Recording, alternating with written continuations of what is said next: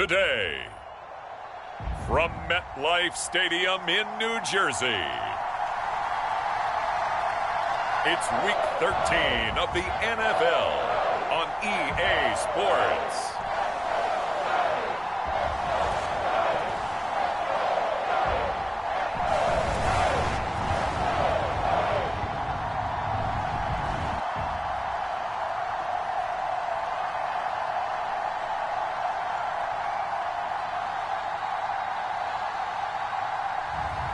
It's the New York Giants taking on the Dallas Cowboys.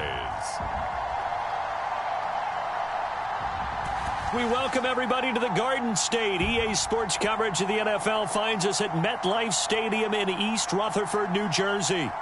Today, boy, what a matchup. Two NFL franchises with so much history, so much tradition, getting set to do battle here, as it'll be the Dallas Cowboys taking on the New York Giants.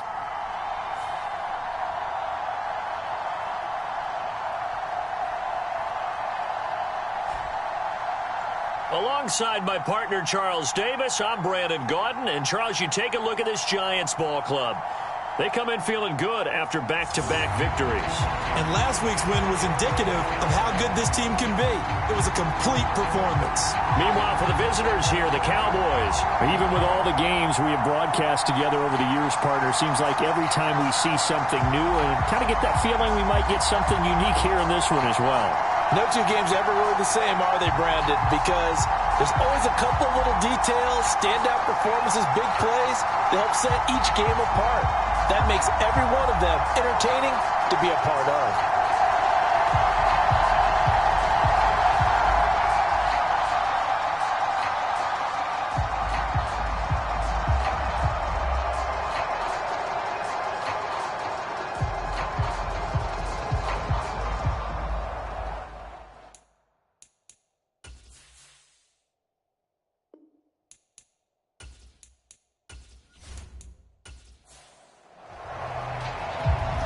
Set for football now on a rainy Sunday afternoon. And off we go from MetLife Stadium. And able to get this out to the 25.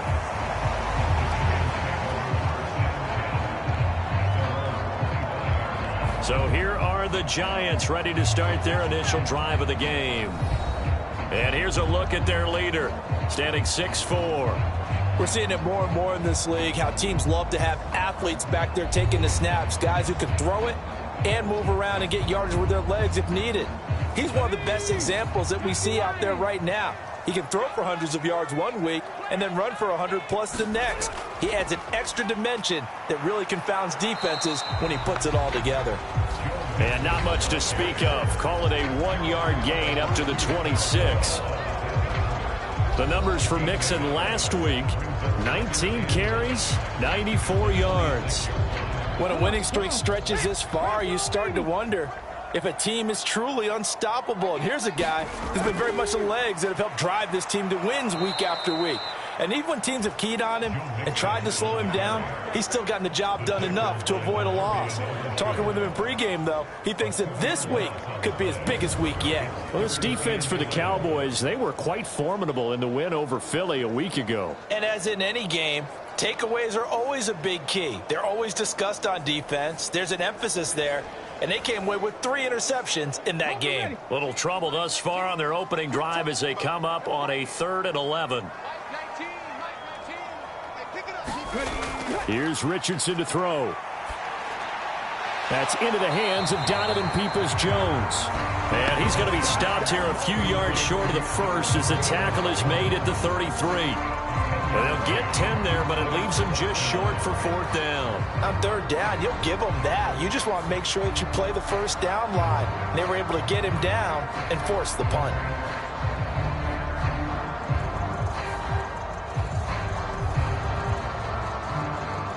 Tress Way on 4th down is sent out to punt.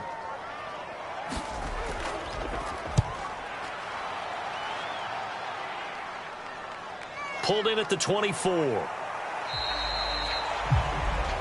It's a 39-yard punt, 8 on the return, and the Cowboys will take over the football with a 1st and 10. So out comes this offense to take over for the first time. And a look here now at their fourth-year quarterback. And you and I both know that any win is a good win, and that's what they did last week. But there's also plenty for him to work on in his game, wasn't there? Yeah. 2 touchdowns, an interception. Yeah, you know, he wants to increase that a little bit in terms of ratio. But first and foremost, they did win the game. They'll start this drive out on the ground. And he sneaks his way forward only for a couple here. Second down. These are his numbers from last week's contest. 19 carries, 102 yards. Yeah, he could very well be on his way to a rushing title, but guess what? His offensive line, they're meeting separately because they want that rushing title as much as he does, and they want to make sure they get him there. There's Chris Olave. And able to get this one across the 45 before he's brought down.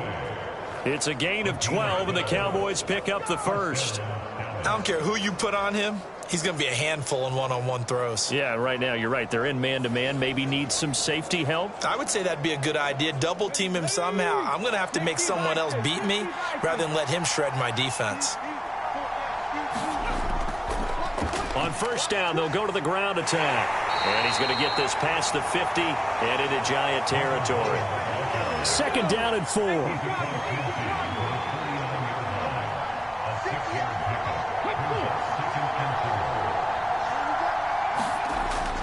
Now back to throw. And he will slide to a stop. He does have the first down.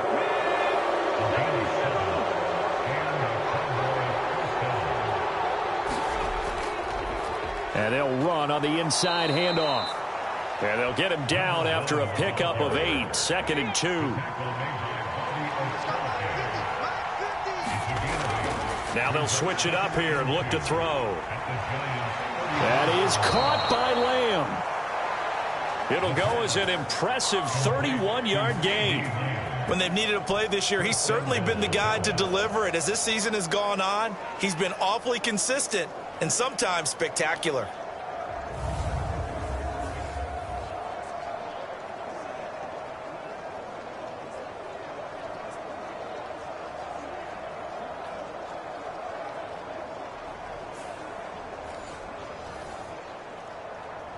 First and goal from the 3.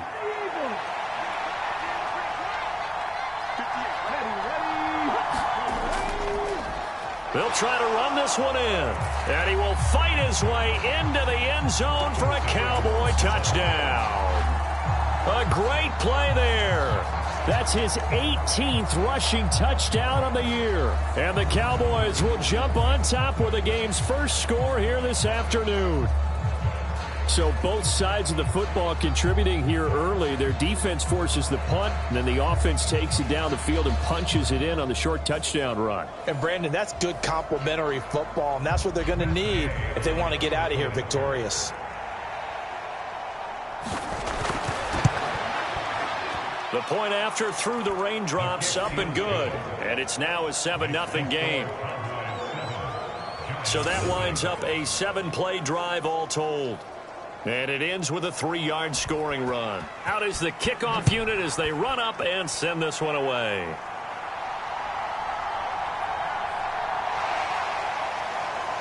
And he'll take it up past the 25 to the 26-yard line.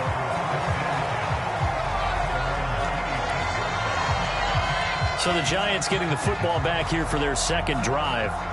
And the first drive, 3 and out. Second possession, see if they can get a little momentum. And oftentimes that first drive is just a feeling out process. You have some plays that you've got called and you want to see how defense reacts. It may not go terrific on the first one. Now they're ready to go. They've kind of got to look at them, got a sense. Let's see if they open things up a little bit. See if they open things up. Let's see what the defense does here, too, after a good stop. Will Anderson, he's the culprit, and that is now his 13th sack of the season as his great year continues. And this is what you've got to do against a quarterback like him. You've got to keep him in the pocket and not let him get to the perimeter, because once he gets outside, that's where he can really hurt you.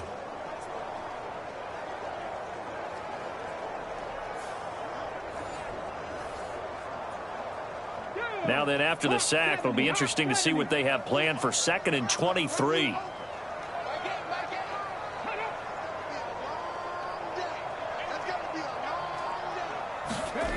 Now Richardson. And this throw incomplete. Well, the defender all over him that time, but it's going to lead to third down. Back to throw. Here's Richardson. Into heavy traffic, and it's intercepted. Picked off by Marshawn Lattimore. And he will take this down to the 10-yard line. So this is something we didn't see at all from this offense in the victory last week. That's a turnover. They didn't have any, but giving the ball away here in the opening quarter. I love the surprise in your voice because it's exactly what you stated. Didn't see it last week, but it was a key to their win. And it'll be a key to this game as well, protecting the football. Didn't get it done there. Suddenly it's first and goal after the interception. A quick change in the situation here. They'll come out throwing here to start the drive. Touchdown! Chris Olave with touchdown number 7 on the year. And the Cowboys are able to strike quickly to add on to their lead. The full team is involved in this game early, aren't they? Go down the field, score on offense, take the ball away on defense, and go right back and score again. You got to like the way that's working for them. That's exactly right. Touchdown, turnover, touchdown, 2-score lead. A little bit like you at breakfast this morning. I got to get this in. You had a perfect omelet, dropped it, so a little bit of a turnover. You went right back, though, and got that omelet and crushed it. You got to do what you got to do, man. You got to do what you got to do. A little worried about your hands, though. Yeah. Extra point by Gay is up and good. And it's now 14-0. A nice, tidy little drive there, getting the ball in excellent field position, and only one play to score it. The kick team out there for the Cowboys as they run up to send this one away. And he returns this to the 22.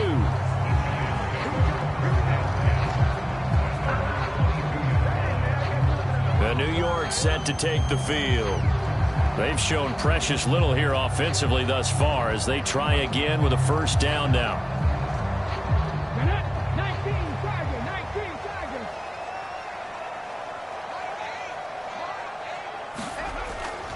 Here's Joe Mixon as they start on the ground. And he is going to be stopped cold behind the line of scrimmage.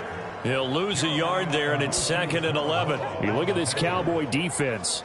And they've played well against the pass, currently ranked 7th in the NFL. And when you're getting ready to face the #1 overall offense in the NFL, it does not matter where you rank defensively because you got your hands full.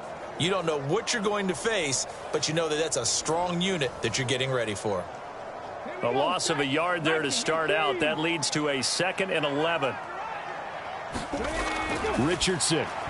Throwing quickly there, but it's incomplete. An incomplete pass on that last play, and that means they'll need to come up with something here on 3rd down. Richardson out of the shotgun. Caught along the left side by Hyatt. And he'll be out of bounds at the 25-yard line. It'll go as a gain of 4, and that's going to make it 4th down. Now the former Oklahoma Sooner Tress Way on to punt the football.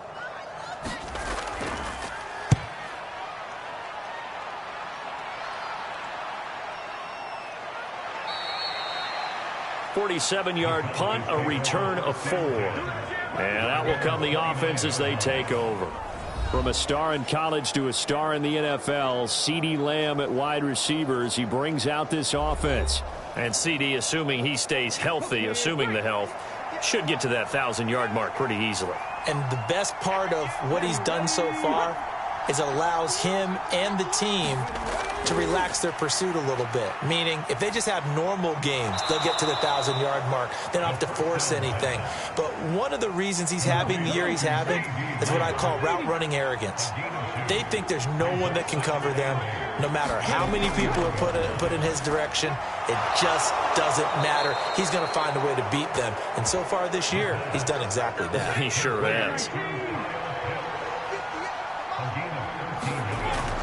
On first down, he'll drop to throw. Olave over the middle. And they'll get this well past midfield before being stopped just before the 35. Chewing up big yardage. Another nice gain there. This one goes for 20. So many times in my career, I've heard coaches talk about completions are one thing. But as long as we're there at the catch and we get guys on the ground, we can live with that. But if you're going to give up 10, 12, 15 yards after the catch, then your defense is going to be in a lot of trouble. So the drive takes them into Giants territory now, 1st and 10 at the 37-yard line. They'll stick with the passing game as he looks to throw. That's good. The completion there for 7 yards, and that'll bring up 2nd down.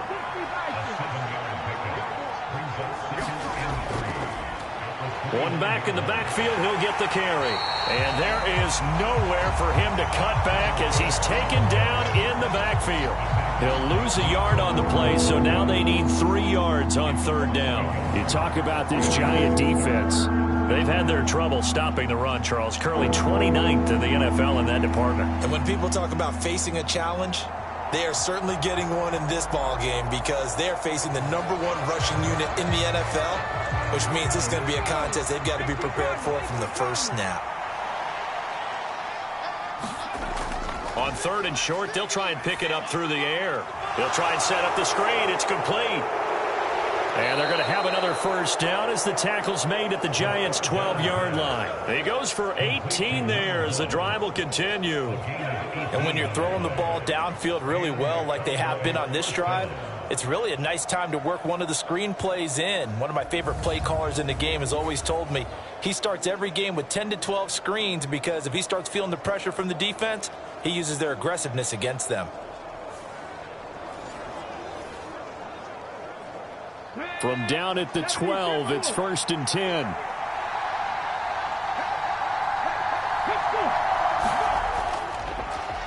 They'll fake it on the jet sweep, and instead a handoff up the middle. And he is met in his tracks behind the line of scrimmage. 2 yards the loss, 2nd and 12.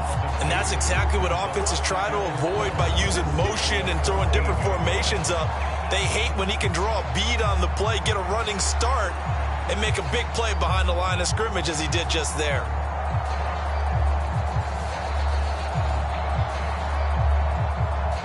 A rare misstep on that last play because the drive has been strong, but now it's 2nd and 12. They'll set up to throw. And that'll be incomplete. Took a pretty good shot as he tried to pull that one in. Couldn't hang on, 3rd down. 9th play of the drive coming up, and certainly not an easy one on 3rd and long. They're going to look to throw. Now they go screen. It's complete. And he'll be brought down well short of the first at about the 9-yard line. 5 yards, not enough. And it'll be 4th down. And that's a play that's not uncommon on 3rd and long because the offense is just hoping that somehow they can get a guy in space and follow some blockers downfield. Does a pretty nice job there getting a few yards, but he ends up getting stopped before he can get the 1st down.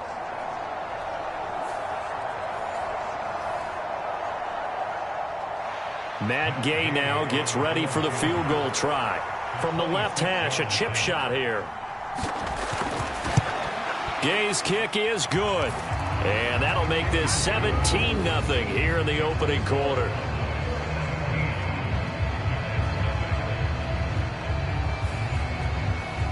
So a great first quarter continues here as they add on to that lead. Hey, Brandon, I think it sets up what's going to be an important drive because it's now 17-0.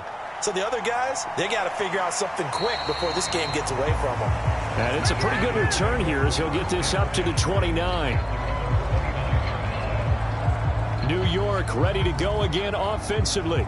Still in the first half, but this offense has struggled. Haven't really been able to get anything going, not only in the points category, but in the yards category. We'll see if they can do better here on this drive.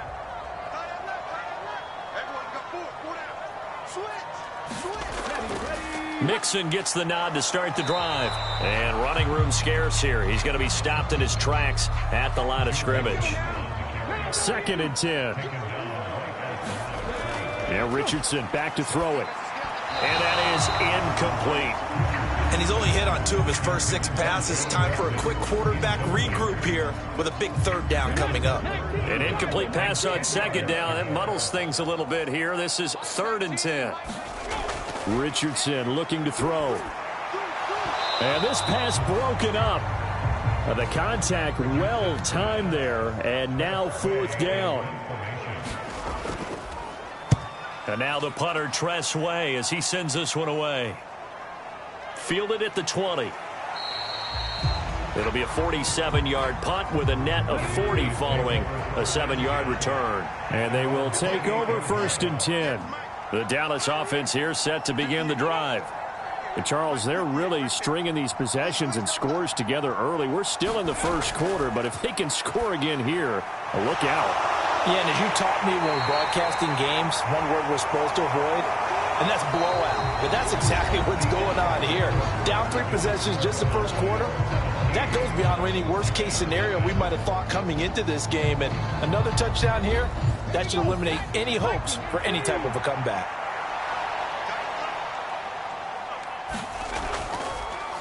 On 2nd down, they'll run it here.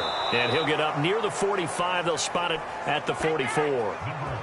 9 yards to pick up there, and it's a 1st down.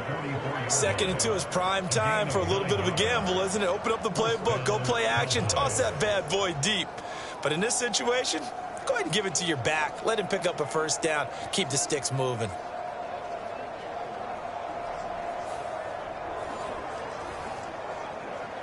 Ready, set. Back-to-back good plays have them on the move on 1st down. Off the play fake, he'll look to throw. Quick hitter here, it's complete. This will be stopped about 2 yards shy of the marker. 8-yard gain, 2nd and 2.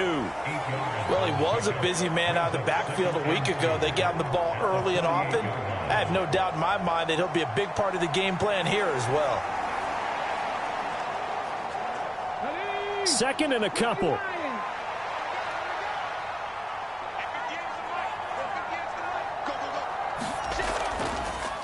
One back in the backfield, he'll get the carry. And he'll be taken down at the 44-yard line.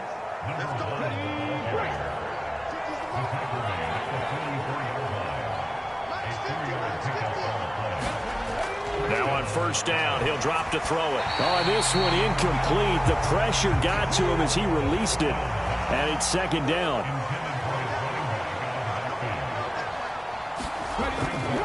He'll drop to throw. Throw over the middle, going to be caught here by Pitts. They get 6. That'll leave them with 3rd and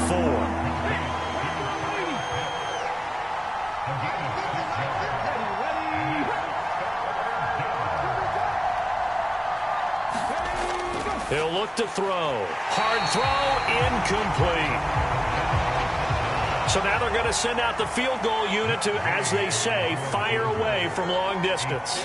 This officially a 55-yard attempt. And no, it doesn't get there. Hits the crossbar, bounces back out. He had it on line, but it comes up about a rotation short.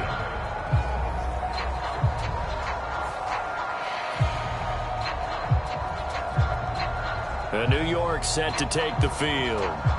And this not an easy situation. You're down early, in the elements, you're on the road. How do you get the mojo back? Well, one thing is to remember that as an offensive player, you have a much better idea of what you're trying to accomplish and where you're trying to go than the defender. So in this case, because you know it, you can make your cuts with a little more decisiveness, maybe a second fake, some double moves, things of that nature, to go ahead and try and put some pressure on the defense. Again, it's Mixon.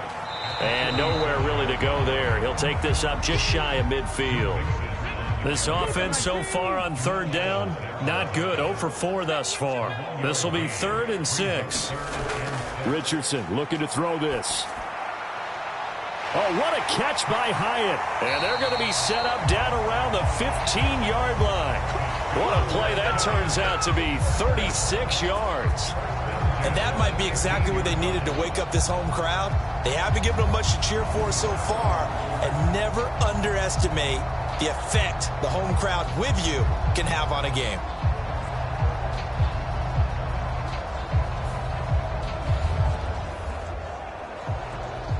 So after the big play, look at this, all the way down at the 15 now on 1st and 10. Mixing up the middle. And he'll get 4 there, down to about the 12-yard line. Now a 2nd and 6.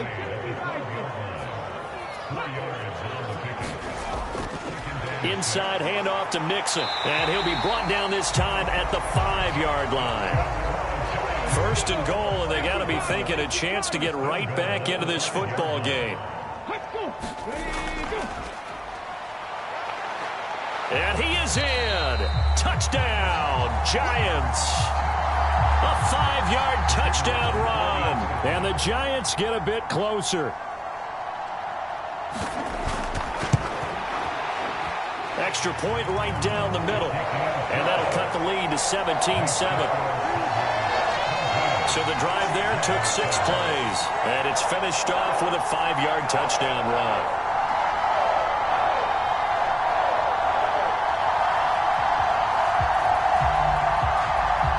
The kicking team out there for the Giants as they will send this one away.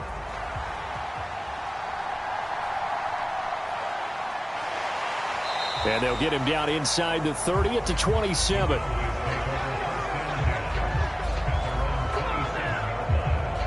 The Cowboys offense heading back out and ready to go again.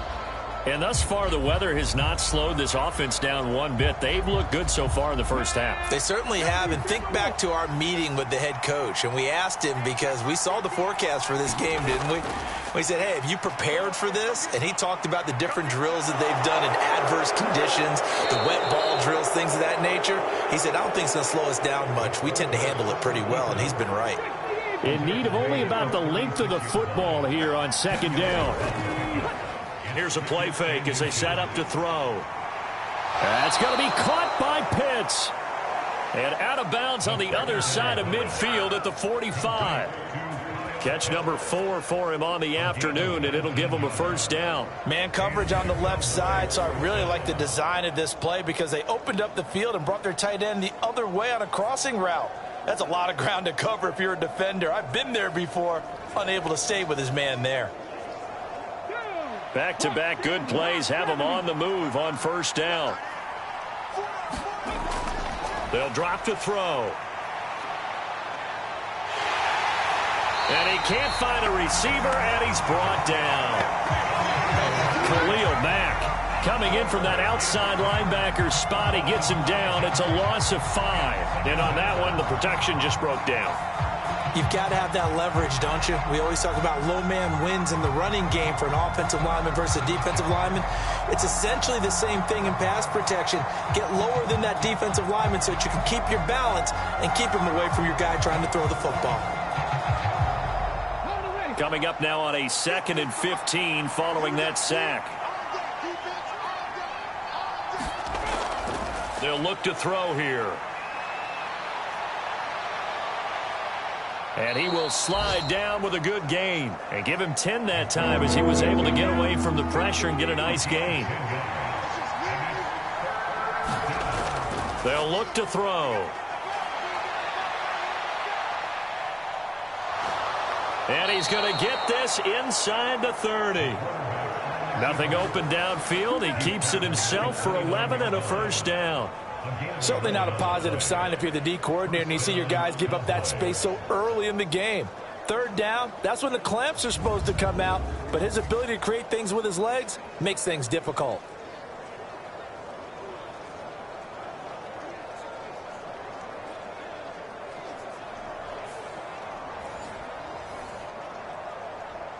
You're not 19 Charger, 19 Charger.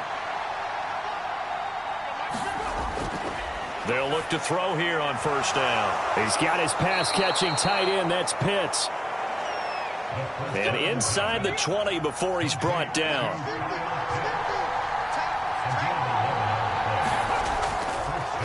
And here's a handoff out of the gun. And he gets this inside the 10 to the 9. It's also a gain of 9. Line of scrimmage, the 9. 2nd and about a yard. And they'll give him another shot here on the ground. And here he'll get it down to the 7. Give him 2 yards. That sets him up 1st and goal. They'll set up a throw. Escaping the pressure right. And he works his way past the line of scrimmage and then slides to a halt. And the ball smack dab on the 5-yard line. Here's 2nd and goal. Hands it off out of the gun. And he's going to get him about 3 yards closer. He's down to about the 2. 2 minutes remaining in this first half of football. Give him 3 on the play. And that's going to bring up an interesting 3rd and goal.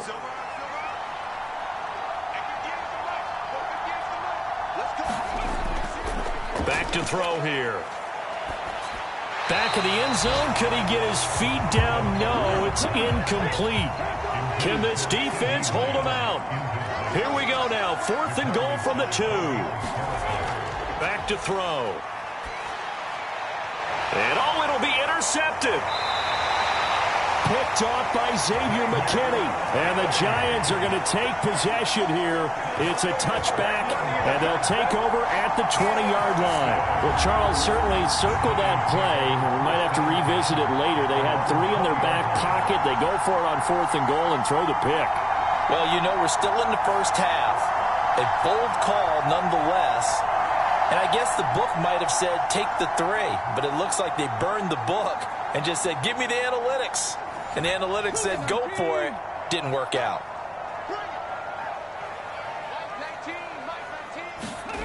On first down, Richardson. He has Hyatt over the middle. And he's going to get this one across the 30-yard line. Richardson under pressure, and down he goes. Will Anderson. That is now 2 sacks for him here in this first half. Now that was a passer's nightmare. The front door totally shut down by the defense, so he kept going backwards, hoping to find another avenue of escape. It didn't exist.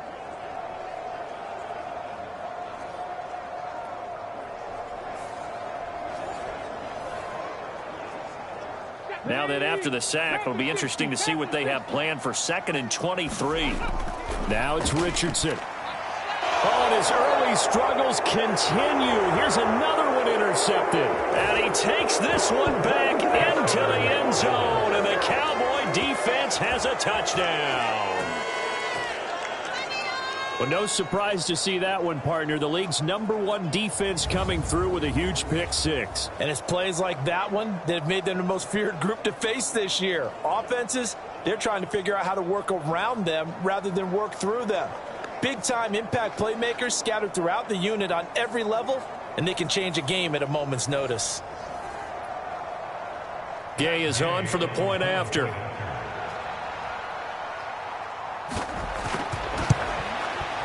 And that'll make this a 3-score game as the lead moves to 17. So the defense creating some points, not only getting the interception, but then returning it to the end zone for the pick 6. So they throw the pick 6. They'll get another shot at it now as this one's in the air.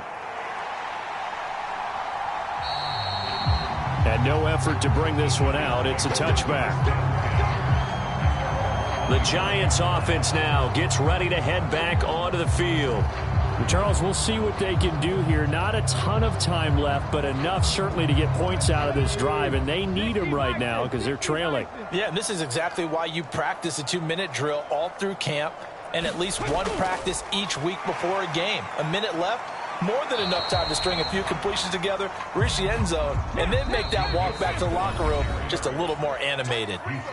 The Giants going to go ahead and use the first of their timeouts as they get the stoppage with a little over 50 seconds to go in the first half. Richardson now on 2nd down. And he's going to be intercepted for the 3rd time thus far. Picked up by Trayvon Diggs. If you combine last week and this week, he's got a hat trick going because he had 2 interceptions a week ago. He's seeing the ball so well and understanding where receivers are and positioning. I mean, just watching him work with such great technique and paying it off by actually catching the ball when he has a chance, he's helping his team in a huge way. Getting set to go again as we look at the back heading onto the field again. He's over 40 yards here in the 2nd quarter. Been nice and effective for them, hasn't he? He has definitely been dependable and really shouldn't underestimate what he's getting done here because anytime you're on a pace that's going to approach 100 yards, you've really done some damage in an NFL game. And now he's looking just to add to his totals.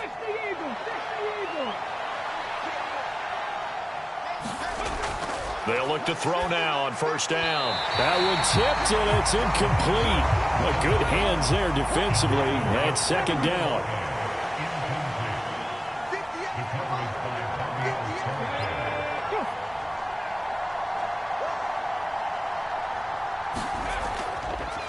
Looking to throw. Short throw caught by Pitts. The Cowboys going to use their second timeout now, as the clock will stop with 37 seconds to play in this first half. They'll come up now, 3rd and 3. He'll look to throw. Pass to the sideline and pulled in. And he'll be out of bounds, taking it just shy of the 10 at the 11 or the 12.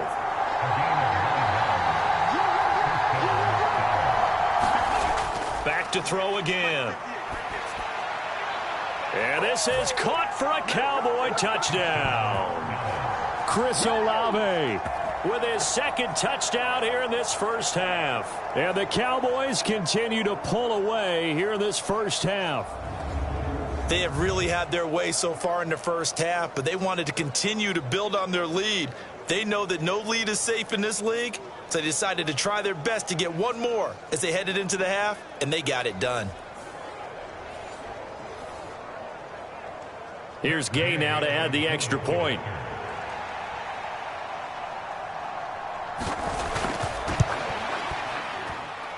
And the lead is now 24. 5 plays there on that drive. And it was Chris Olave who finished things off with a touchdown.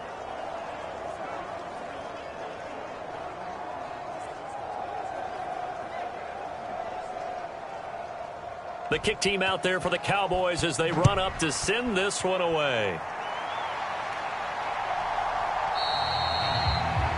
And not wanting to risk anything here late in the half, he'll just take a knee and they'll bring the football out to the 25. And the Giants with one final possession here in this first half. And with time quickly fading here in the second quarter, not sure how aggressively, offensively they want to play this. I think we'll find out just how much they trust their guys in this situation if they decide to take a shot. Completed to Hyatt. Now the Giants will use the second of their 3 timeouts as they'll stop the clock with 24 seconds to go in this first half. On second down, it's Richardson to throw it. And he drops it incomplete. And their struggles continue here. After the incompletion, here now, 3rd and 2.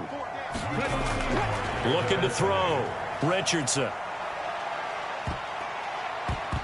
Oh, the ball comes out on the hit, but they'll say it's incomplete. Yeah, and that play was pretty well doomed right from the start. The pressure was really affecting him. Collapsed everything in the pocket. He had to move around, try to get it downfield. Incomplete. Here's Tressway now as he'll punt it away for the 4th time today. He's averaging just under 50 yards a punt as he gets this away. It's a return of 4 following a 42-yard punt. And there'll be time for maybe one final play before halftime. And with time running down, they go down to a knee. So we have reached halftime here with the visiting Cowboys out on top. As we'll get you down the coast to Orlando for Jonathan Coachman at our EA Sports Halftime Report. Coach. All right, Brandon, thank you very much. We're starting to get near the home stretch of this NFL season. It's Week 13, so let's get an update on what's going on. We'll begin up at legendary Lambeau Field in Green Bay. And as you see, they were winners back on Thursday night. Justin Herbert leading the way in the victory with 3 touchdown passes. From there, we'll head down to the Big Easy. Check on the Saints at home at the Superdome. And this one going the visitors' way, as the Texans have the lead in that one. Michael Thomas, a touchdown reception. Lastly, let's get you to Charlotte, North Carolina. Check on the Panthers at home at Bank of America Stadium. As you can see, the score there in the second quarter. Jonathan Mingo with a touchdown catch from Bryce Young.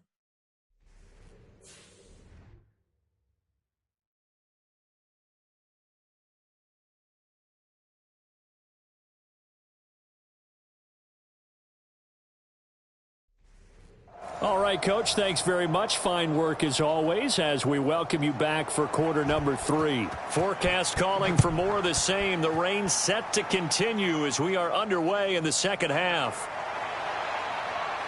And a good return as he'll be stopped just shy of the 30-yard line. Out come the Cowboys now as he'll go on offense first here in this third quarter.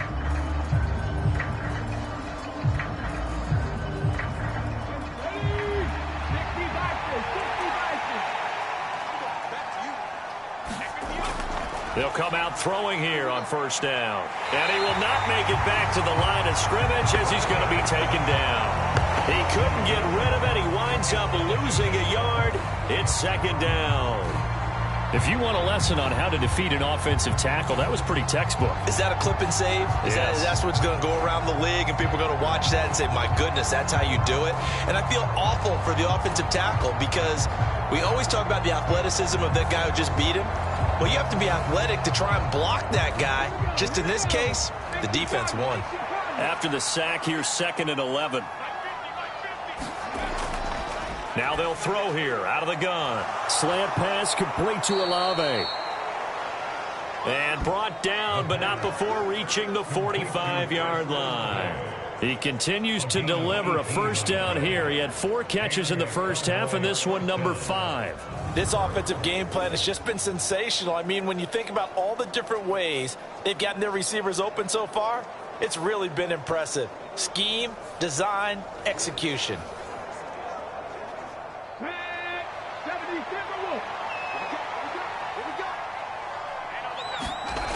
Back to throw now on first down. That's into the hands of Pitts, the tight end. And the result here, a pickup of 8. Leaves him with 2 to go on second down. Now that's staying ahead of the chains. Really good pickup on first down, hitting the tight end there. Now it brings up a second and manageable. Just found a hole in that zone. 2 yards to go, second down.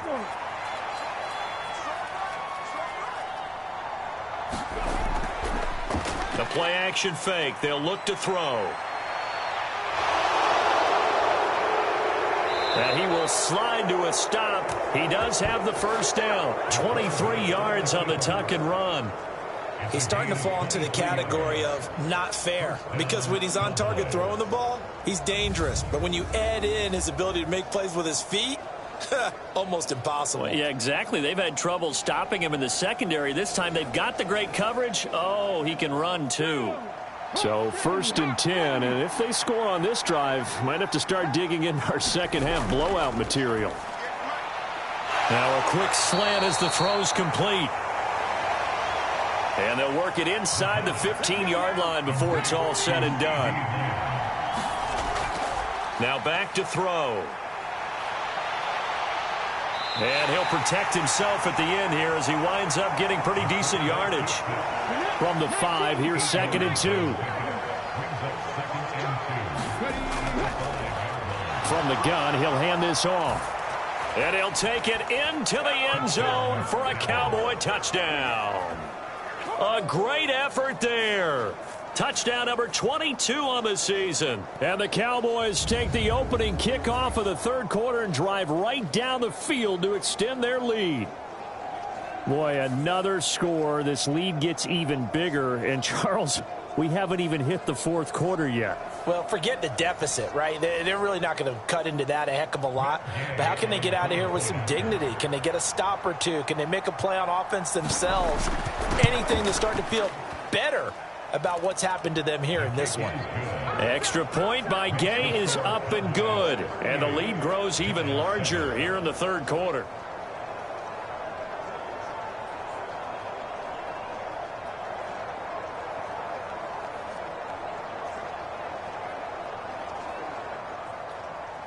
The kick team out there for the Cowboys as they run up to send this one away.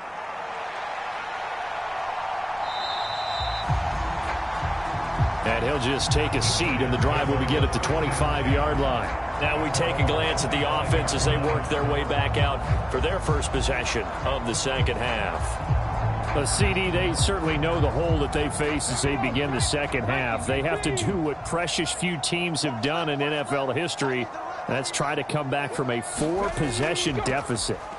And, partner, you know, as that team gathers, they're saying to each other, you never say never, right? Because if you're on an NFL roster, that's how you have to think. You can always come back and win a ball game. And let's face it, we saw a certain Super Bowl, a 25-point lead late, that wasn't enough to put someone away.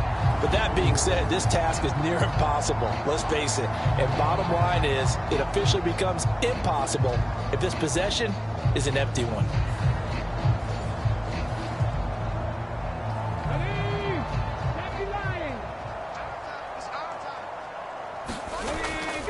Off play action, Richardson. And he will go down. A Cowboy sack.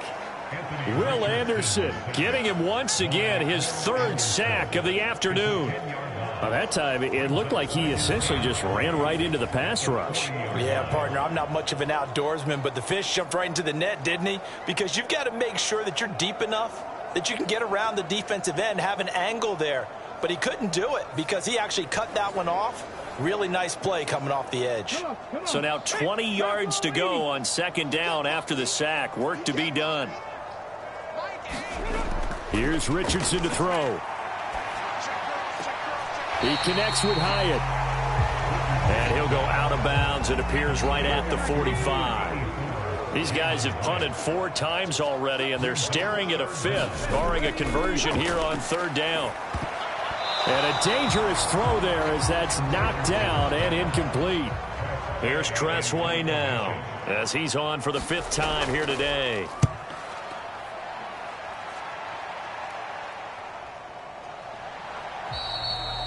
A 40-yard punt, 1 yard on the return. And the Cowboys will be backed up to start the drive. They'll have it 1st and 10. Dallas offense set for this next drive. That last drive, it was a good mix. Run, pass, defense on their toes. And what really helps out in a big way is when you're doing the run-pass mix and everything's working, that means that they're guessing wrong every time on defense. They think you're going to pass when you run and vice versa. I would continue that, and when they finally draw a beat on you, maybe you mix it up a little bit, a little play action and throw the ball. And will they maintain that balance? Time to find out. We use the word relentless a lot with guys who are aggressive on the field. In this case, it really fits, doesn't it? How about his ability to break tackles and his feet never stop moving?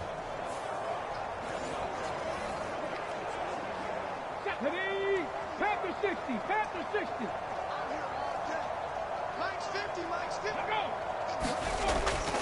50. Here comes Mooney now on the jet sweep. And not much to speak of. Call it a 1-yard gain up to the 26. The last play got just a yard. Here's 2nd and 9 from the 26. Able to hit his target, Lamb. So the completion good for 6 yards. And now we've got a 3rd and 3. From the gun, they'll try to run it. And this is going to be a Cowboys 1st down as he's got this up to the 40-yard line. So far this season, this is an offense that's proved its ability to move the football. I mean, they're in the top 5 in the NFL and picking up 1st downs, and they get the conversion here. And I think a lot of that is due to how they win on 1st and 2nd down, because that leaves them 3rd and short, 3rd and manageable. A lot easier to pick them up then, isn't it? A couple of 1st downs have them to the 40 now on 1st and 10.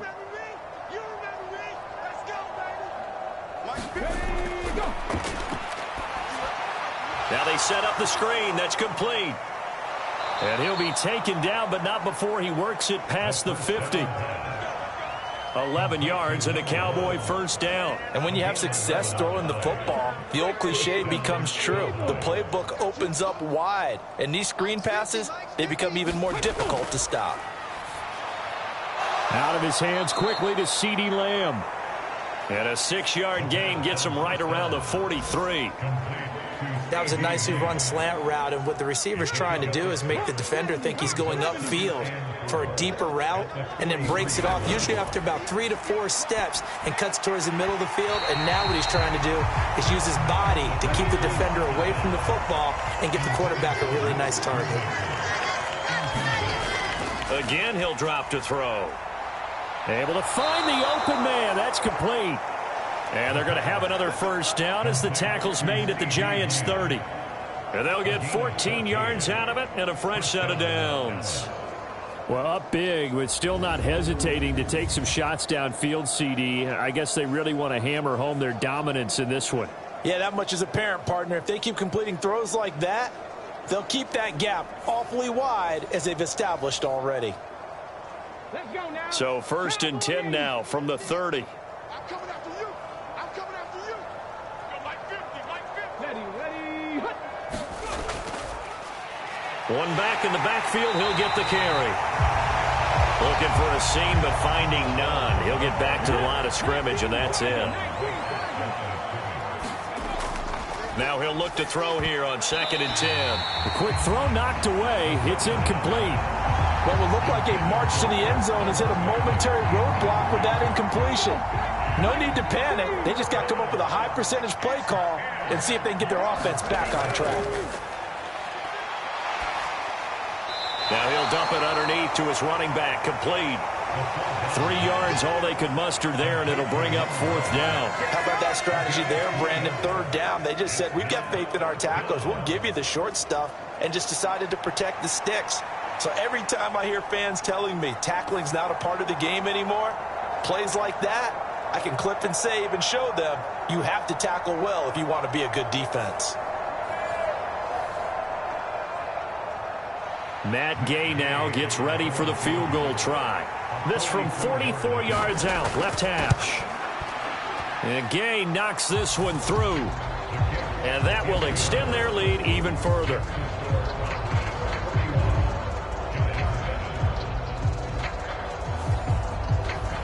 I got to think at this point, 3rd quarter, if you're able to hold on to the ball, get 3 at the end, that's all you're looking for. I would agree with that because right now, this is a job well done by them. In fact, it's almost time for handshakes, a little dap on the sidelines, maybe even start to discuss post-game plans. And for the guys who haven't played yet, go ahead and get loose. Your time is now. Possession of the football going back over to the Giants. See if they can put this drive in the end zone, Charles, because it's been a little bit of a rough go at times. They've had to punt the football a ton in this ball game because of stalled out drives. So are you saying that you're kind of tired of seeing the punter run out there and do his thing during this game? Is that what you're trying to say? Well, I mean, I'm okay with it. I have a feeling that this offense, they don't want to see the punter again. And frankly, the punter doesn't want to run out there anymore himself. He would love to see his offense put together a drive and give his leg a rest. On 3rd down, here's Richardson. A short one here, secured by the tight end Waller. They got a yard on 1st, 2 on 2nd, and 3 here on 3rd. That pattern and scheme was well defensed on 3rd down. He tried to just sprint from one side of the field to the other, and they got it to him quickly. But no chance at yards after the catch there, and they stop him short.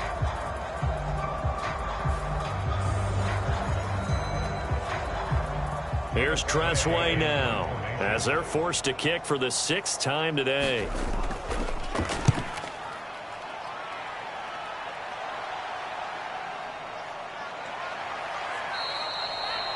They'll score that a 36-yard punt, and it will be 1st and 10 as they take over. Now the Cowboys offense heads back onto the field. And they split the uprights last time for 3. They've got the lead. They're not going to play this conservative. They're not hoping for another field goal. They're hoping for a touchdown. I'm with you on that one. I like where your head is. I like the way you're thinking because you're exactly right. Trying to sit on a lead and play that way, that doesn't work too well for most teams. Run your offense. Run what you do best. Exactly. Put it all the way down and try and increase your lead in a big way. And the best way to do it, touchdowns. On 1st down, he'll drop to throw. And this turns into a nice gain with a slide at the end. Able to find a lot of empty space there, picking up the 1st down and a 21-yard gain. And they're not going to get to the line to run another play. So we will switch ends as the 3rd quarter has come to a close. You are watching the NFL on EA Sports. Back-to-back good plays have them on the move on 1st down.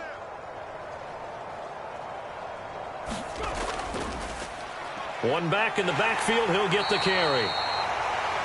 84 yards rushing now for the NFL leader coming into this ball game.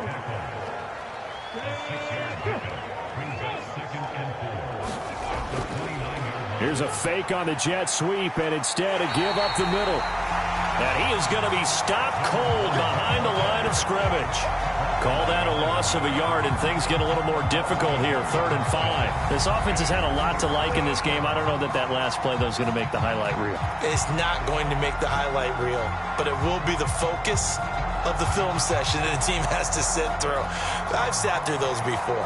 Never any fun. You're always excited about your good plays, and they actually fast forward through those. All right, that was good. All right, great. They get to the bad ones and really illuminate them. Not cool. That is caught, and he'll be taken down, but he does have first down yardage. Got what they needed there. The drive continues with a 9-yard pickup. He's been the go-to guy. They needed a big play there on 3rd down. Went his way.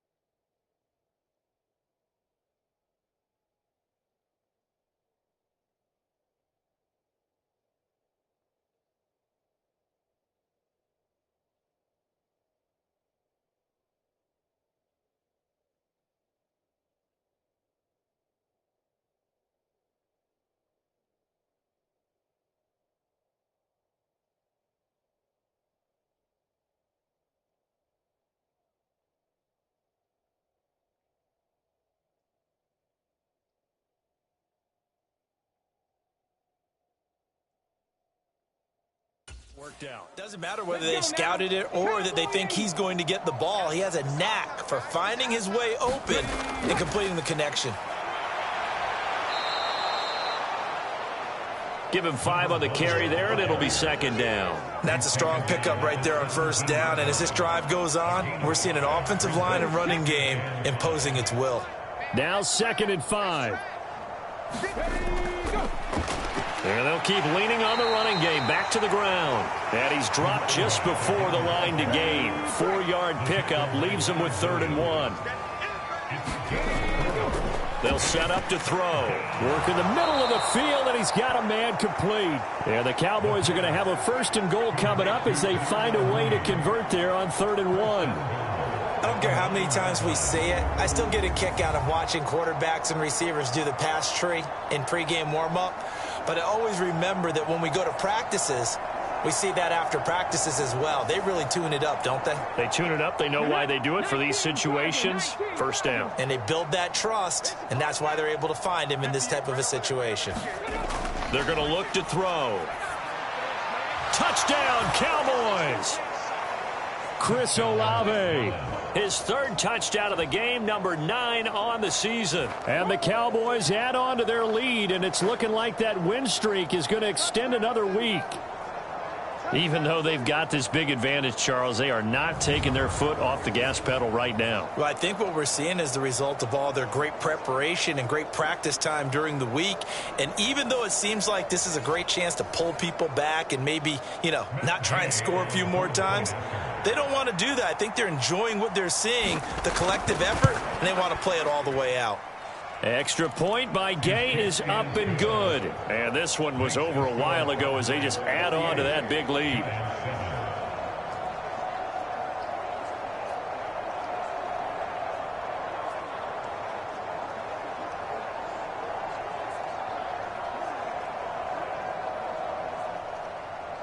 The kickoff team on the field now as they will send this one away.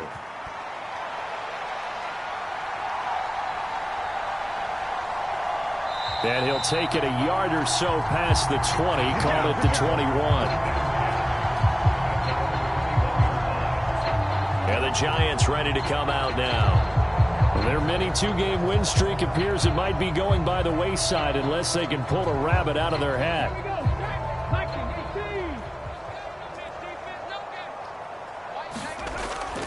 They begin with a run by Mixon. He'll get a nice chunk there on the first down run, and it's 2nd and 4. If you're in the offensive huddle, you're smiling after that play because you've certainly got them guessing now. 2nd and short, could they just hand it off for another big gain, or did they take advantage of this spot to take a big shot downfield? Back to throw. Here's Richardson. Throw right side, going to be caught by Waller.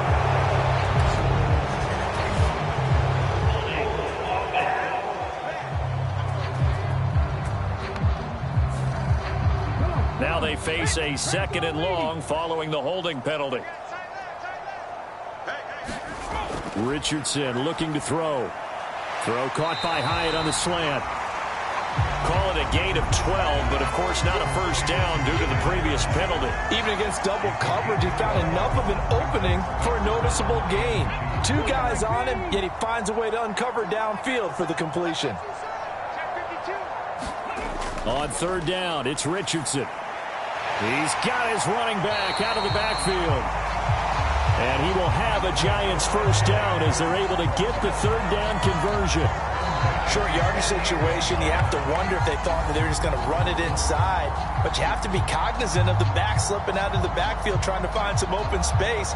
And that's exactly what he does to the tune of a first down. So here's a 1st and 10 at the 38.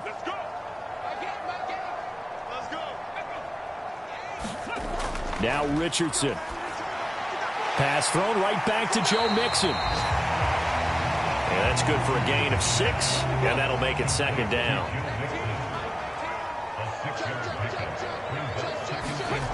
Now Richardson back to throw it. And that falls to the ground, incomplete. A nice job of bodying him up defensively, and now it brings up 3rd down. Richardson looking to throw this. He's got his target. That's complete. And he will have a Giants first down as they're able to get the 3rd down conversion. They can absolutely feel the thought process there. They just gave up the touchdown. So in the huddle, they're telling each other, you don't want to give it back now on a 3 and out. Nice job of making sure that they wouldn't, and they pick up the first down.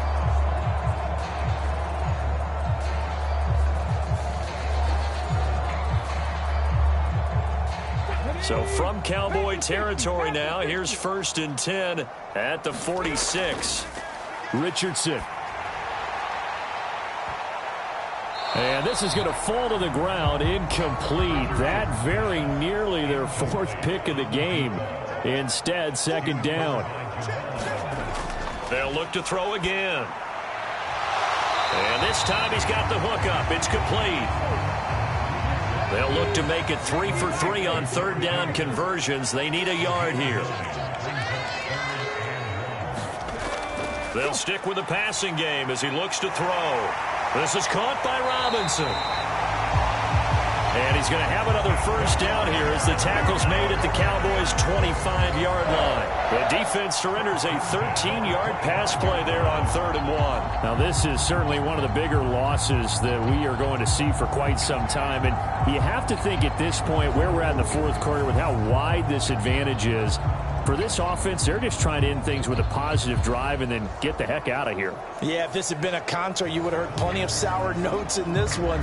But they certainly don't want to end it on one. They want to put together a few more throws like that and at least have a final drive to give them a little bit more hope as they move forward. A quick throw there is incomplete. An incomplete pass leads to 2nd and 10 from the 25. Richardson out of the shotgun. And that one complete to Hodgins. And he's going to have another first down here as the tackle's made at the Cowboys' 14. Running left, it's Mixon. And he'll get this one down to about the 10-yard line. 7 yards left for 2nd down. Ball at the 10. Back to throw. Richardson. The quick slant caught. And the Giants are looking at 1st and goal as he's tackled all the way down at the 2-yard line.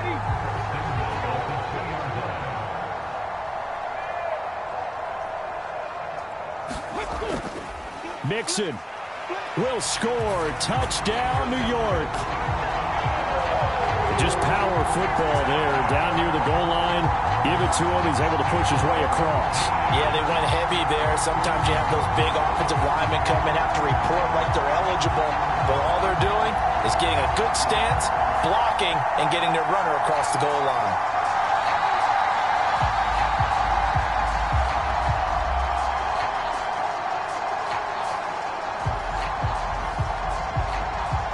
Extra point attempt to follow here.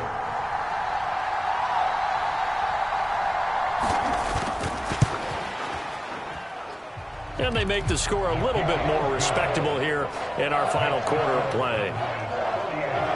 That one was an extended drive, 14 plays all told. And it all culminated in the touchdown run coming from Joe Mixon.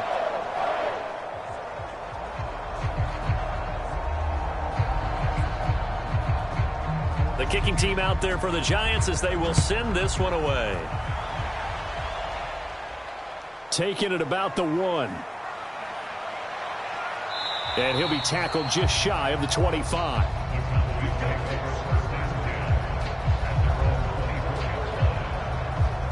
And now Dallas gets set to take the field. And they just continue to roll right along, really. This has the looks of yet another victory as they hope to polish it off here in quarter number 4.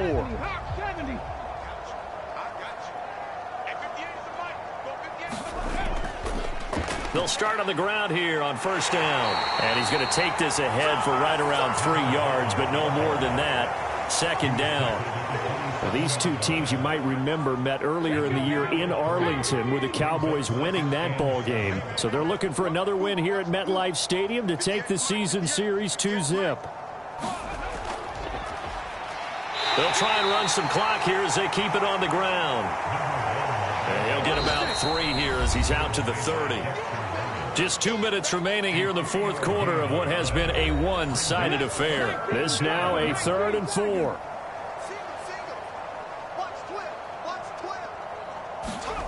They'll look to throw. Pass taken in by his big tight end. And he will have a Cowboys first down by about 1 yard. It's a gain of 5 on 3rd and 4. And defensively, they were in zone coverage there. Do you have to be a little careful? You're losing playing against a good quarterback like he is to not play too much zone? Yeah, you have to be careful about how much time you're giving up. I think it's a good point you just brought up. So maybe if you still want to play zone, you go to a zone blitz scheme. And you can drop anyone out of your defensive front. Defensive end, defensive tackle. It doesn't matter. You just exchange someone to bring more pressure towards the quarterback and still try and cover downfield. Taking it right down Broadway. And they're going to have this across midfield and inside the 45. 119 yards rushing now on 23 carries so far. Yeah, another good run there. He's been such a big part of their success here this afternoon. And that last carry, it puts him over 100 yards now for the day.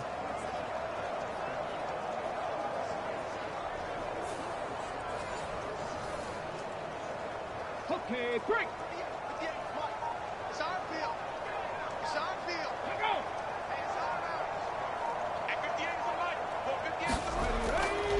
Right back to him on first down.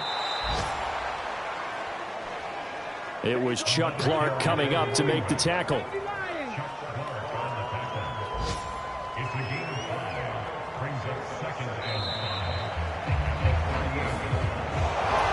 Charles, a lot of happy faces heading into the tunnel as this one ends, and understandably so. Not only did they get the win, but boy, their offense was on fire in this ball game. And, partner, I have no idea what the top speed is on one of those high-end sports cars. What's the top gear you can get into? This offense, they certainly were there in this one, huh? Everything clicking for them in this contest, the kind of performance that they're going to cherish. So for the Cowboys, the win moves them to 12-1 now on the year. And they'll be able to enjoy this one through the bye week before they get back at it again. Meanwhile, for the Giants, the playoffs look to be out of reach now as they drop to 4-8. And they'll get a chance to redeem themselves at home next week. So for Charles Davis and our entire crew, I'm Brandon Gaudin. Next game, guess what? Charles and I will be here again. It's the NFL on EA Sports.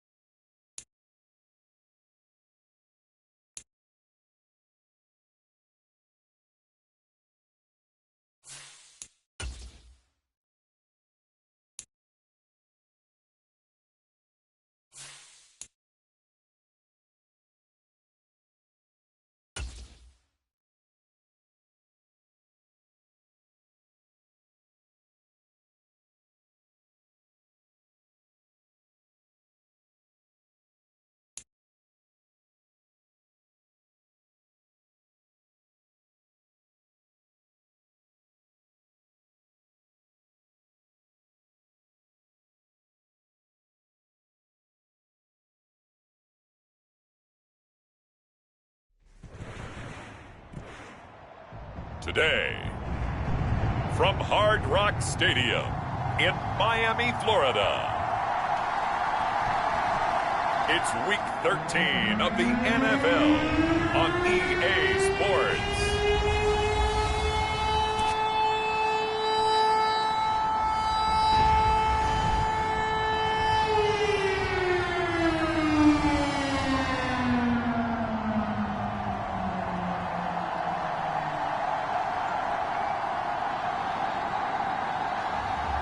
It's the Miami Dolphins taking on the Pittsburgh Steelers.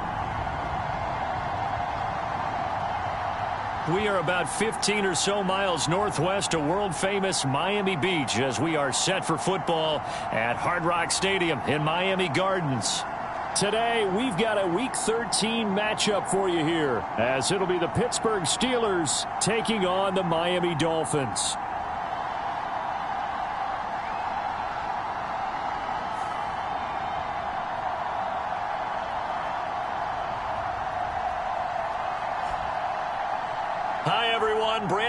Charles Davis. Charles, you look at the Dolphins as they enter play in this one.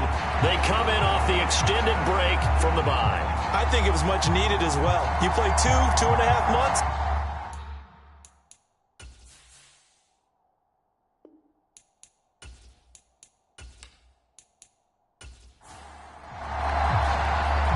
Here's the former Auburn kicker Daniel Carlson to get this one started. And we are underway from Miami.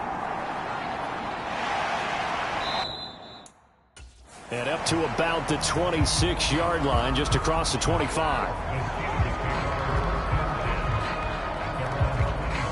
So the Steelers offense getting set for their first drive. And trotting out there leading them is their fourth-year quarterback.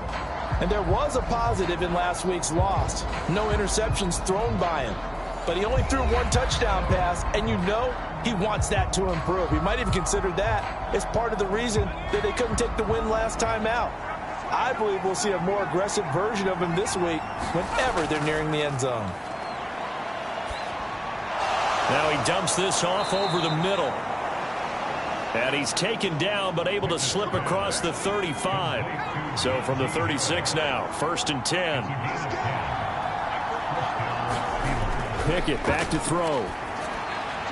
That pass complete to Deontay Hardy. And down he goes at the 45 after a pickup of 9. Just need a yard here. 2nd and 1. Off play action. Pickett. Throw left side going to be taken in by Harris. And Najee going to have a Steelers first down up near midfield, spotted at the 48. Dialing up another pass here. Pickett. Got an open man. It's Josh Palmer.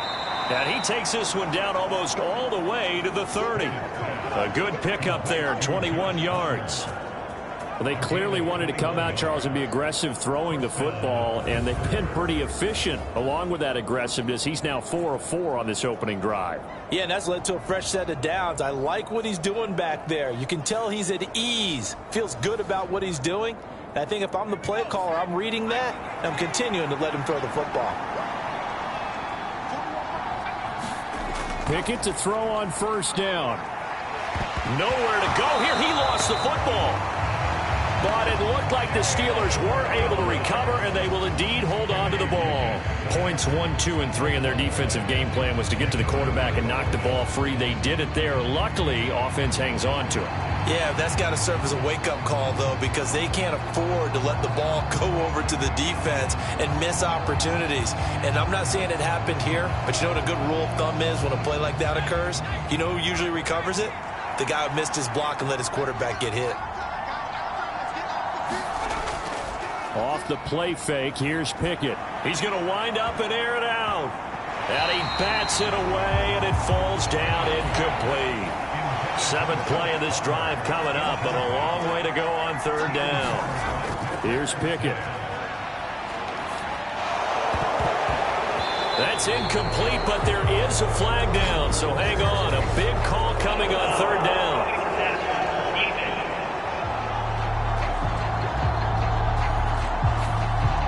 A Bad time for a roughing penalty, and they get the gift of a 1st and 10.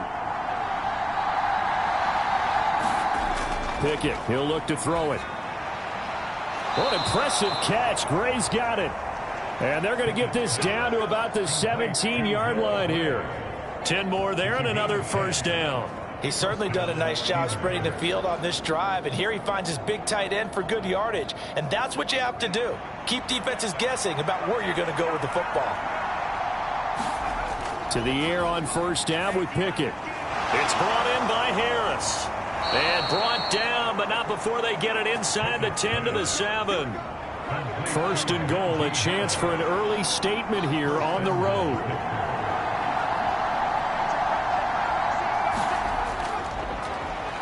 Harris running straight ahead.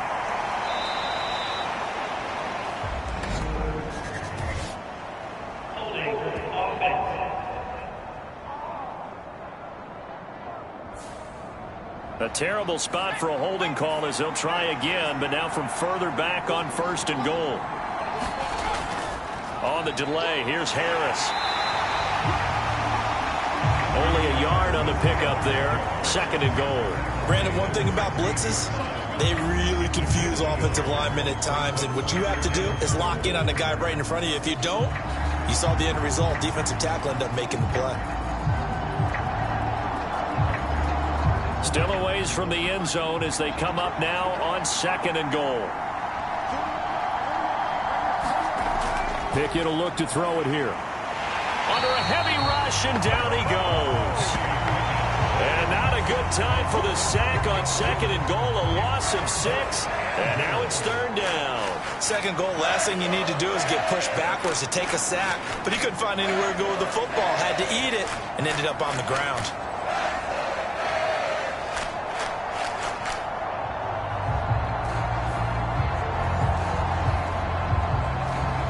This has been a long drive. You got to figure a field goal would be a letdown. Can they convert now on 3rd and goal? Back to throw. Pickett. Oh, it's intercepted. A drive killer there. And the Dolphins are going to take possession here as they've got it at their own 4-yard line. Well, it's no secret he's had trouble this year with interceptions, and this is a bad start for him. First drive, throwing another pick. No matter who's broadcasting his game, that's how the conversation begins. Throwing too many interceptions. Can he take care of the football? If I were his backup, I'd be edging towards the coaches and saying, hey, how about giving me an opportunity? So here are the Dolphins now as they'll be backed up to start this first drive. And they will be led out by their 2nd-year quarterback. You talk about the pause that refreshes. I think it's come at a perfect time of the year for them, hasn't it? You know, it's the season is starting to wind down, got a little bit of a break. But how about the guy calling the signals? He's got to be excited about that because now he didn't just get a game plan for 1 week. He was able to work on it for 2 weeks. I can't wait to see if they have anything special in store for him today. Sticking with Walker on 2nd down. And able to get it across the 20 before they get to it. That one good for 13 and a Dolphin 1st down. Now, look, that wasn't a huge gain, but those are the types of carries I think they were missing in their loss last week. They couldn't get him going on the ground. Did you get the same feeling I did during our meetings, that they kind of regretted that he didn't touch the ball? Absolutely. You know, hey, he should have touched it more last week. They weren't going to make that same mistake, and they've taken care of that early.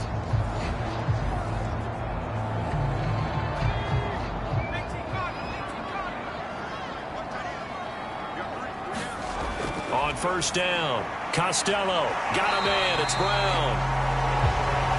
And he'll be out of bounds at the 25-yard line.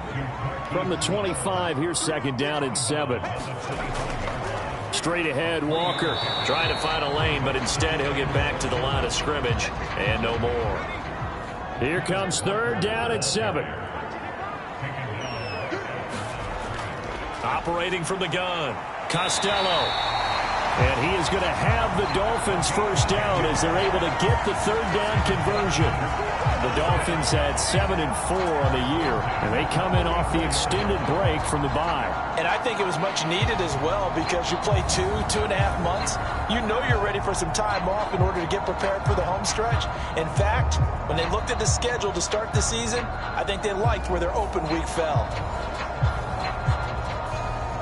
From the 34 now, here's 1st and 10. Up the middle they run. It's Walker. Shoves him aside. And able to get this one across the 45 before he's brought down. Another nice gain. 13 yards that time and another 1st down. How best to describe that one? I'd say right down Broadway on that run. A straight ahead running. I think that might be something we see a lot of between the tackles today. Well, he's enjoying things so far here this afternoon. Sees a crease and bursts through it for a solid gain.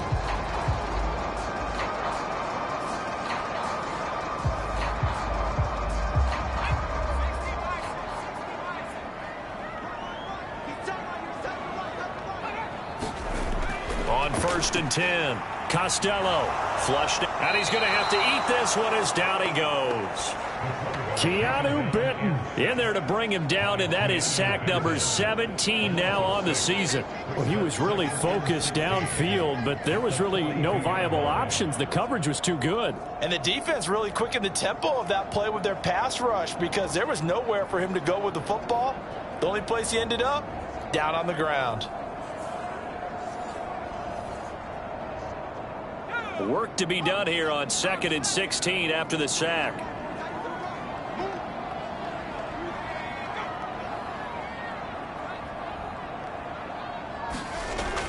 Looking to throw. Costello. Oh, he's got a man wide open, complete. And they're going to have themselves another 1st down as the tackle's made at the Steelers' 33. A really nice gain of 25 yards. Well, first drive here and the first time that we've called a big tight end's name, but I can assure you this, Charles, it won't be the last. No, it won't, because when he gets going, now it opens up opportunities on the perimeter because that'll draw the defense towards him in the middle of the field. Now your wide receivers will get involved as this game goes on. Throwing on 1st down. Costello. It's a short one here, complete to the tight end. It'll go down as a gain of 6, and that will bring up 2nd down. Operating from the gun. Costello. Quick slant to Brown. And they're going to have themselves another 1st down as the tackle's made at the Steelers' 17-yard line. Back to throw again. And that's going to be incomplete. Here's 2nd and 10.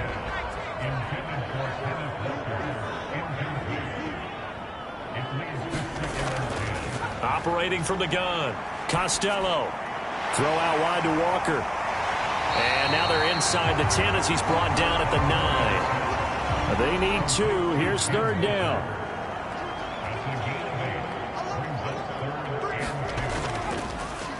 One back in the backfield, he'll get the carry. And he is going to lose yardage here. A loss of a yard, and it brings up 4th. The short field shrinks even more with the type of bodies they brought in on that play. Those extra tight ends, they weren't able to secure their blocks, and that one ended up going backwards.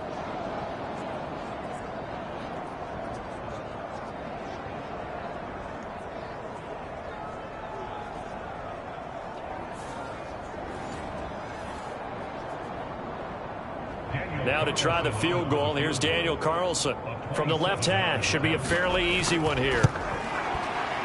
The kick by Carlson is good, and the Dolphins will jump out to a 3-0 lead.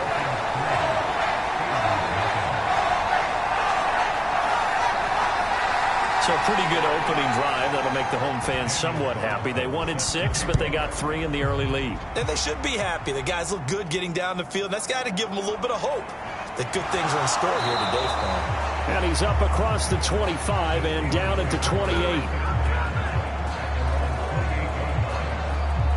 So Pittsburgh retakes the field for their 2nd offensive possession. Their 2nd drive here, the ballgame, Charles. Remember last time they threw the interception, but the defense held up. It bent a little but didn't break, only giving up the 3 points. Yeah, obviously they left some points on the table there their last time out, but boy, they have to thank their defense for holding the opposition just 3 after they threw the pick.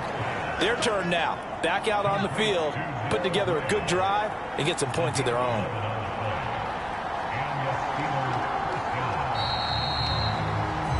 $3-0 after 1 on EA Sports. Steeler football here to begin quarter number 2. So from the 39 now, they'll come up on a 1st and 10. As they've got it as we resume action. Now a 1st down carry for Harris. And he'll fight forward on the straight-ahead running for just a couple of yards. 2nd down. You've got to be impressed by that defensive front on reps like those. They were not being moved off the line, kept their shoulders square, and gave their teammates time to fight to the ball and limit that gain. Pickett looking to throw on 2nd down. Throw left side is hauled in by Palmer. Call it a gain of 6 on the play, and that'll leave them with a 3rd and 2.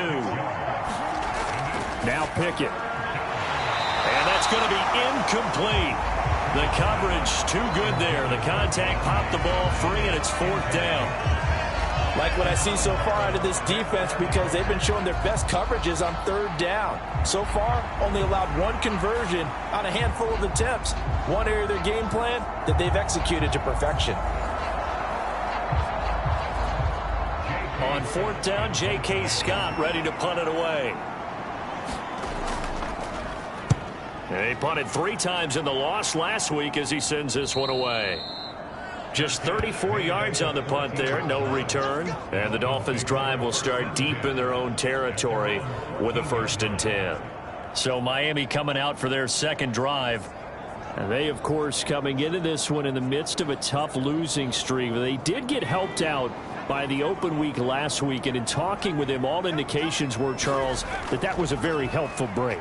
Yeah, I know a lot of teams, coaches, they hate taking time off in the midst of a losing streak because they think they have to stay on their toes and punch their way out of it. But occasionally, you get that open week, you step back, evaluate what's been going wrong, see what you can put in that can move you forward, and maybe you get a chance to breathe a little bit and kind of start over.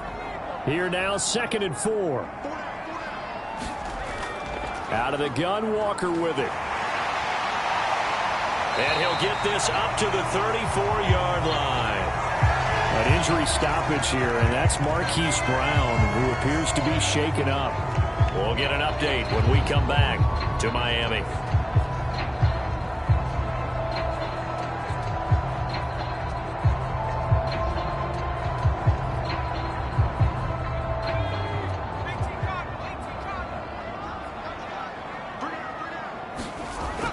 Back to Walker on 1st down. And they'll get him down after a pickup of 8. 2nd and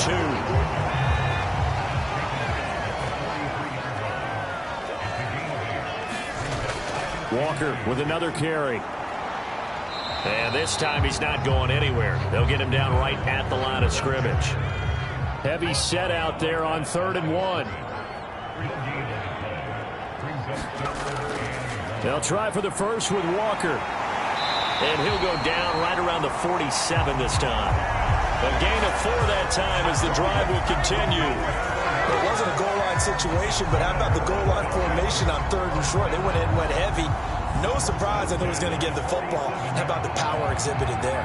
Yeah, that was just put a hat on a hat, drive forward. Nice job to pick it up.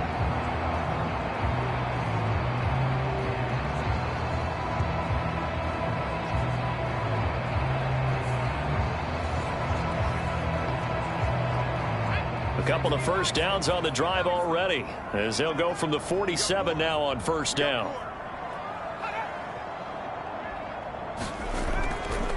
They'll fake the jet sweep and go instead with Walker. And he'll take this ahead for about 4. 2nd down coming up. Well, on every play call, you realize it's not going to go for a touchdown. So a lot of your calls are setting things up for maybe later in the game, trying to establish the inside run with toughness now, hopefully get to the perimeter later. And let's face it, you could do worse than a 4-yard run on 1st down. And he'll get this pretty close to a 1st down as he's tackled at the Steelers' 43-yard line.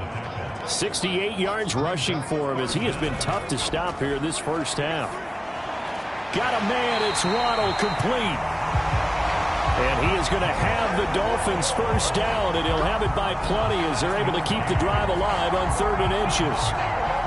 Would it be safe to say that as precise as routes are supposed to be run in the NFL, maybe they're not quite as precise in college ball? That's accurate, yeah. And I think we saw a college route in the NFL there. Just find the soft spot, find the dead zone, and find the first down. And that's what he just did. Line of scrimmage, the 37 on 1st and 10. Trying the left side with Walker. Down at the 35, it'll be 2nd down. From the 35, here's 2nd down and 8. Sticking with Walker on 2nd down. And he'll be a little shy of the 25 here at the 26-yard line. 9 yards to pick up there, and it's a 1st down. But they're getting ready to go to work now in prime real estate after that last run. Found his spot and picked up nice yardage, didn't he? And now he's got him knocking on the door of the red zone.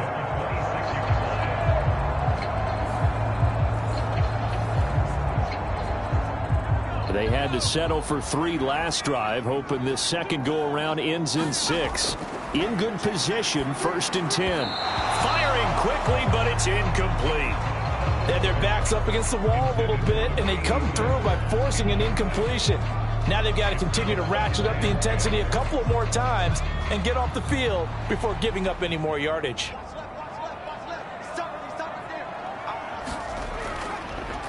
On 2nd down, they'll run it here. They do get a yard there, but only a yard. Leaves them with 3rd and 9 looming.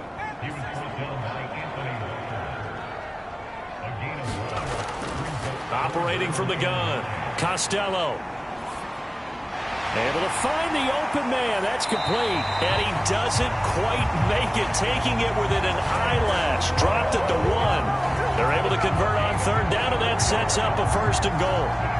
Not quite enough to get into the end zone, but what a nice play there. He makes the catch, tries to turn upfield and get to the pylon, but doesn't quite get there.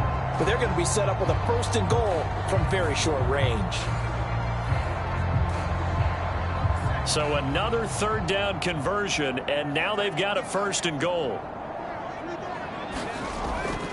Walker is into the end zone. Touchdown, Miami. 2 good drives on their first 2 possessions. Remember, the first wound up in a field goal, but we all know field goals aren't going to cut in the NFL, so they're not going to be denied here, and they wound up punching this one into the end zone.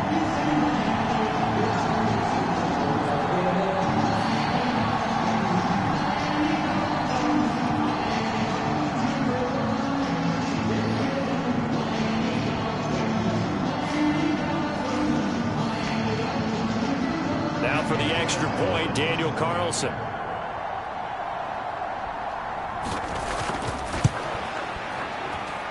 It's up and good, and that'll increase their lead to 10-zip. That one was an extended drive, 14 plays all told. And it was Kenneth Walker finishing things off with a touchdown run. No run back here for Hall, and this will come out to the 25. Pittsburgh's offense now heading back out onto the field. Nothing for them yet from an offensive standpoint, down 10-zip as they come up 1st and 10.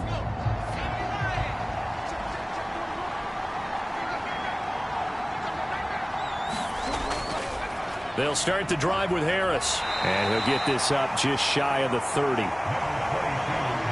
2nd and 6, just inside the 30. Pickett now from the gun here. And his throw is incomplete. And the Steelers on 3rd down. Just 1 for 3 thus far. This will be 3rd and 6. Pickett. Open man, there's Gray. And he will have a Steelers 1st down as they're able to get the 3rd down conversion.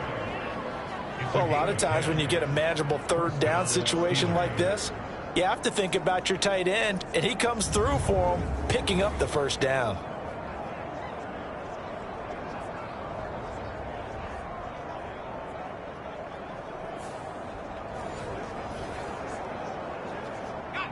So from the 39 now, they'll come up on a 1st and 10. Looking to throw, Pickett. That ball caught by the former Toledo Rocket, Deontay Johnson. From the 44-yard line, here's a 2nd and 5. Pickett right back to the air again. They'll get this over the middle here to Palmer. And he's got another first down as he's brought down at the Dolphins' 44-yard line. 12 yards that time at a Pittsburgh first. And this offense has been a little slow to get going, but some signs of life here in this second quarter. They're moving it pretty good, and that helps the cause as well. Good yardage and another first down.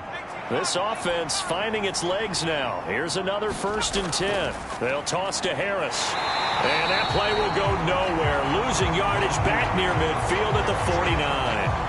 And that's going to go as a loss of 6, and it'll set them back for 2nd down. I have a feeling they'll stay committed to running the football, especially on their early downs. They just haven't had a whole lot of success just yet.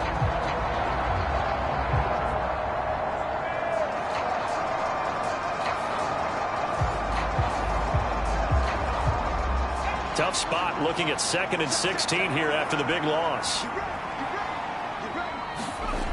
Operating from the gun. Pickett. And this one incomplete. Too much contact to hold on to that one, and it's 3rd down.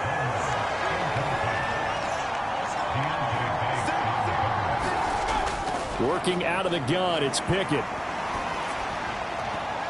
Pass to the sideline and pulled in. And they'll get this to the 30-yard line before crossing over out of bounds. Boy, a nice play there as they wind up converting on 3rd and 15. And time to give some credit to the big fellas, the offensive line here, because you've got to have good protection on crossing routes because you got to give your receiver time to work all the way across the field. That time be able to scan the field, spot his receiver moving left to right, and make a good, accurate throw. Thank you, guys. 1st and 10, here's Pickett. This is caught. It's Hardy. And he'll be out of bounds as he gets this down about the 21 or 22. We've hit the 2-minute mark of the first half. 10-0 our score. 2nd and 1 now from the 21. They'll throw again with Pickett. And they're going to get him. He's sacked back around the 28. He'll go in the books as a 7-yard loss on the sack. And it's 3rd down. These sacks now, they're starting to pile up, Charles. And that front 7 defensively, they've had their way with this offensive line. And I think at this stage, we have to start thinking about different play calls. We've got to start helping this quarterback out because the entire game he's been under siege. I don't care what the down and distance. They've got to get the ball out of his hands a lot quicker. And this pass caught by Gray. And he'll be out of bounds, able to get it down to the 25 there. And his kick is good. And they get themselves on the board here. It's 10-3.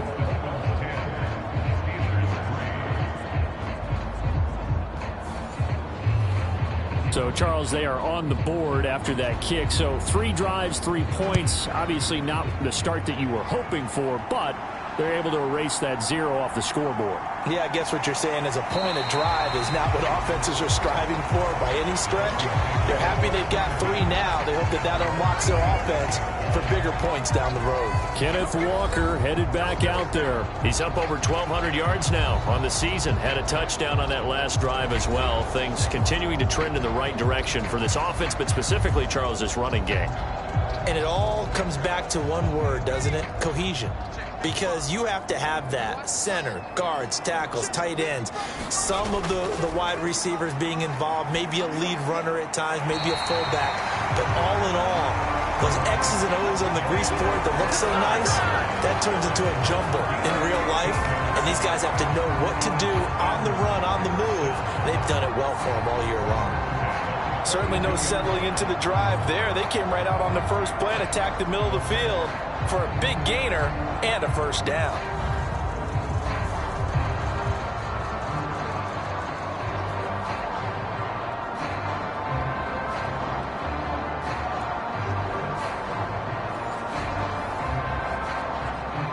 One play has him up past the 40 already, and another 1st and 10. Operating from the gun, Costello. This will be caught. It's Waddle. And he's brought down. Now the Dolphins going to burn the first of their timeouts as they'll stop it with just over a minute to go before halftime. On first down, Costello over the middle and complete to Waddle. The Dolphins going to take their second timeout as the stoppage will come with a little under a minute to go in this first half. A good position to be in here, 2nd and inches. Again, he'll drop to throw. Catch is made by Metcalf. And they're going to have themselves another first down as the tackle's made at the Steelers' 13-yard line. A gain there of 21 yards.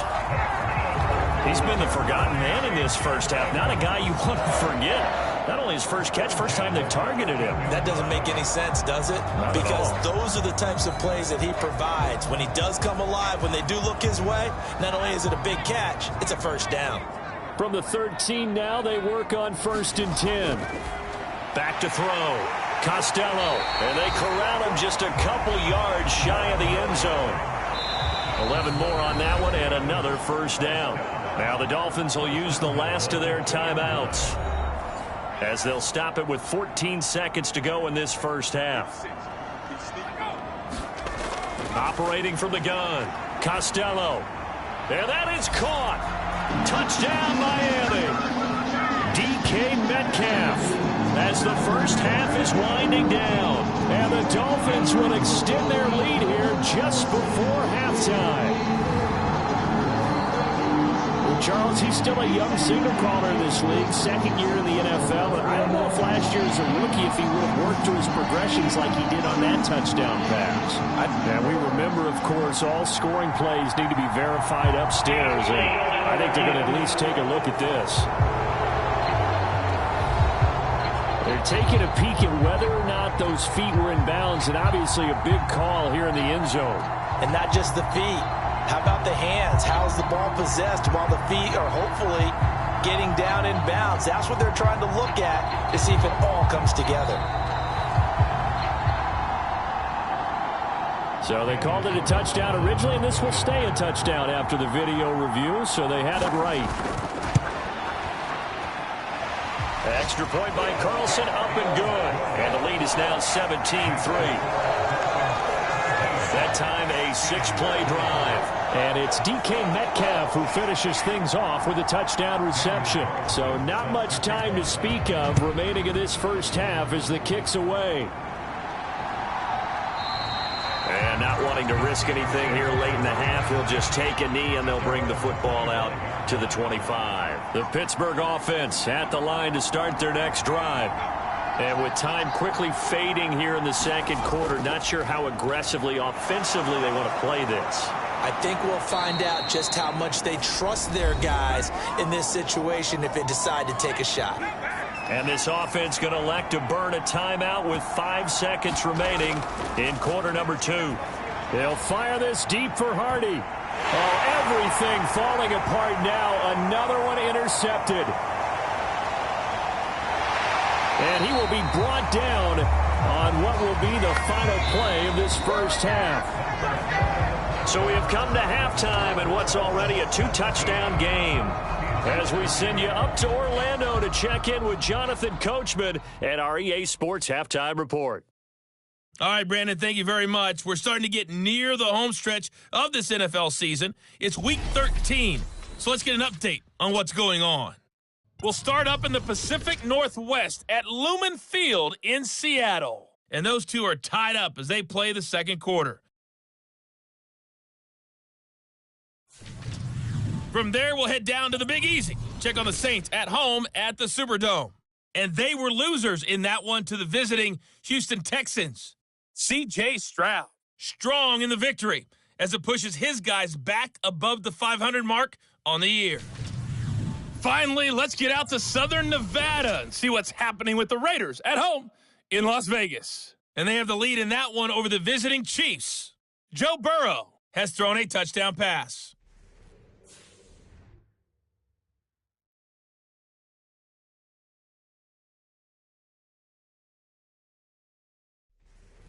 All right, Coach, thank you very much as we welcome you back for quarter number 3. 17-3 the score as we resume action for the second half on EA Sports. And a decent return out to the 27-yard line. Jalen Waddle running out, and that means that the Dolphins ready for another drive on offense. Creeping up on 1,000, could get there on this drive, so a challenge for him to do that, but also defensively maybe a challenge for them to not allow that. And that means probably kicking even more coverages to his side. And what that really means is wherever he lines up, you will have a cornerback over in his area. Now instead of blitzing your linebacker, drop him into coverage. Instead of the safety dropping into regular coverage, that safety moves into that area to try and discourage the quarterback from going to him.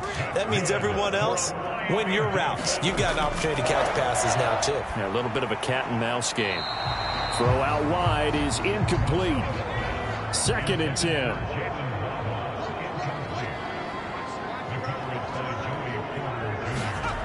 Throwing again. Costello. And he slips up past the 45 before being tackled.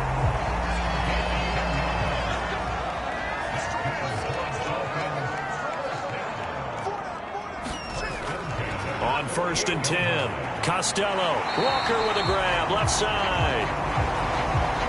And he's able to take it across midfield before going out of bounds. Looking to throw on 2nd down. Costello. That's to the sideline and incomplete. I see the surprise in your face there, partner. That is a rare incompletion from him. He's been on point this entire game. He has percentage completion-wise way up. Not that time. They come up now 3rd and 5 following the incomplete pass. Operating from the gun. Costello. High throw, but the catch is made. And he is going to have the Dolphins first down as they're able to get the 3rd down conversion. Well, this might very well have been 4-down territory, but that's not going to matter now. They get a nice throw there on 3rd down, and they're able to keep the drive going.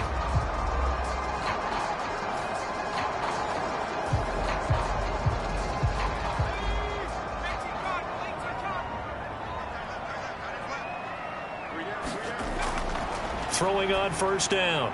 Costello, the throw on target to his receiver, McKenzie. And he's going to get a solid gain of 9 before being brought down. 2nd and right at a yard. Brandon, perfect defense in this situation would have meant that there was an incompletion and would have picked it off. Okay, so they gave up the completion. But I really enjoyed watching how the defense stayed in sync, stayed in great communication. And as he dragged across each zone, you see him pointing, communicating. There he is, and they passed him off to each defender. Ended up making a nice play, even though it was complete. And he works it to the 30-yard line here, right at the 30. 2 yards on the pickup, and that's all they needed to move the sticks. Off play action. Costello. He'll rifle this one deep right side. And this is going to be intercepted. Picked off by David Long. And the Steelers are going to get the football here as the ball will come out to the 20. So it was a drive that had real promise here to begin the 3rd quarter, but ultimately derailed by the INT. And that was the position you wanted to be in. Coming out to start this 3rd quarter, get a nice drive going, looking for the end zone. Possibly got a little bit too greedy right there. Time for the Steelers offense now to get set for their first possession of half number 2. And they just got a little help from their defense forcing the turnover. Now can they make that pay off in points? They need to, partner. They're down on the scoreboard. Need to take advantage of those opportunities. And this is a good one right in front of them. And that one going to be off target and incomplete.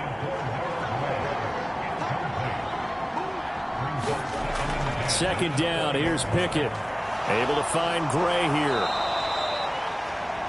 They do get a couple, but they'll be left staring at a 3rd and 8 coming up. Got to give credit where it's due. Really nice defense on that play. The pitch and catch was successful, but not any run after it. This offense in desperate need of a conversion as they come up on 3rd down.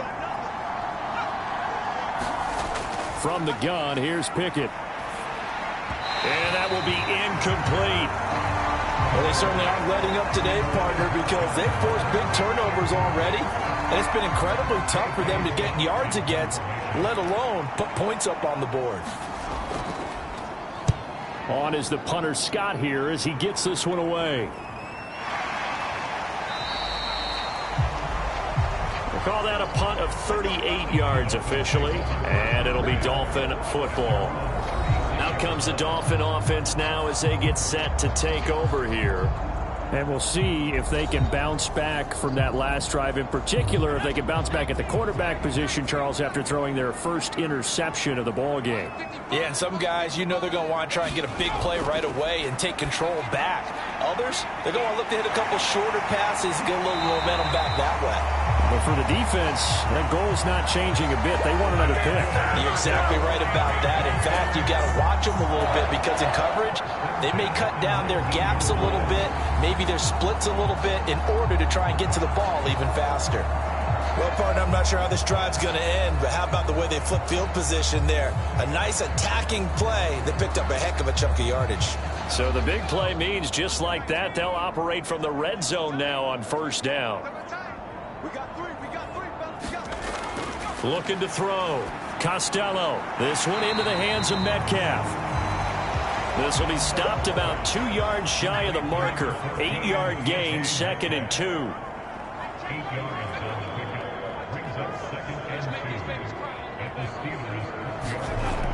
Operating from the gun. Costello. And Walker with it over the middle. So 3 plays already 1st and goal, and they are wasting little time. Here's Walker. And he is in. Touchdown, Miami. Kenneth Walker halfway to 100 now with career touchdown number 50. And the Dolphins take a 3-touchdown lead. Well, this offensive line has really stepped up to the challenge here because those Mastodons, they've been sensational clearing holes all game long. And this is great work down here near the goal line to give their back the space he needs to work his way into the end zone. Carlson on for the PAT.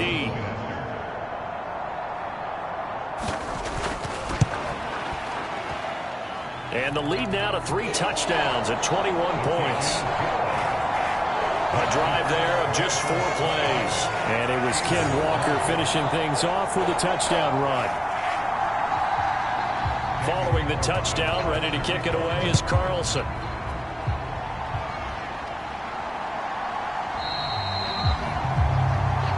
And Hall not going to bring this one out. And Pittsburgh getting set to take the field. I kind of feel like they've reached a do-or-die point in this game, Charles. If they're going to try to pull off an impressive comeback, it has to start right here, right now. Yeah, now they've got a final chance to get out of this situation, but they also understand they've got to move the ball and move it fast. In addition, they need to save as much time so they can get 2 more possessions. And he'll power ahead, but only for about 3 yards. 2nd down coming up.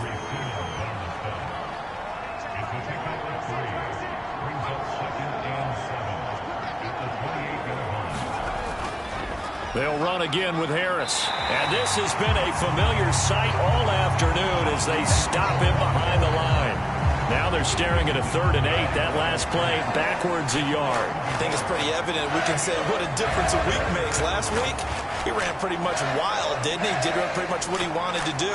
But this one, they stopped him cold. That, to me, that's good scouting and even better execution. Yeah, and they stopped him behind the line right there. They obviously watched the tape a few times and made some adjustments. This offense in desperate need of a conversion as they come up on 3rd down. Back to throw. Pickett work in the middle of the field, and he's got a man complete. And he will have a Steelers 1st down as they're able to get the 3rd down conversion. Well, we talk all the time about playing situational football, and right now I think the scoreboard is dictating what they need to do. Where they are in this game, they've got to push the ball downfield, take their shots, try and get big chunks of yardage in a short amount of time. That was a nice play there.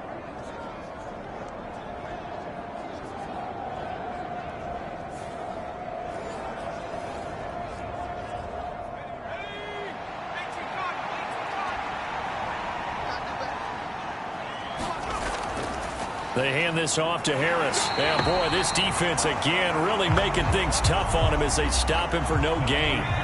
Now a 2nd and 10. Looking to throw. Pickett.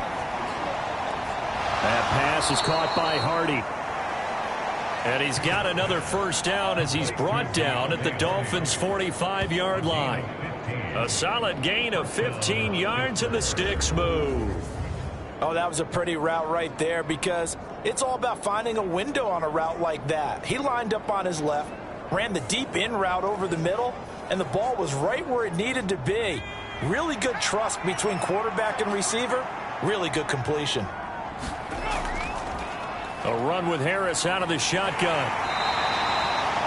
Just a yard on the first down carry, so it's 2nd and 9. That ground game contained again there, Charles, and that's really a big reason that they're trailing right now. They give a lot of credit to that defensive front. That's exactly what they worked for all week, to try and take away the run game, make them one-dimensional. In the battle of game plans, theirs has been superior. And this one is going to be off the mark, too far out in front. Throwing on 3rd down. Here's Pickett. He's going to find his tight end, Gray, complete. Yeah, boy, he had the marker square in his sights, but a good tackle's going to leave him about a yard or so short. That'll give him 8 that time, and that'll bring up 4th down. I thought maybe when he caught, he'd have a good chance of getting that first down, but that's a nice job of holding him up and preventing him from getting to the sticks. I guess they figure they got to start taking some chances. Here's a big one in this 3rd quarter as he'll go for it on 4th down. They run for it with Harris. And he gets it to the 32. Good enough for a first down. Pickett back to throw. And it's incomplete. Took a shot, couldn't connect. 3rd quarter from Miami. This is 2nd and 10. Back to throw. Pickett gets this into the hands of Gray, the tight end. They'll get only 3 there, so it leaves them with a 3rd and 7 ahead. So 7 yards from the first down here as they come up to the line of scrimmage.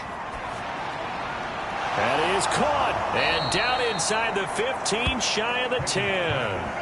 The passing game in rhythm right now for Pittsburgh. There's another first down. It's taken a while for this offense to get going. A little creaky at the start, but they're oiled up now. A nice throw there, and they're really putting together a good drive.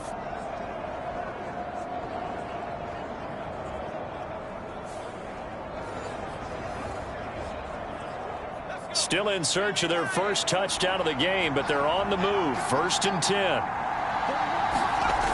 They'll look to throw again. That's again complete to Palmer. So the completion good for 7 there. And it's 2nd down.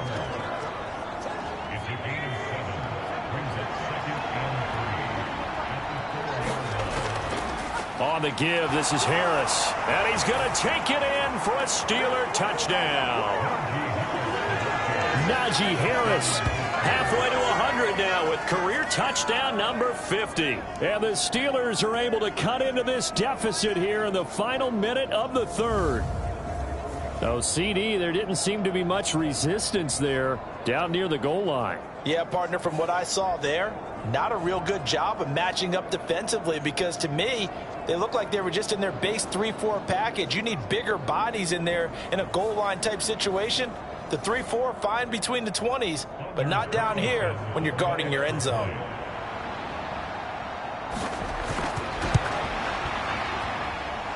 Carlson's extra point up and good. And that cuts the lead to 24-10. That one was an extended drive. 14 plays all told. And it was Najee Harris who finished it off with a touchdown run.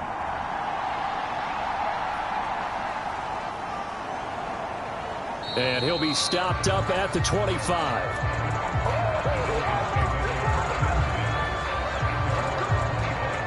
Kenneth Walker headed back out there. He's hoping to find the end zone for a 3rd time, and we sit now in the 3rd quarter. And nothing would excite him more But I think even more so is offensive line. Anytime you've got a guy scoring that many times, that means you've done a really nice job in front of him. You're always giving props to the big fellas up front. It's always a good idea. Those are some massive men. And he's going to get a good gain of 9 here up to the 34.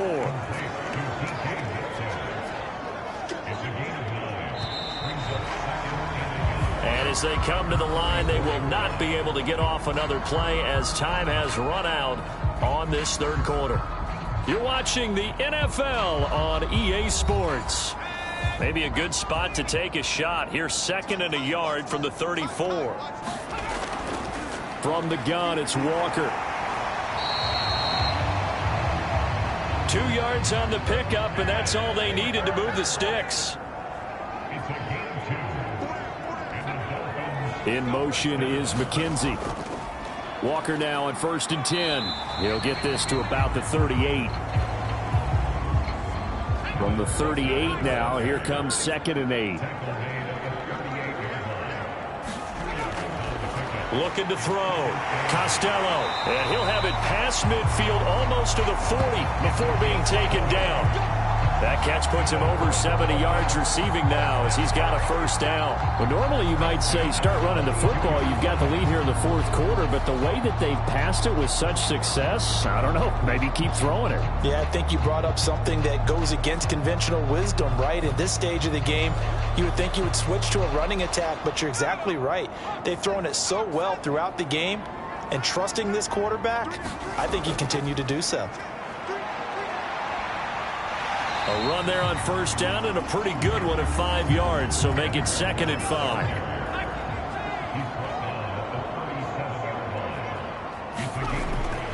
Back to throw.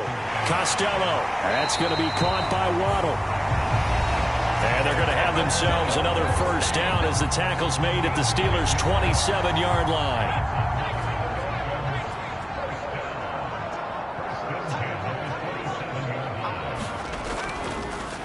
Straight ahead, Walker. And nothing much materializing there on the 1st down run. He'll get a couple, and that's it.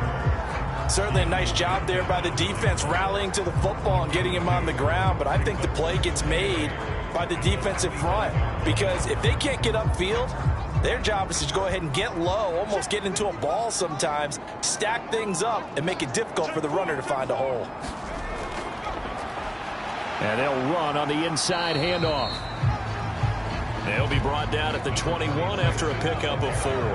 And this offense on 3rd down today, they have been superb. 5 for 6 to this point. This is 3rd and 4. And he'll just toss it away. So he throws it away, and that brings up 4th down. The frustration evident there because he couldn't find anyone on 3rd down, and he left no doubt that he was throwing that one away.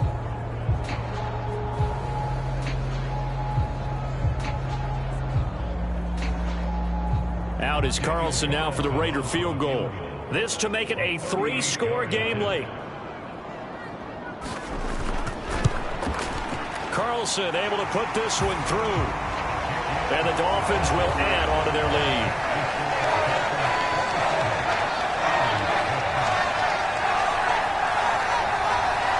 So that almost certainly the final piece to this puzzle, a 3-score lead. I don't think there's any coming back from there. But, you know, normally I'd get on you for giving up on the game right here, but I do think you're right in this case. This late in the game, 2 scores is tough enough. 3, I'm with you. That seems out of the question. The Steelers offense now, they get ready to head back on the field. And you see a lot of frustrated faces as they are inching closer to a 4th straight loss. Pickett leads the Steelers up here with a fresh set of downs. At their own 28-yard line. They'll come out throwing here to start the drive. Got his man complete over the middle. That's Johnson. And to the 36-yard line, taken down there after getting 8 yards. Here's Pickett. And that is incomplete. A lot of force bearing down on him there. He could not hang on. It's 3rd down. Pickett. He'll look to throw it. And he will not be able to hang on through the contact. It's incomplete. The coverage strong, and now it's 4th down. That's an excellent job right there on 3rd down. Like any defense, you never want to let them get anything started, and that would have been a 1st down. Instead, you saw the contact on time, no penalty, and before this drive could get wings, it's 4th down. And they're indeed going to go for it here on 4th down. So trailing here in the last quarter, let's see how this plays out. They're going for it. This is Harris. And nowhere to go. He's going to be stopped behind the line. He needed a couple, but he didn't even get back to the line of scrimmage. And the Dolphins get the football in great field position. From the 34 now, here's 1st and 10.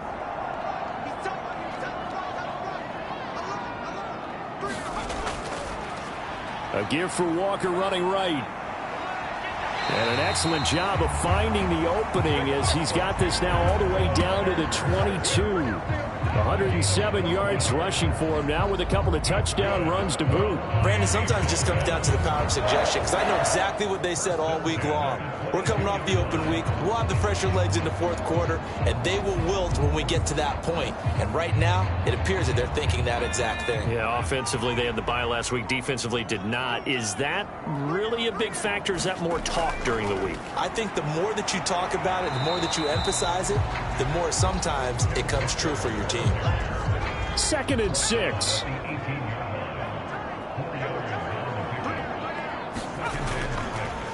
They run again with Walker. He'll get forward for 3 down to the 16-yard line. And Pittsburgh with 6 defensive backs in the game here on 3rd down. Up the middle, here's Walker. And he's got the 1st down as he gets it to the 8. It goes as a gain of 8, and it moves the chains. Brandon, when a defense just simply can't get off the field on 3rd down, we all know how important that down is for both sides of the ball. You often feel like you're just a step behind whatever they're doing offensively. And one of the differences in this game, no doubt, 3rd down conversion, and that is going to be a story they'll talk about after this one.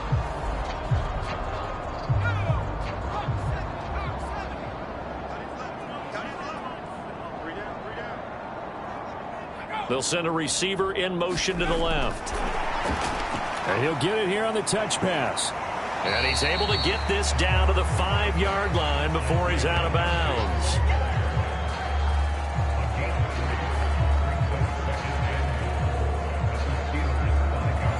And the ball smack dab on the 5-yard line. Here's 2nd and goal. Looking to throw. Costello. And he is going to go down. Back at the 11-yard line. Keanu Benton able to get in there for his 2nd sack of the afternoon. Well, someone's closing in on the league lead in sacks. He came into the game in the top 5. Now you add 2 more to his total.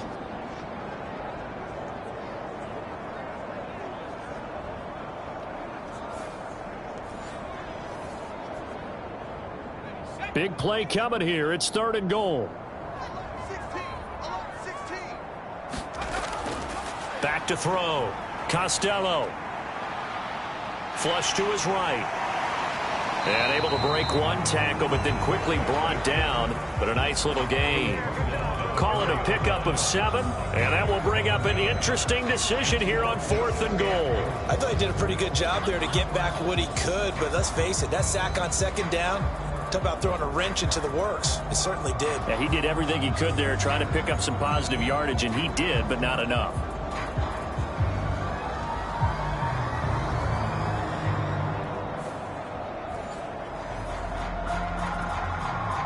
Now to try the field goal. Here's Daniel Carlson.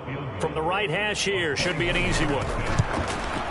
The kick by Carlson is good. And the Dolphins will add on to their lead.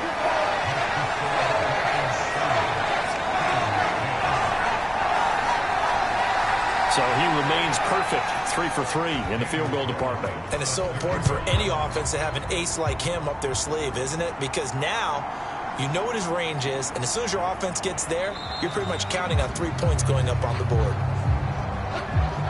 And the tackle going to be made right there at the 25-yard line. Pittsburgh offense making their way back out. And last time, went for it on fourth, didn't get it. See if they can pick themselves up off the mat and do better this go-around.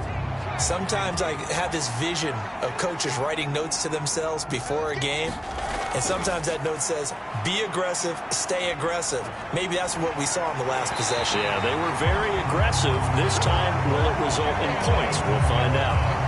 Jalen Phillips picks up his second sack of the afternoon.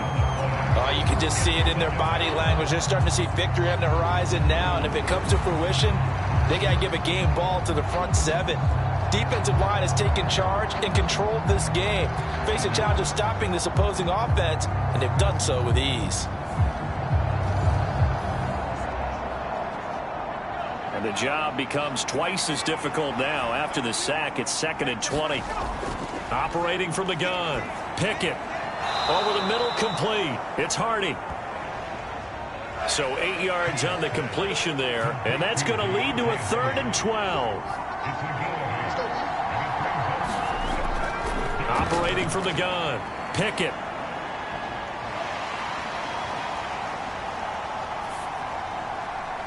And that is incomplete. That incompletion is not a surprise with the way that this one has gone, and the frustration, the body language is evident everywhere. This team, they've really been put through the ringer in this one. Pickett, 4th down, desperation time. That is incomplete. The Steelers try it, but they come up empty on 4th down. And it'll be a turnover on downs. Well, at this stage of the game in the second half, down 3 scores, I guess they felt like they needed to push. And let's face it, with this deficit, if they give up another score here after they didn't get it, does it really matter? Right. It really doesn't. They had to go and try and make something happen if they had any chance of winning this game.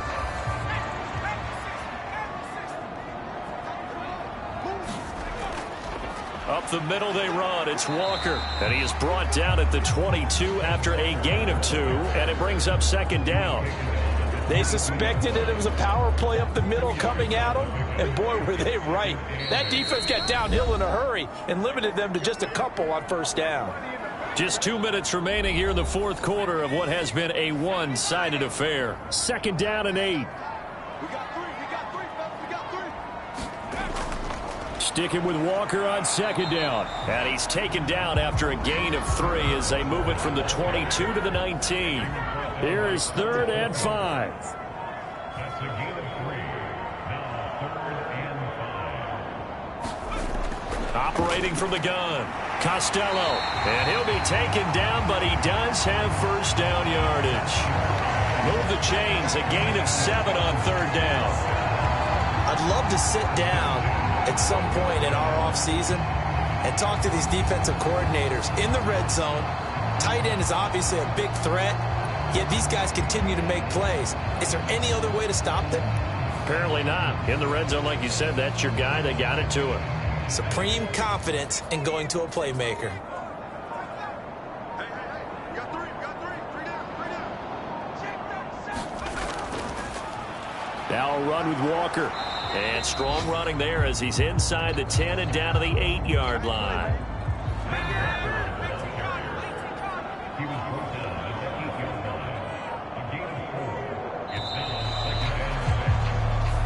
So a victory here for the Miami Dolphins. And to be frank, Charles, probably not too many people surprised at how this one turned out. Yeah, I don't think so at all. I mean, they're such a good football team. They were at home.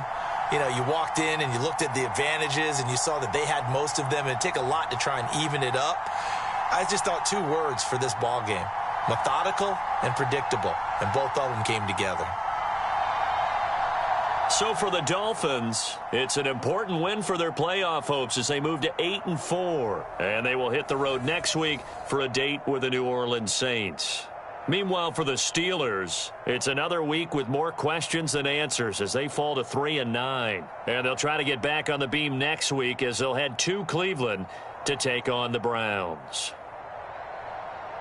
And for Charles Davis and our entire crew here at EA Sports, I'm Brandon Gaudin saying so long, everybody.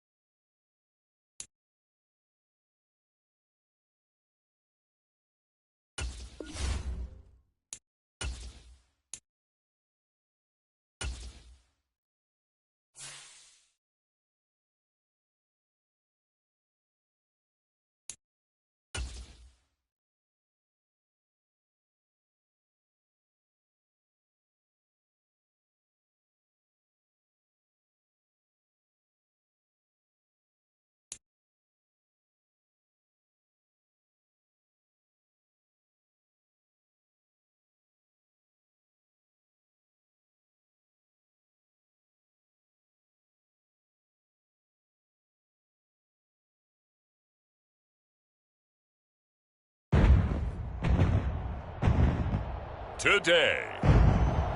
From Ford Field in Detroit, it's Week 13 of the NFL on EA Sports.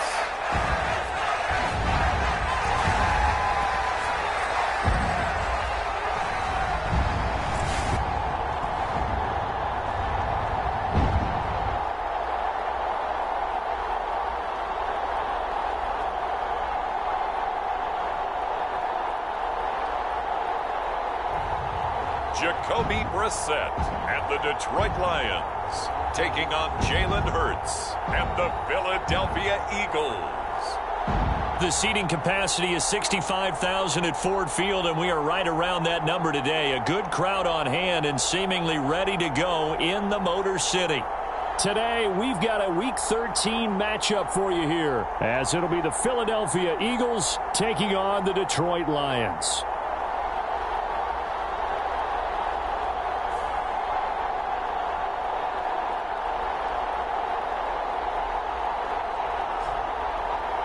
Along with Charles Davis, I'm Brandon Gaudin. And Charles, we look at this Lions team entering play. The losers their last time out, so they'll look to make amends here. And one of the best ways you can do that,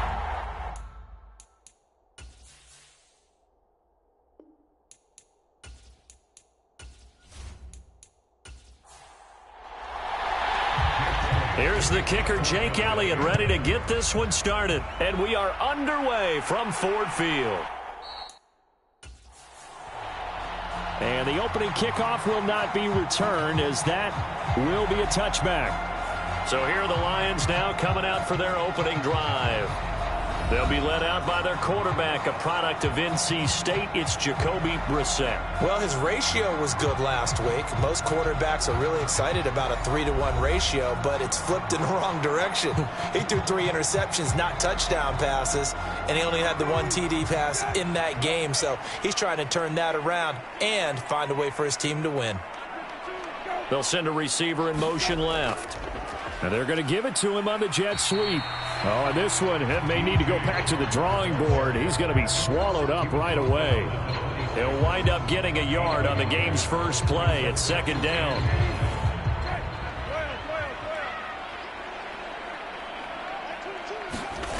Throwing, Brissett. Sharks got it, left side. So the completion good for just 3. And now third down and 6 to go. Play fake, Brissett. Eagle pressure, too much this time. Down he goes. And the defense coming through on third down, a loss of 7 to bring up fourth. It always helps for a visiting team to come in and set the tone on defense. In fact, when we talked with them prior to the game, they said they wanted this home crowd to feel like they had to hide their valuables when they were in town. Well, the home crowd quiet now early. See if their offense can take over and get some points on the board. On fourth down, on is Corey Bojorquez to punt. Only 2 punts for him last week in the loss as he gets this one away. A 45-yard punt, 4 there on the return. And it will be Eagles football, 1st and 10. Philly's offense getting ready, and Jalen Hurts ready to lead them. The second-round pick who started his career at Alabama, then finished with an electric senior season at Oklahoma. And it would be interesting to see pretty early in this one exactly where his head is, because the best quarterbacks shake off performances like he had last week. Way too many interceptions. Didn't throw a touchdown pass. Team lost the game. Let's see if he can bounce back and get things going in the right direction. And be trying to forget those 3 picks, as you noted. This is 2nd and 8. Throwing is Hurts. Can't get away, and he's taken down. It'll go as a loss of about 6, and now it brings up 3rd. And, Charles, part of the reason they lost last week, they didn't have a single sack. Well, they changed that quickly. But did they ever? And it was something they talked about with us extensively. They needed to get pressure. How were they going to get to the quarterback? Obviously, they schemed themselves into a great play, didn't they? So after that sack, Hurts and the Eagles, tough spot here. 3rd and long.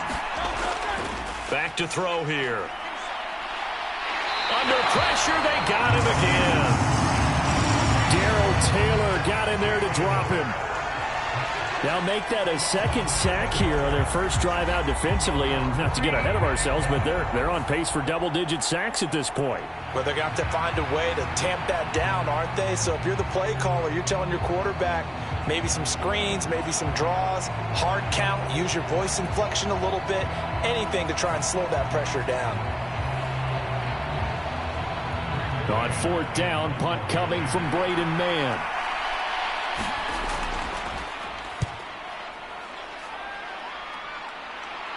And a fair catch called for and made just inside the 35-yard line. A 40-yard punt, no return, and the Lions will take over. Back onto the field come the Lions for their second overall drive.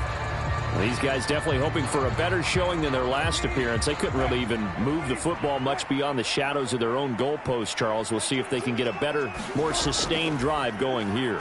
Yeah, and every team that we ever talk to says the exact same thing. When you start a drive from that deep in your own territory, the goal is a minimum of at least 2 first downs, because even if you have to punt then, you change the field position, right? You flip the field a little bit. They didn't get that done. This time they want to string together a nice drive and help themselves out. Calling a gain of 3 on the play, and that'll bring us to a 3rd and 4. You look at this Eagle defense.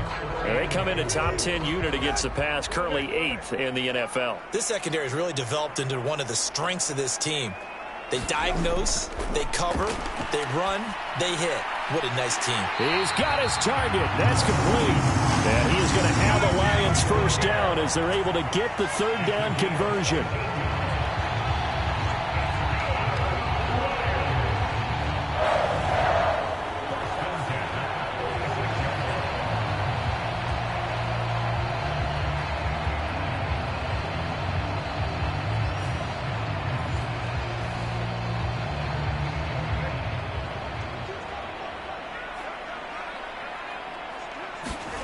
Into the air once more. It's Brissett. Over the middle and hauled in by Osborne. And he's taken down inside the 30. A good gain again. That's now 31 yards combined on those last 2 plays. Boy, everything clicking on this drive. He's 4 for 4 now, and that throw, maybe the best of the bunch. This offense is really humming, and they pick up another first down.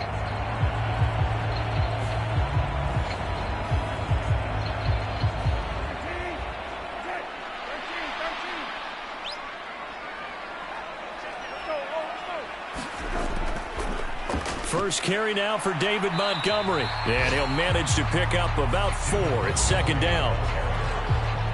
The numbers on the ground for Montgomery in last week's affair. 17 carries, 74 yards, and a touchdown. They put a lot of effort into game playing and establishing this ground game last week, and the reward was a nice day rushing the ball. Helped them put a balanced offense out on the field. And that carry is an indicator that this ground game wants to be established again this week. Here's a throw to his running back. It's complete. And he'll be brought down inside the 20 at the 19. 7 yards there and a first down. We often talk about understanding the playbook, understanding progressions, and understanding what the defense is doing. We saw all of that on that play. Great recognition and understood where his running back was going to be. Found a way to have him leak out underneath, hit him with the football, and they picked up the first down.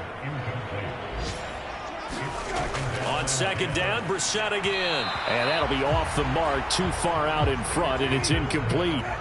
This offense was on the move. Now 2 straight incompletions have them looking at 3rd and 10. Open man is Osborne. He's got him.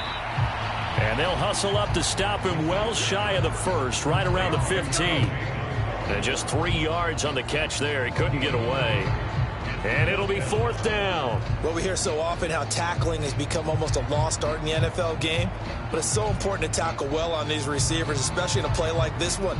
3rd down, they gave him the underneath stuff. You got to go and make the tackle right away.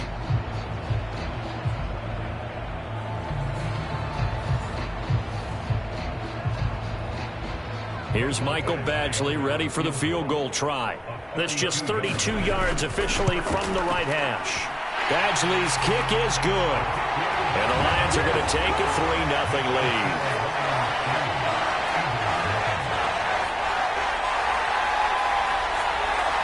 So after drive number 3 here, we have a score, and it's 3 points after the field goal. I would say the feeling out process for both of these teams, I'd say it's over, partner. Everyone understands what's going on now. You've kind of probed a little bit. Now you want to start throwing the big shots. First 3 points up on the board could be significant. So back onto the field, here come the Eagles for their second drive. And on the first drive, 3 and out. And I know that these are professional athletes, but I would imagine sometimes you get the nerves at the beginning of a game still, don't you? Those don't ever go away. And typically what I've heard from guys and what I remember from playing, if you don't have nerves at the start of a game, it's not going to be a great day for you. You're not really ready to play. So finding a way to harness those nerves and not let them affect you in a negative way, that's what all the guys are looking for. You talk about this Lions defense.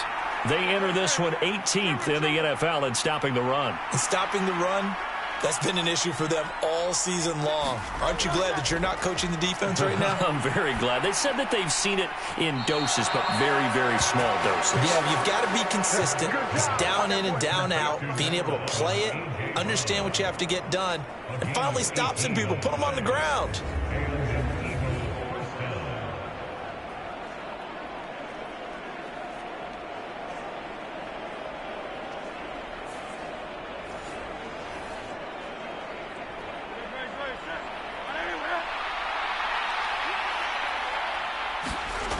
On first down, Hurts. He finds his man, complete. It's Watkins. And he's brought down. Back-to-back nice gains. That one for 14 yards and another first. But certainly as a fan, you get a little bit nervous when you see him make those kind of throws. But they work on that in practice more than we know. And most of them now know their limits and know what they can get away with. And there's a completion right there. Some good hard running there as he'll push his way forward for about 5. Second down, Pollard again.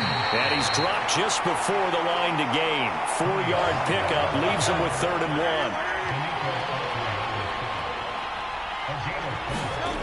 1. Hurts. Able to find the open man. That's complete. And he is going to have an Eagles first down as they're able to convert by plenty there on 3rd and 1. The Eagles at 10-2 on the year. They were losers their last time out. Trying to get back in the win column, but obviously not an easy task here in a hostile environment. Yeah, always tough to win away from home. But sometimes what you do is you use these types of games as bonding experiences and carry that into the contest. 1st and 10, and they've got 3 tight ends out there. A jumbo package look. Now a shotgun handoff to Pollard. Tackled there by Jordan Battle. They work now on 2nd and 9. Here's Hurts to throw. This short throw caught by Goddard. That'll go for a gain of 7. And now that sets up 3rd and 2. Trying to run for it with Pollard. And he won't be close to a first down as he runs into a wall right around the line of scrimmage. No gain on the play there, and it'll bring up 4th down. I apologize in advance, partner, but the beefeaters on the interior of this D-line, you just know they were licking their chops on 3rd and short. And yes, they were rewarded with a tasty dish, stuffing that one short of a first down. Well, we got beefeaters licking their chops and tasty dish in one fell swoop. I did apologize in advance, didn't I? Yeah, you did. That line's not eating tofu, I'll tell you that much for free.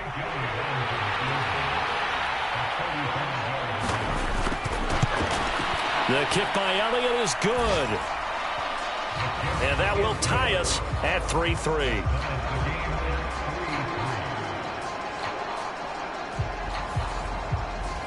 So they put together a good little drive there, but ultimately stalling out in the red zone. Yeah, I know a lot of people look at it as a little bit of a negative. They didn't get 6 points out of it, right? Didn't get the touchdown.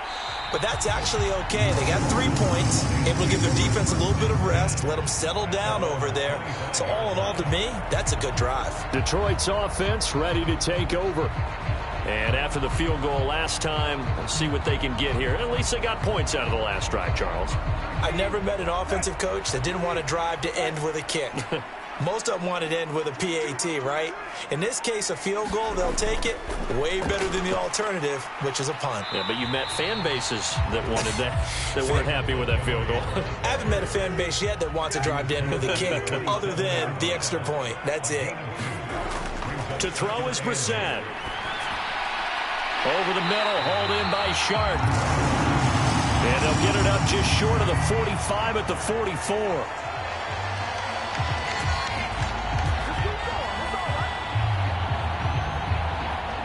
These two teams all tied after one. Second quarter action now from Detroit, and it's the homestanding Lions who have the football, as they've got it with a 1st and 10. From the gun, it's a give to Montgomery. And a good pickup there. He gets about 6 up to midfield. Ball right on the 50-yard line. Here's 2nd and 4. From the midfield stripe, they'll look to throw. This one swung out to Montgomery. And he's got this down a yard or two shy of the 40 before he's out of bounds. This offense finding its legs now. Here's another 1st and 10. Here's Brissett. Now a quick throw there, but it's going to be incomplete. After the incomplete pass, here now is 2nd and 10. Montgomery back to the ground. And he'll take this one down to about the 40. They do get a yard there, but only a yard. Leaves them with 3rd and 9 looming. Well, they didn't get a whole lot out of that one, but I think you got to continue to try and run it and try and keep the defense honest. You mean, or else they'll just sit back, dare you to throw it on every down? Yeah, you get your quarterback hit a lot that way, too. He finds his man, complete. It's Bennett.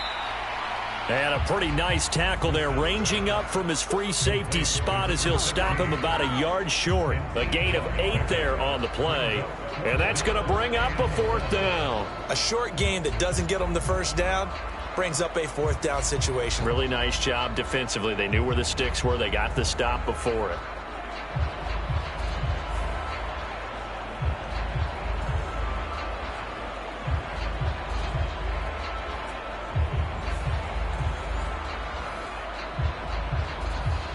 Here's Michael Badgley ready for the field goal try. He hit his first. Now this one from 48 yards away. Badgley able to knock this one through. And they will take the lead here in this battle of field goals. It's 6-3.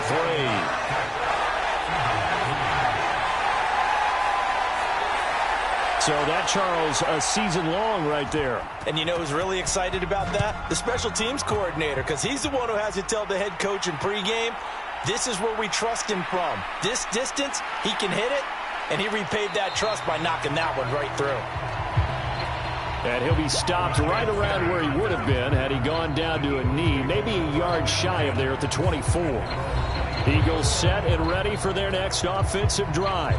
And they have the game here followed by the open date on their calendar next weekend. And, Charles, this is a crew that you have to think really is relishing the opportunity to be on the couch for a few days. Yeah, they certainly are, but let's face it, partner.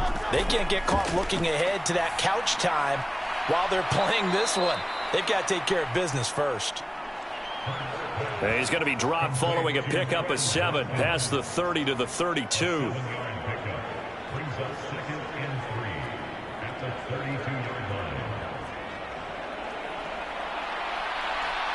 They'll operate from the 32-yard line here, 2nd and 3. Out of the gun, a give to Pollard. And he'll get it out near the 40 to the 39.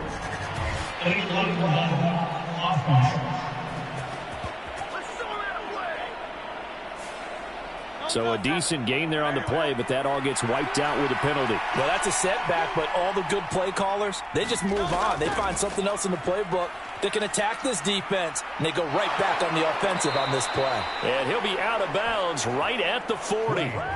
It's an Eagles 1st down on a gain of 11. A nice toss play there to the left. More than enough room to move the chains. And you know what I love about that play as a broadcaster? Seeing the big guys move. Seeing them get upfield and take out defenders.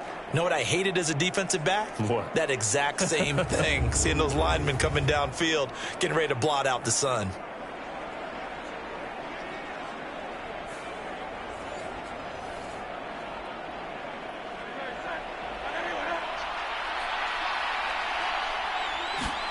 They'll throw on first down with Hurts.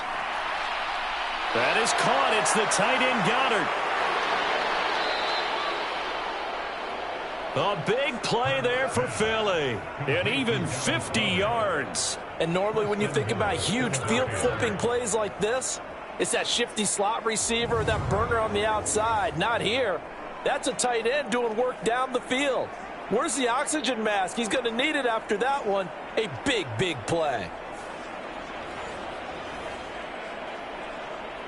A kicker fest so far. All points via field goals. They're hoping to change that right here. Hurts sets up to throw it. Swinging this out for Pollard. And the stop will come inside the 5 at the 4. That's good for a gain of 6, 2nd and goal. And I like the idea here. Get the ball in his hands, even if it's in the passing game. 3 catches a week ago, and he does a nice job here to pick up yardage. 2nd and goal from inside the 5.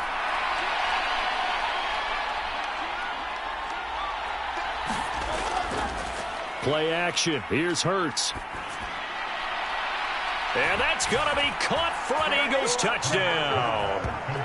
Grant Calcaterra, his first touchdown on the year. And the Eagles have moved out in front. There was no going through the progressions on that touchdown pass. Yeah, nor was it necessary. His receiver won that route early, presented himself. No reason to wait. Go ahead and put it on him and score a touchdown.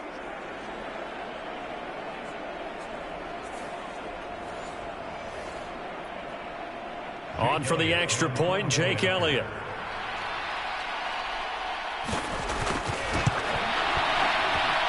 And he's got it as the lead is now 10-6. The drive summary that time, 5 plays. And it was capped off by an Eagles touchdown. Now after the touchdown, here's Elliott on to kick it away. And he'll go down as this drive will start at the 25-yard line. And Detroit getting set to go now. They've probably got some adjustments to make because they've moved the football okay at times, but they haven't been able to get anything consistently going, have they? What you worry about is it almost turns into a basketball game where one team's coming down and hitting threes, and you're coming back and getting twos, and you steadily lose ground. In this situation, you're talking about touchdowns to field goals. They want to put in the end zone and put those 6s on the board. Yeah, they've been settling. That's why they're down on the scoreboard right now. So just 3 yards on the completion there, and it'll be 2nd down.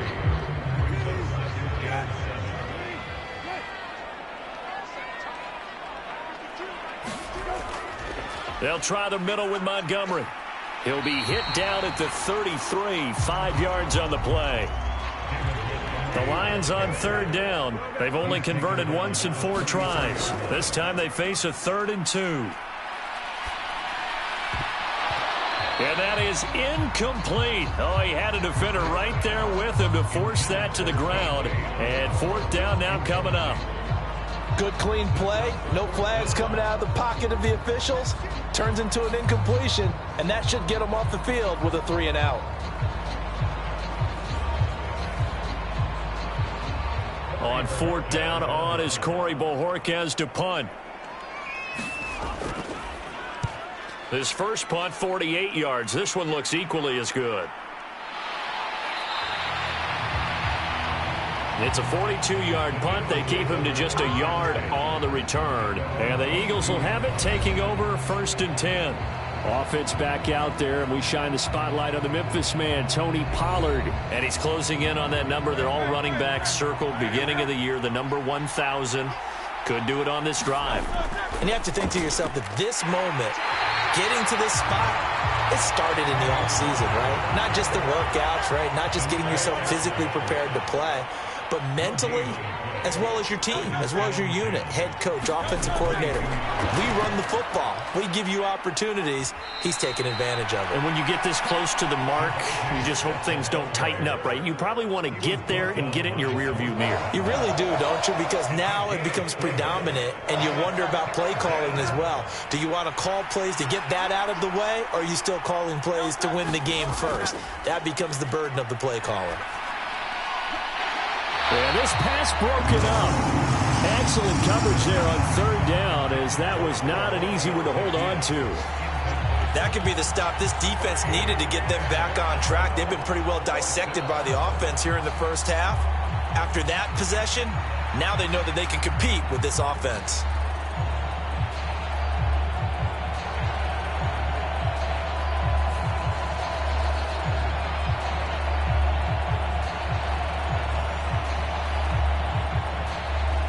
Out now is the punter, Braden Mann. 44 on his first punt, and this is a good kick as well. Fair catch signaled for and taken just shy of the 30-yard line. A 41-yard punt there with no return. And they will take over 1st and 10. And Detroit back in possession of the football. Charles, a very uninspired effort the last time we saw them out there was a quick 3-and-out, and they punted the football. Yeah, and you never want to get stopped so soundly during a series, but what would be even worse now is letting it happen again right here. They've got to get going. Brissett's throw taken in by Chark. And he'll be taken down, but not before they work it across midfield. 23 yards on the play. Well, that was a fun one to watch right there. A nice in-breaking route and plenty of room in the middle of the field. And he was able to get behind the linebackers and grab the completion for a really good pickup.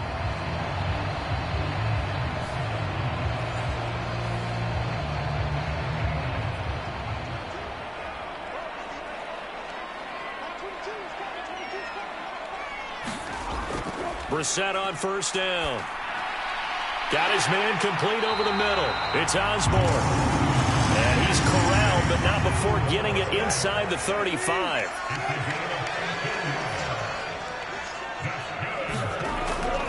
They go play action with Brissett. And down he goes. They sack him back right around the 41-yard line.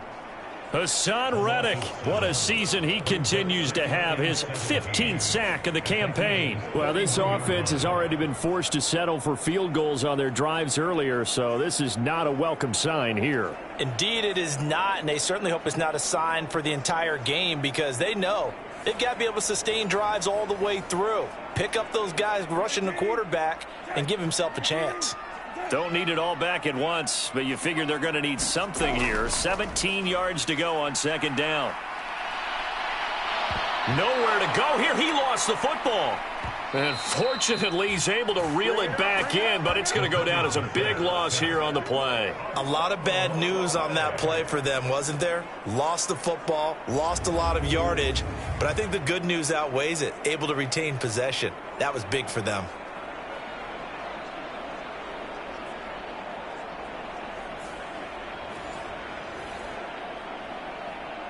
The good news, they kept the ball. Bad news, it's 3rd and long. Now Brissett.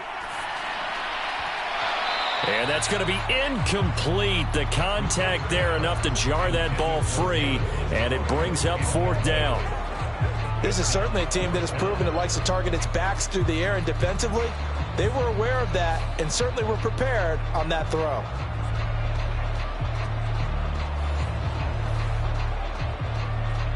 Here's Corey Bojorquez now. He's been a busy man here in this first half as he gets it away.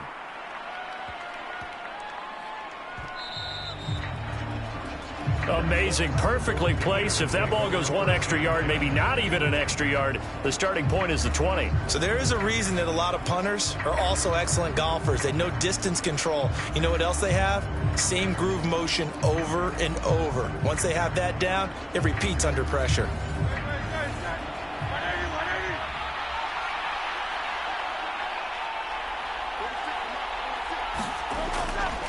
So the drive's going to start with Pollard. And the result here, a pickup of 8.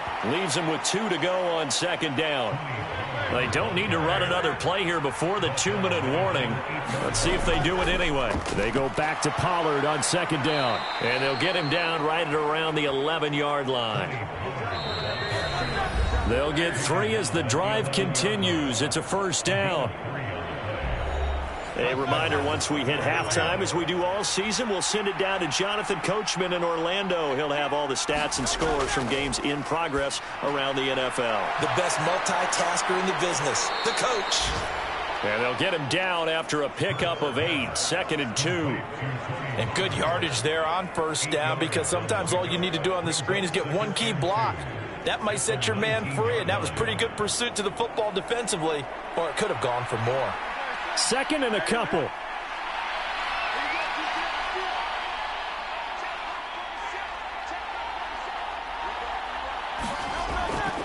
Looking to throw. Here's a screen now for Pollard. And he'll be out of bounds just shy of the 30.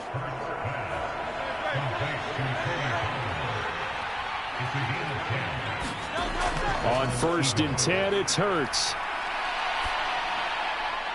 He finds his man, complete. That's Watkins. And able to get this one across the 45 before he's brought down. The Eagles going to take the first of their timeouts as they'll stop it with just over a minute to go before halftime. Back to throw again. He finds his man, Pollard. And he's tackled a yard short of the marker. Good gain of 9 on first down. Now the Eagles will use the second of their timeouts as the clock will stop with 55 seconds to go until halftime. Second down. Here's Hurts. This short throw caught by Goddard. And Goddard going to have an Eagles first down as he'll get this down to the 36. Throwing from the gun, it's Hurts.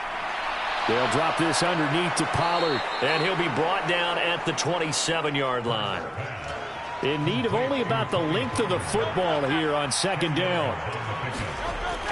Again, he'll drop to throw. Pollard here once again, back-to-back catches. Now a timeout. 7 seconds left in the first half. So even though it's first down, here's the field goal unit on now to try to get 3 before halftime. The kick by Elliott is good. And that'll open the lead up to a touchdown now at 13-6. So a late 3 there, and that'll help as they head into the break. Talk about situational football and something they've worked on since the OTAs and mini camps the previous summer. They take care of the ball, get 3 points, knowing they're going to get the ball to start the second half. That's the old 2-for-1 special to finish things off.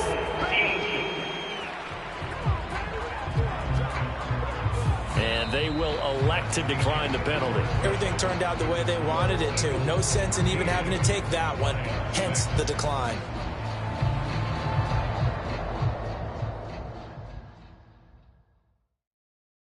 All right, Brandon, thank you very much. We're starting to get near the home stretch of this NFL season. It's Week 13, so let's get an update on what's going on. We'll begin up at legendary Lambeau Field in Green Bay. And as you see, they were winners back on Thursday night. Justin Herbert leading the way in the victory with 3 touchdown passes. From there, we'll head down to the Big Easy. Check on the Saints at home at the Superdome. And this one going the visitors' way, as the Texans have the lead in that one. Michael Thomas, a touchdown reception. Lastly, let's get you to Charlotte, North Carolina. Check on the Panthers at home at Bank of America Stadium. As you can see, the score there in the second quarter. Jonathan Mingo with a touchdown catch from Bryce Young.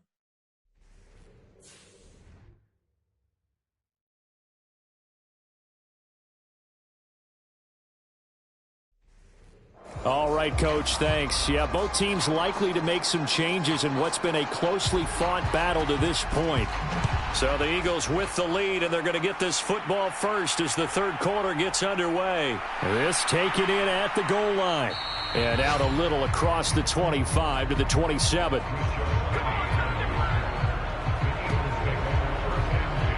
Out come the Eagles now as he'll go on offense first here in the third quarter. And Charles, they've got the lead. Put your coaching hat on here now. What's the game plan for the second half? I think getting the running game going a little bit more, because I thought in the first half they didn't get it moving the way that they would like. They had success throwing it, but I think these first couple of drives, they'll want to get those running backs going and give them more opportunities, and I will guarantee you that those guys were lobbying for them in the locker room at halftime. From the 31, here's 2nd and 6. Now a shotgun snap as they'll look to throw. This will be caught by Brown. And he'll be taken down, but not before they work it across midfield.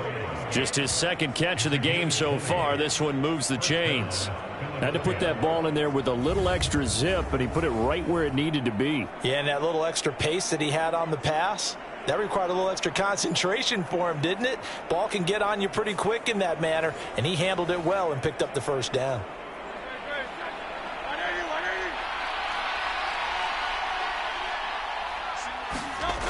They'll look to throw here on first down. This is Smith with a grab. And he is out of bounds inside the 35. 2 catches in the first half. Now he's got a third here, and it's good for a first. Kind of a dangerous throw there. He's off balance when he gets rid of it. But this is all about a quarterback knowing what he can get away with. And that time, it turns into a completion and a healthy gain as well. From the 34 now, here's 1st and 10. From the gun, it's Hurts. Over the middle here to Brown. So the completion good for 6 yards, and that's going to bring up 2nd down.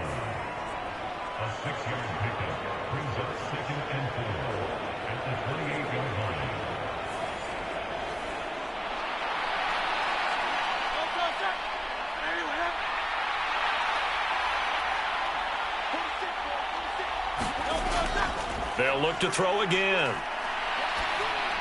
He's got Smith here.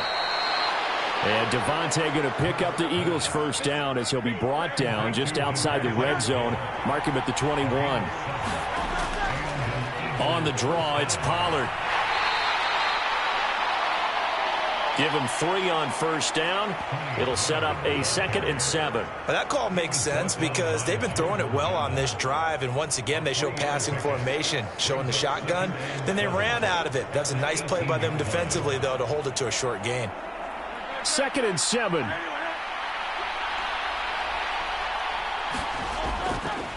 Going to run again here with Pollard. And he'll take it from the 18 to the 15. A gain of 3. I do know from experience that when you slow down someone's running game, you're now doing the dictating on defense. And guess what? Now you're getting ready to tee off on their quarterback because they have to throw it all the time. But you still have to be alert for the draws and other plays of that nature to make sure you don't get hurt. The 8th play of the drive coming up. It's 3rd and 3. He'll drop to throw. A bullet throw, but incomplete. So Hurts is off, and on comes Jake Elliott for the Eagle field goal. That's just 32 yards officially from the right hash. The kick by Elliott is good. And that one makes this a 10-point game at 16-6.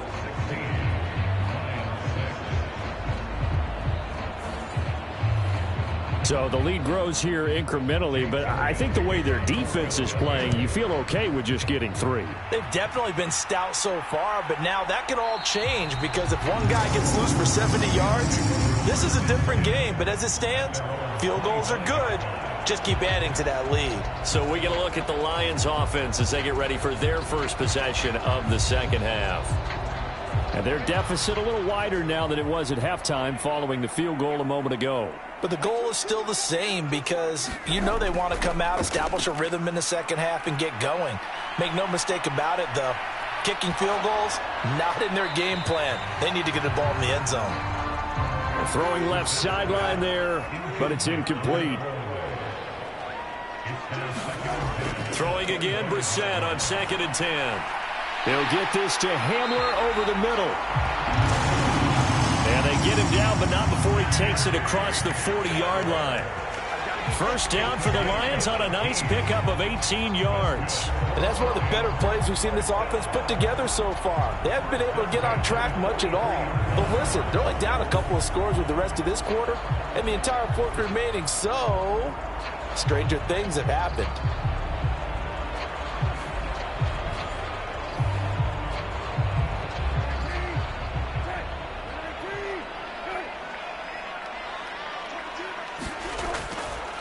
On play action, Brissett. A throw on the run, but that's going to be incomplete. Here's 2nd and 10.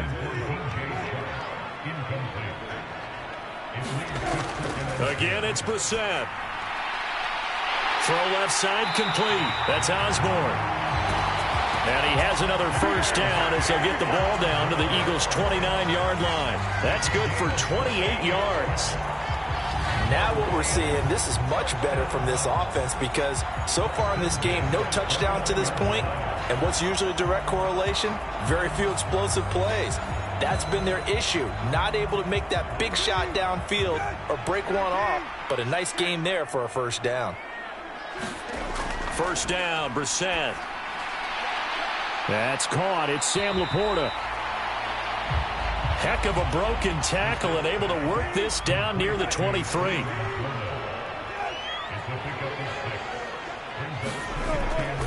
On 2nd down, Montgomery. And tackled down after a gain of 3. Leaves him with 1 yard to go on 3rd down. Well, they still have time to get him established, but in my estimation, they've got to pick up the urgency here. They've got to get quickly in and out of the huddle and run off a bunch more plays.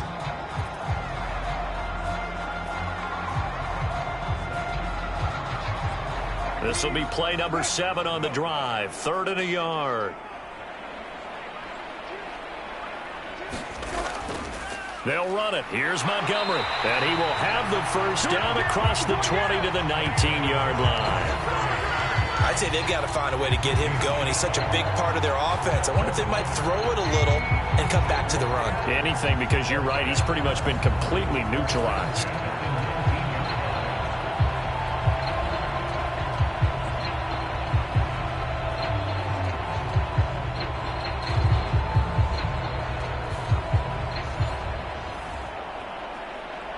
So here's a 1st and 10 now down inside the 20.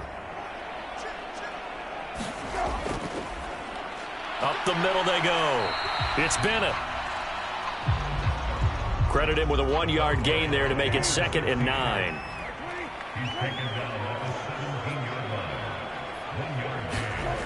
Brissett.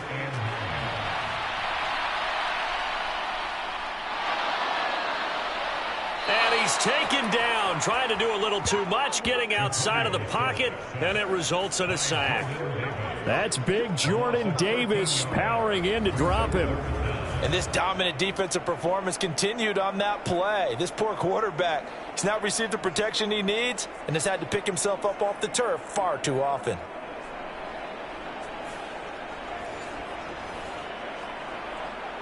This offense in desperate need of a conversion as they come up on 3rd down. Here's Brissett. That one complete. He finds Sharp. And they'll be inside the 25 now at the 24. They'll wind up getting 7 on the play, and that's going to make it 4th down. Brandon, a good idea there on 3rd down. Run a little clear out and hope you can get your receiver the ball coming across the formation. Nice design, but well played defensively, and they stop him well short. Here's Michael Badgley ready for the field goal try. And this one a 41-yard attempt. Badgley able to punch this one through. And this is back down to a 7-point game.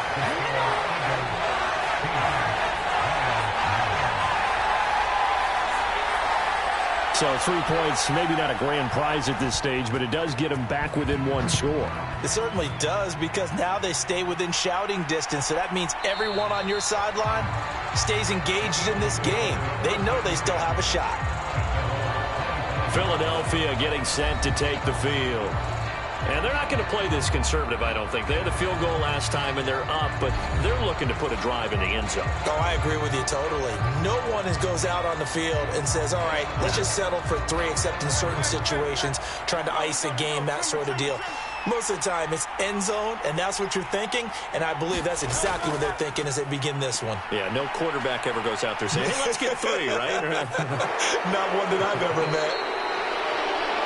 And Hurts able to show off some of that elusiveness as he slides to the ground there, and in the process picks up the first down. The defense did its job of taking away a quick throw, but that's only half the battle because they've got to get to him before he can make a run for it. A little bit late containing him there, so he makes a nice gain out of a play that looked like it was in trouble. So here's a 1st and 10 at the 38. Throwing is Hurts. That's dumped off to Pollard. So the completion good for just 3, and it's 2nd down. Well, offensively, that's the mismatch that you want. You want to force a linebacker to try and cover your back out of the backfield, out in some open space. The linebackers nowadays, they run like backs, and they take a lot of pride in covering. What a nice play he made there in the open field. That's good. The completion there for 7 yards. And they'll be faced with a 3rd and inches. They'll set up a throw. Work in the middle of the field, and he's got a man complete. And it's going to be another first down as they'll get him to the ground at the Lions' 36. A sizable 16-yard chunk there. The drive continues. And Brandon, from our time in college football, where receivers weren't running the traditional NFL route tree, one thing they did learn, find open areas, find soft spots, and set up and catch the ball. And I think we just saw that there. Yeah, we saw that indeed, picking up the first. So the ball moves into Lion territory now. Here's 1st and 10 at the 36. They'll stick with the passing game as he looks to throw. Throw right side, caught by Goddard, the tight end. From the 29, here's 2nd down and 3. Hurts. Quick slant here to Smith. And it's going to be another first down as they'll get him to the ground at the Lions' 19. Pollard will take it up the gut. And just a couple yards there down to the 17. Here's a 2nd and 8.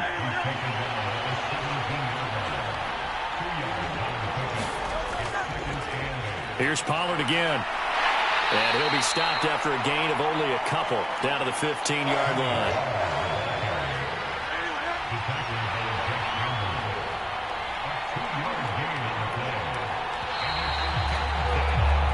So they'll get a little extra time to come up with his 3rd down play as we've played 3 quarters. We'll return with more after this. This is the NFL, and it's on EA Sports. And they'll be in search of 6 yards here on 3rd down. This is now the 9th play of the drive. They run straight ahead here with Pollard. And he picks up the first as he's able to take it down to the 7-yard line. 54 yards rushing for him here as he starts to draw closer to a 1,000-yard campaign. As I take a look at the clock, I realize that this drive has eaten up a good portion of the 4th quarter already. Got to tell you, partner, when you're trying to salt away a game, this is exactly what it's supposed to look like.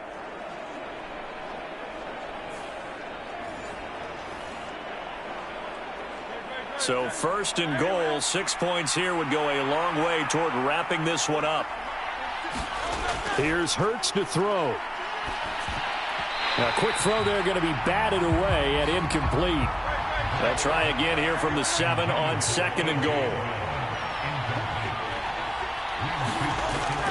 They'll look to throw. And he's got it. And he'll be brought down here at the 3-yard line. A lot of tired bodies on that field, but this is a big play, 3rd and goal. Eluding the pressure right. And he'll take it into the end zone for an Eagles touchdown. Jalen Hurts, a 3-yard touchdown run. And the Eagles look like they're going to get back in the win column as they extend their lead here in this fourth quarter. That's a really good decision right there outside of the pocket. You've got to know the right time to shift from passer to runner. He was looking and looking, nothing there. You can almost feel the brainwaves firing as he calculates, I think I can win a race to the pylon. And he turns out to be right. Touchdown. Elliott now to add the extra point.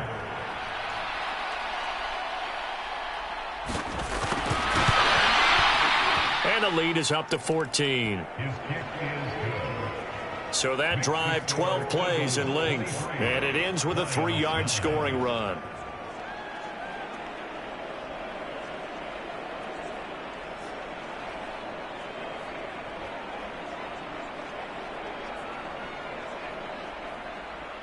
Now after the touchdown, here's Elliott on to kick it away. Taken at the goal line. And that decision to bring it out ends up not being a good one. Costs him about 5 yards as he's tackled at the 20. Detroit's offense ready to take over. And tough to win games if you're going field goal, field goal, field goal here. They got field goal last time. Now they'll be looking for a touchdown. They're looking for the big chunk now because, as you noted, the field goal way of doing it makes it that much harder and puts more pressure on every possession for you now. Go ahead and get 6 and feel a lot more comfortable about the position they're in. Bigger chunks. We'll see if they can get the score. They'll lose a yard there, and it's 2nd and 11. There's no question that coming into this game, this defense is pretty vocal about its desire to take this running back out of his game. And all that pregame wolfing has turned into results.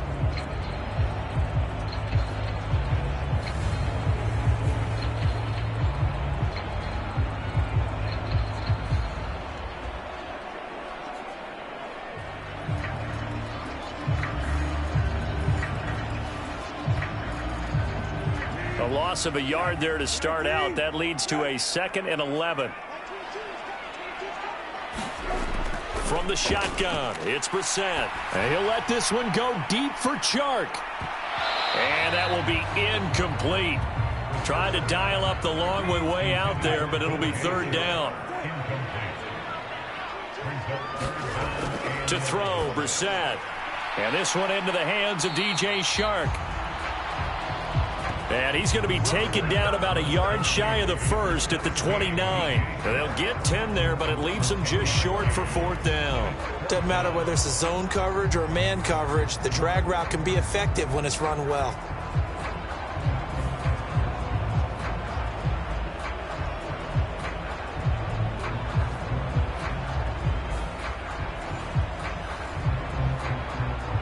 Here comes the Lions punter now, as he'll punt it away for the 4th time today. He's averaging just under 50 yards a punt as he gets this away. It's a 45-yard punt, just a 1-yard return. And it will be 1st and 10 as they take over.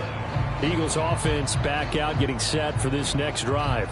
Now, there are 2 scores on the plus side. Still time here in this 4th quarter, but maybe you start thinking about playing keep away? Yeah, I think here's the situation. You're not thinking touchdowns anymore. You're just thinking 1st downs to keep up with your theme there, playing keep away. Hurts fumbles it.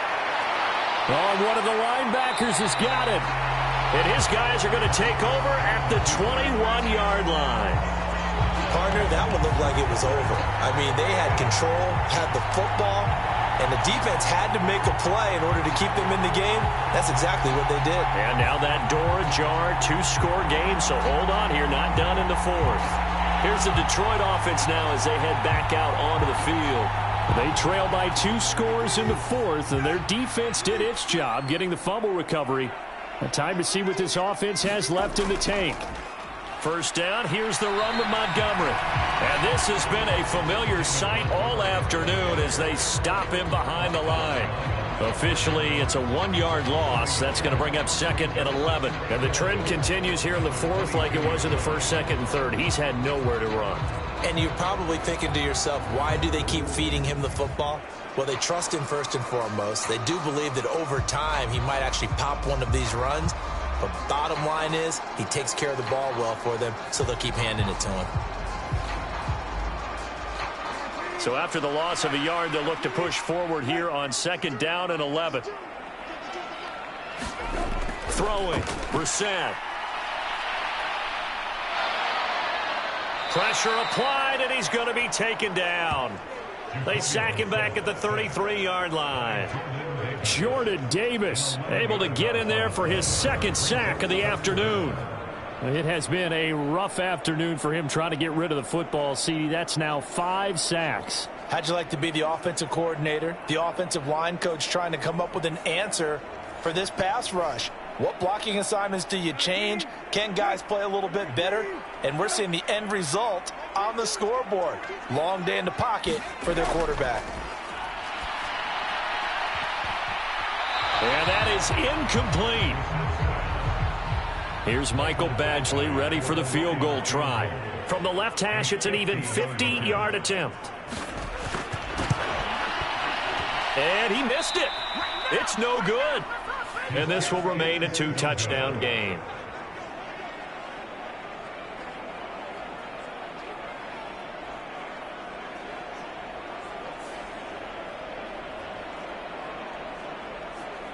The Eagles coming out as they get ready. And they enjoy this 4th quarter lead, starting out 1st and 10 now following the missed field goal. Now listen, now no kick from 50-plus is a gimme, but here you're indoors in a dome. You'd think ideal conditions. Yeah, it's one that he would expect himself to make, not just us expecting him to make it. Over the years, my theory is very simple. The athletic ability of kickers continues to get better and better. Check their backgrounds. They were all county, all state, and other positions, not just soccer players. These guys expect themselves to be great as well. 5th catch of the afternoon, and that gives them a 1st down. The passing game continues to be their friend. Even with a stable lead here in the 4th, Charles, they're going back to that well. Yeah, with their overall philosophy, you know that they trust their quarterback. He's been able to throw it well. They continue to throw these safe passes. Who can blame them?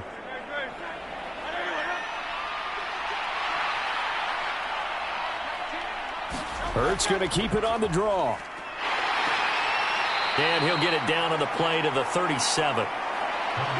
Give him 4 yards there on the 1st down keeper.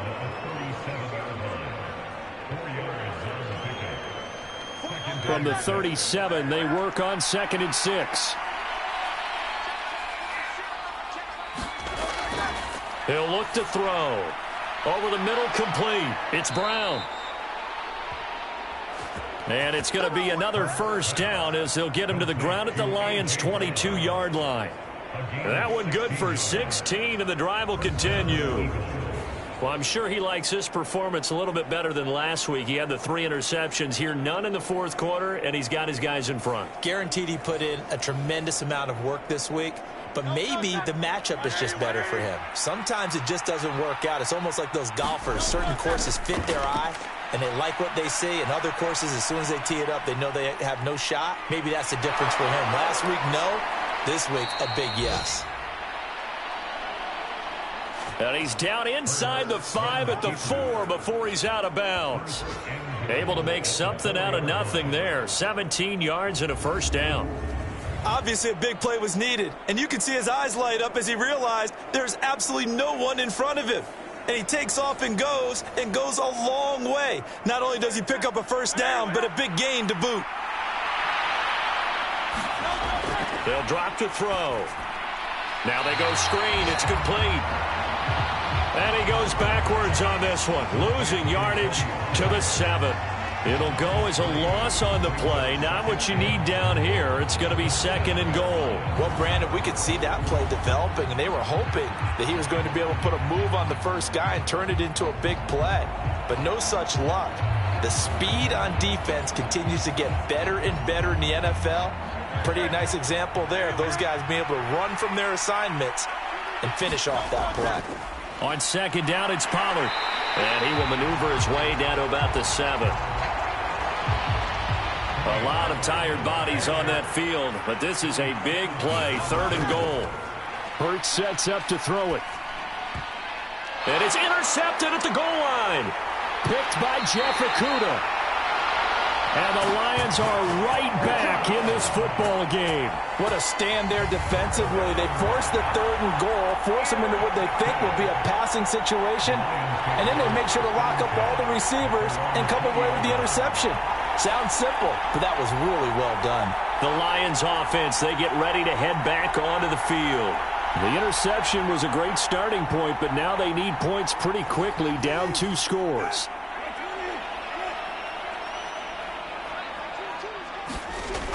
Brissett to throw on first. Pressure comes, and down he goes. The Eagles get there for the sack. They'll wind up losing 8 on the sack there, and it's 2nd down.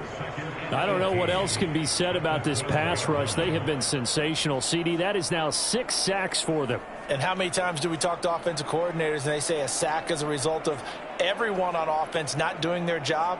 But let's be honest about this one. This is the offensive line unable to counter the pass rush. They've been teeing off all game long.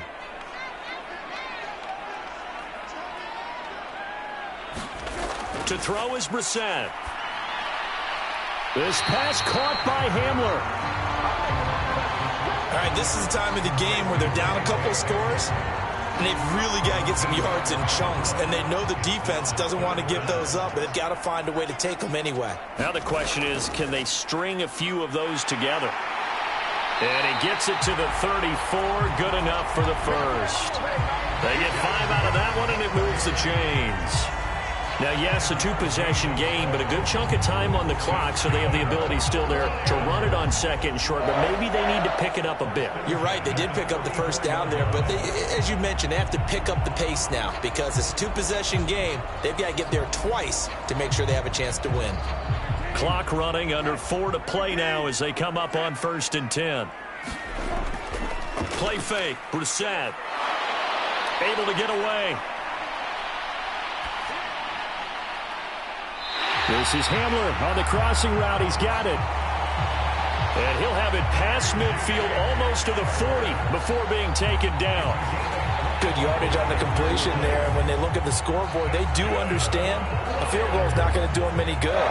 My guess, they're going to press the ball downfield as far as possible, try and throw it into the end zone and get a score because they know they've got to get that done and get the ball back as quickly as possible. The first down throw for Brissett. And that is going to be incomplete as he led him a bit too much. So now 2nd and 10 after the incompletion on 1st down. Brissett now. Sharks got it, left side. And they'll be inside the 35 now at the 34-yard line. Trying to keep the drive going here. This is play number 7 on 3rd and 2. Able to find the open man. That's complete. And he has another first down as they'll get the ball down to the Eagles' 24-yard line. In a 2-score game, obviously, every play, every 3rd down, like we saw there, magnified, big pickup. It was a huge pickup. What they really want, though, is to not even get to 3rd down. They've got to maximize time and conserve as much as possible. All 3 timeouts plus the 2-minute warning. Here's 1st and 10. They'll throw again. Brissett. Oh, now he's stripped. He lost the football. And it's picked up by the Eagles. And he's going to return it to the 21-yard line. Brandon, I don't want to violate any of our broadcasting rules by declaring a game over before it's over. But that one, that puts them in real jeopardy there. Absolutely. It was a 2-possession game. It is a 2-possession game at this stage in the 4th. They needed points out of that drive. And obviously now, no chance at all to get those points that they so desperately needed. They'll start with the option. And they're able to get this one across the 35. 2 minutes left to play in this football game here on EA Sports. From all the way up at the 38 now after a good start to the drive. And now a fake there on the jet sweep as they'll give to Pollard. And this will leave him a yard short. Nice pickup of 9 yards on 1st down. Another yard would probably put this thing in the books. It's 2nd and 1. He's going to get it again. Just looking to get forward and protect the ball. Whistles now and a timeout. So defensively, they burn it here with 1:51 left.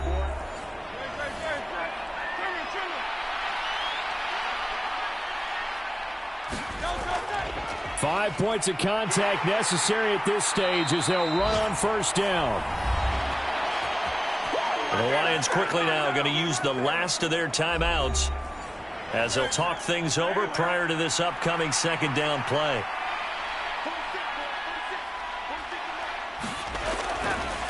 On the option left, it's Hurts. And that should do it. He's got a first down. And the Eagles, they can run it out from here. They give him 17 yards that time as that'll move the chains.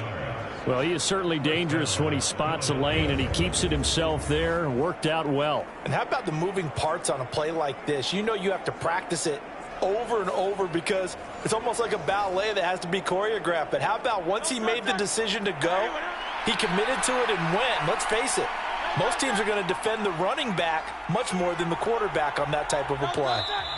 The Eagles in the victory formation as they take a knee.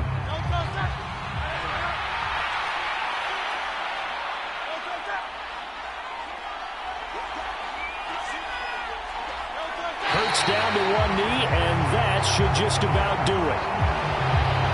Yeah, it's fun to kneel down in front of your home crowd, but when you go on the road, that band of brothers attitude, right, just us against the world, and get it done, how happy are they? I remember a coach at a previous stop telling me, you get a win on the road, doesn't matter the opponent, get out of there like you stole something, and they did in this one.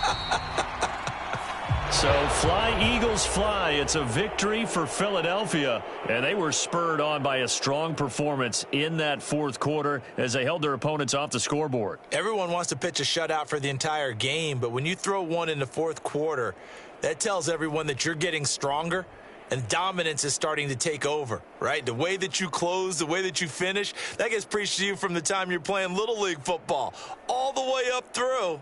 And they closed them out with a big-time performance down the stretch. So for the Eagles, the win pushes their record now to 11-2 on the year. And they'll be able to enjoy this one through the bye week before they get back at it again. Meanwhile, for the Lions, the playoffs look to be out of reach now as they drop to 4-8. And they'll try and turn things around next week as they have a date at Soldier Field with the Chicago Bears. And for Charles Davis and our entire crew, I'm Brandon Gaudin. You've been watching the NFL on EA Sports.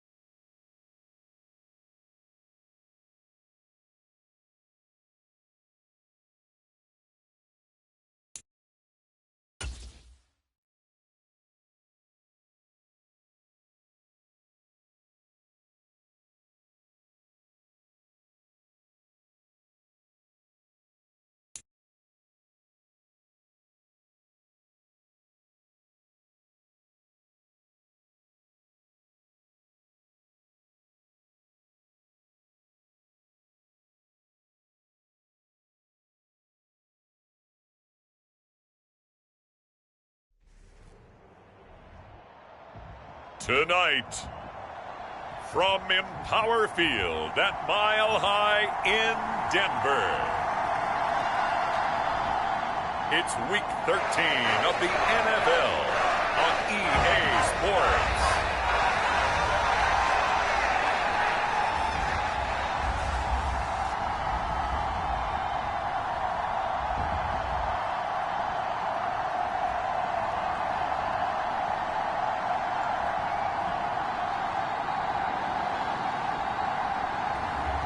It's the Denver Broncos taking on the Los Angeles Chargers.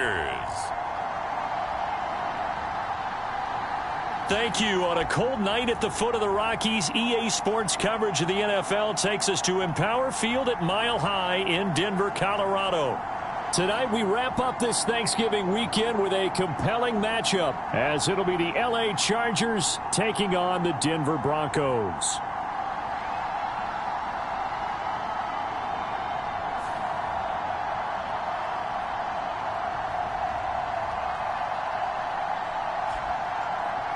And hello again, everyone. Brandon Gaudin alongside Charles Davis. And, Charles, we look at this Bronco team. They come in the midst of a pretty bad stretch here. Losers of 5 straight. So many different reasons teams hit the losing skids, but the best way...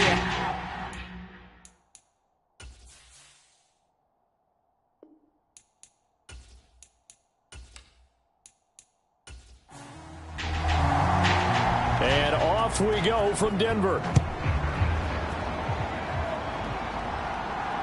On the return, it's Washington. And he won't quite make it to the 25.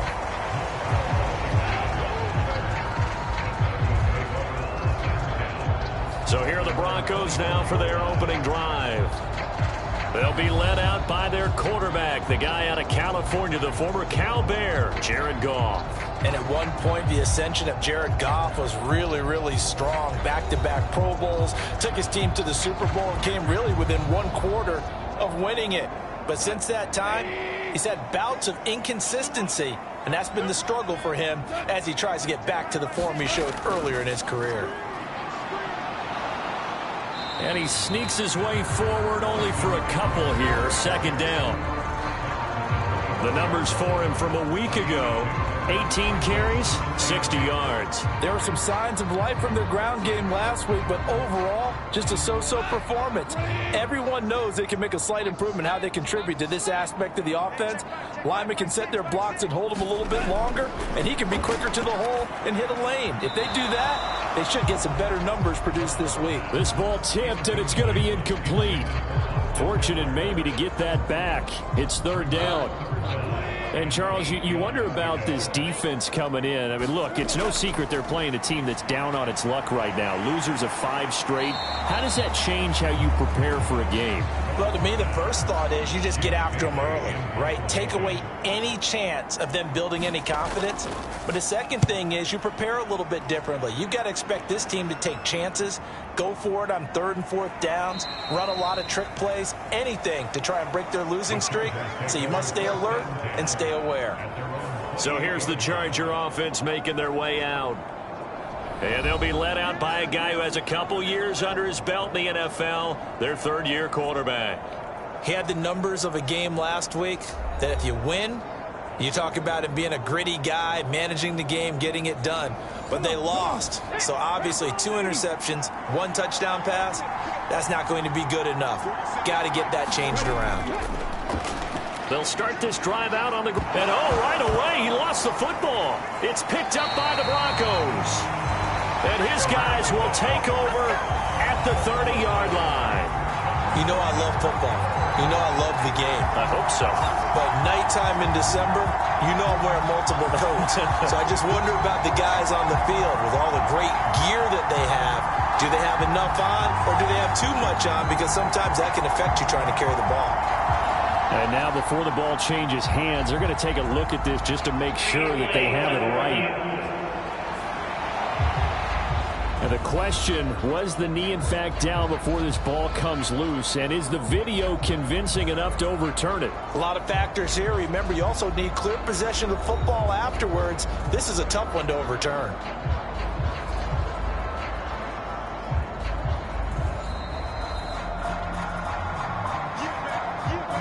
So that one overturned. They say the knee was down, and that will not be ruled a fumble. 2nd and 6. He'll get this complete to Kadarius Toney.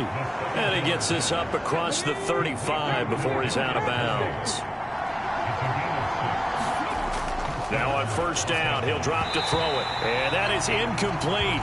He couldn't hold on through the contact. Brings up 2nd down.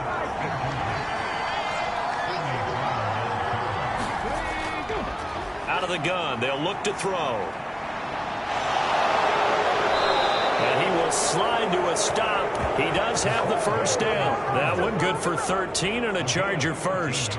This early in the game, it's all about making steady progress downfield, hoping to lead to early points. And you can do it with your actual play calls or sometimes something a little more improvised, as we just saw there.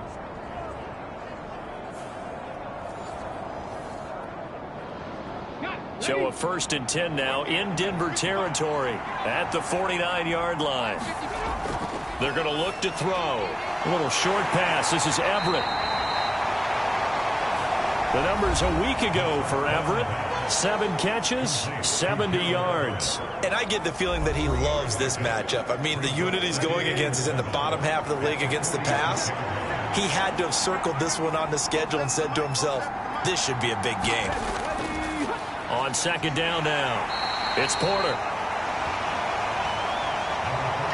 When you look at this Bronco defense, this unit, they're hoping to improve against the pass because right now, Charles, number 27 in the NFL. And I think you're going to see some changes in the offseason, whether it's through the draft, free agency, maybe even both. They definitely need some help in the secondary. 60 catches for him now on the year. This last one, a 1st down. That's what we're used to seeing from him right there. Plays like that, why he's number 4 in the league in terms of receiving yardage. Able to make adjustments all along the way. Doesn't matter where he lines up, where he releases from. Working his way into the secondary, figures out defenses and finds weak spots in order to get open. So 1st and 10 now from the 30. He'll look to throw. Escaping the pressure right. Evades him at the 20. And inside the 20 before he's brought down. Good coverage downfield led to him taking off, picking up the 1st down on a 13-yard run.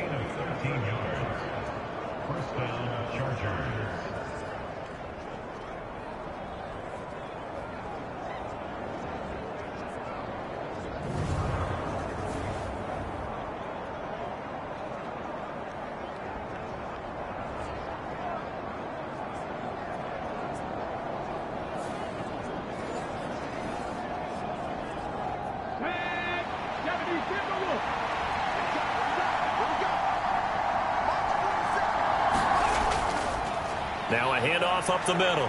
Porter.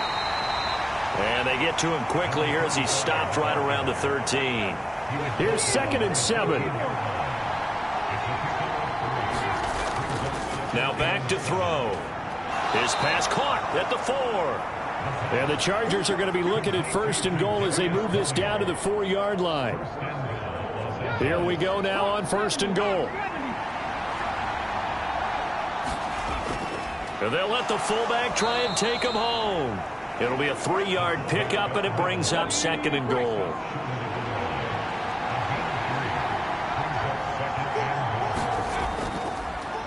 They'll try to run this one in. And he will get in across the chalk for a Chargers touchdown. A great play there with his 14th rushing touchdown on the year. And the Chargers will claim the early lead as they're on the board first here tonight. So that a great sequence for these guys to begin the ball game. They force the punt on one end, then come right down the field and score on the other. And that's a great example of leaning on each other and building a little momentum that way. How about the defense forcing the punt, turns it over to the offense with confidence, and they take it downfield and score. Kaimi Fairbairn on for the extra point.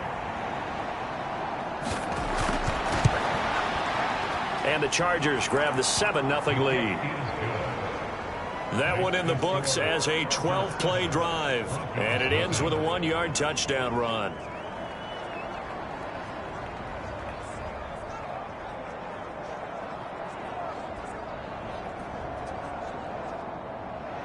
After the touchdown, Cook now to kick this one away.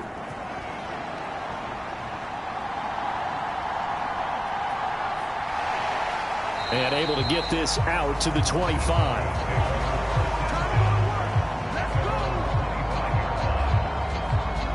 So now the second drive offensively coming up for the Denver Broncos.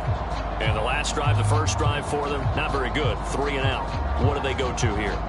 Well, you don't look down at your play sheet and say, this is what the problem is.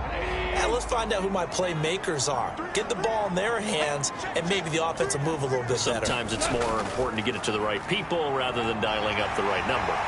Exactly. Or the right play, yeah. That too. And he gets this one just shy of the 40, down at the 39. They went 3 and out on their first drive. Things already looking better here. 1st and 10. 3-4 defense, and that O-line really dominated the D-line on that play. And think of it this way. With a 3-4, you have a natural bubble over each guard because those guys don't have defenders over them. Oftentimes, if you want to run up the middle, they can get upfield and get on the linebackers right now, and that gives the running back a heck of a chance to get into the secondary. Meanwhile, Goff's throw taken in by Sutton. And he'll be taken down, but not before he works it past the 50. Denver has a first down on the 15-yard play.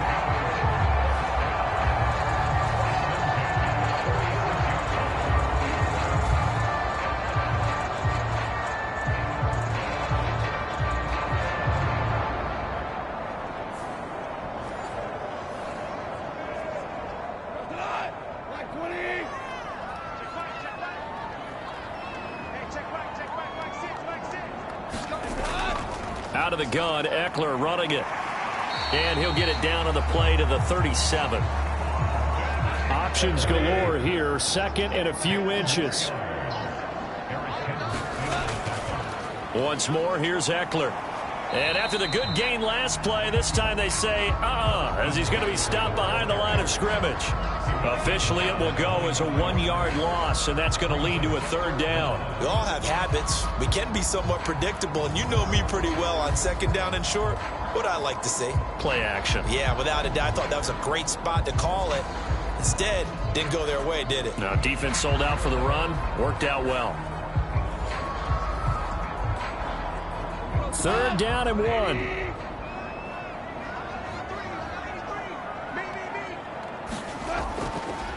And they'll try and run the option to pick it up.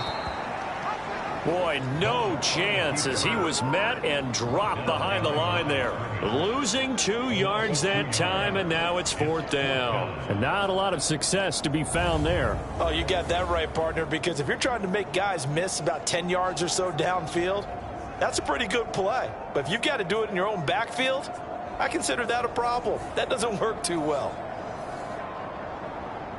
Too long for a field goal, too short to punt. That in-between range, and they'll go for it on 4th down.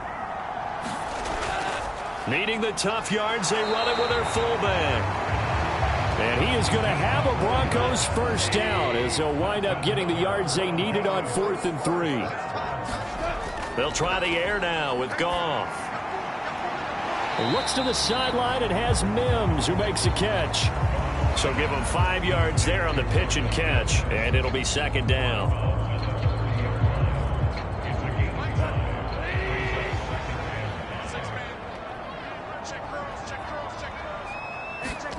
Now Goff. Throwing quickly there, but it's incomplete. They'll break the huddle and come up on the 9th play of this drive, needing 5 yards on 3rd down. Goff. And that's going to be incomplete. The coverage too good there. The contact popped the ball free, and it's 4th down.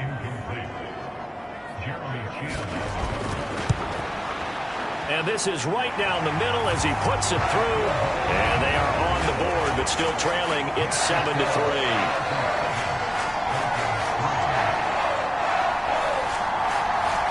So they're able to end that drive with 3 points in this one-possession ball game. And ideally, you want to end every drive with points. Most quarterbacks would tell you, let's end it with a kick, right? A PAT, that's number one. Field goal you'll take. Punts, you really don't want to do that. In this case, they'll take the field goal and get prepared for the rest of the game. The Chargers get set to go here for their second drive. This drive here beginning probably with a pair of motivated groups. Remember, the offense scored a touchdown on their last time out, looking to repeat that in Charles' defense. They were very frustrated after giving up 6 the last time on the field. And frankly, it's just a battle of wills in a lot of ways because you know they're both motivated. They both game plan for this drive, and they both have specific outcomes in mind. To me, it just comes down to who can execute better and which side can step up and assert its will over the other. An incomplete pass leads to 2nd and 10 from the 25.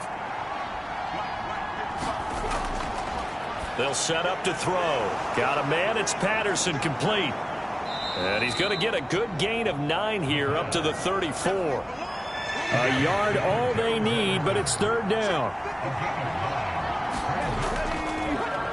Up the middle they go. It's Porter. And able to get this one across the 45 before he's brought down. 1st down, Los Angeles there with a pickup of 14 yards. Brandon, what were they thinking on defense there? They looked like they were playing for the pass. That was 3rd and short. Yeah, it was an easy pickup because they handed it to him. That was way too easy. Just looked like absolute confusion defensively. Not sure why they were in that set. Yeah, I'd say you ought to have a few men in the box there.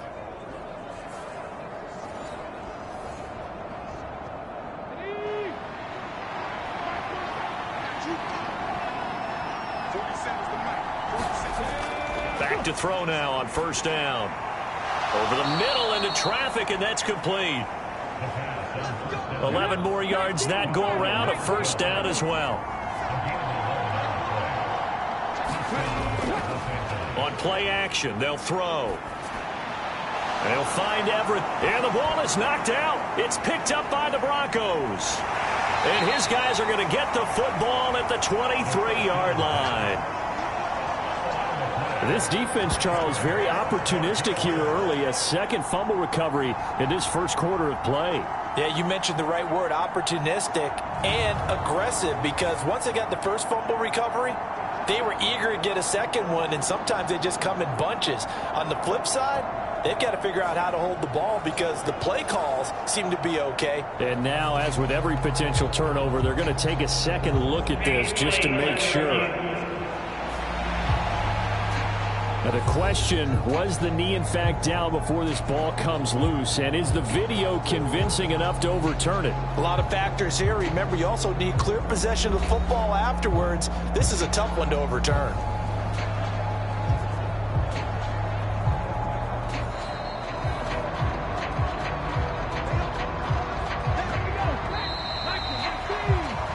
After one, 7-3 the score on EA Sports. Charger football to start quarter number 2. As they've got it with a 1st and 10. Looking to throw. Open man right side is Tony. This will be stopped about 2 yards shy of the marker. 8-yard gain, 2nd and 2.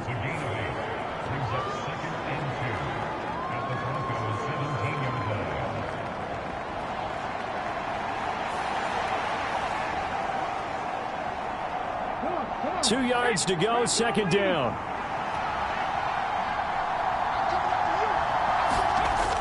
Again, he'll drop to throw. And he's got his big wide receiver complete. And the Chargers are going to have a 1st and goal as he's taken down at about the 8-yard line. Back to throw again. Over the middle, it's complete. That's good for a gain of 6, 2nd and goal. Nice rhythm throw there on 1st down. He located his tight end, made a nice easy pitch and catch. Hoping he can break a tackle or two. Wasn't able to do that there, but still good yardage. From the 2 now, 2nd and goal. They'll look to throw again. Back in the end zone. Could he get his feet down? No, it's incomplete. Tell you what, Brandon, if I see a dime look, if I see 6 defensive backs near the goal line, I'm changing to a running play every time. And they had 6 there. Surprised he didn't audible at the line? Very much. And he's in for a Charger touchdown.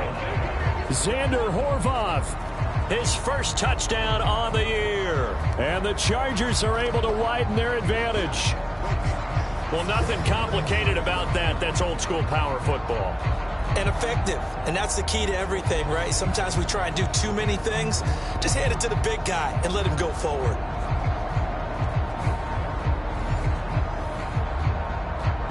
On for the PAT, Kaimi Fairbairn.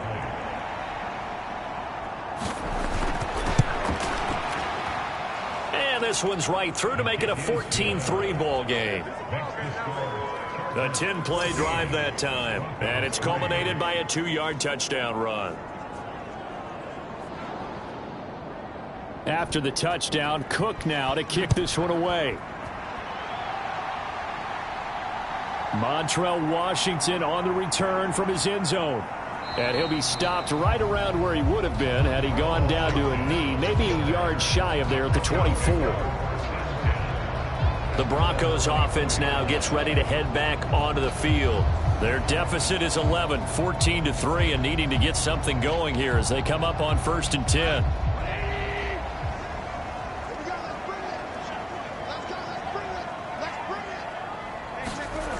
To throw is Goff.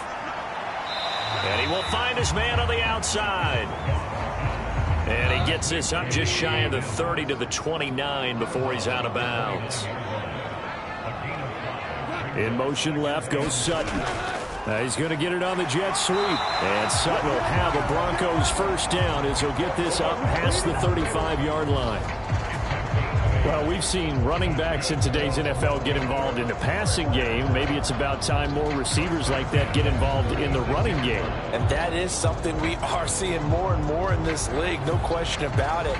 That wasn't the biggest of gains, but it was enough to get them a first down. And it continues to test the defense. They have to think on every play about who might end up with the ball. And now a throw on first down there, but it's incomplete. 2nd and 10.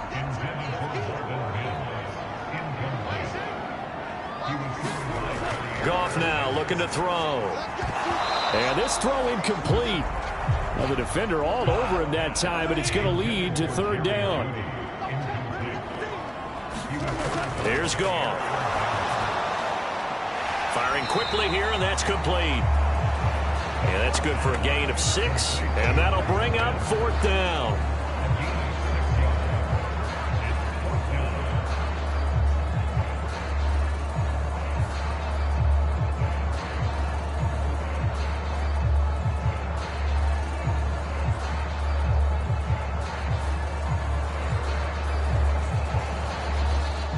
On is Jake Bailey to send this one away.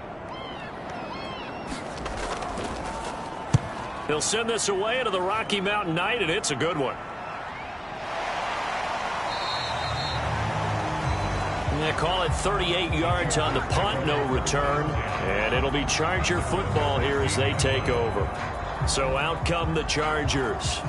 So for this offense, Charles, remember, drive 1 made it to the end zone. Drive 2 resulted in a touchdown as well. Now they'll try to make it 3 for 3. Yeah, and you know, they told us all week that this was the plan and this is what they wanted to execute, but did they really believe it would happen this well, this efficiently? I know they'll take it, and afterwards they'll say, there's never a doubt in our minds we were going to be successful in this one. They'll set up a throw. And he will slide to a stop. He does have the first down.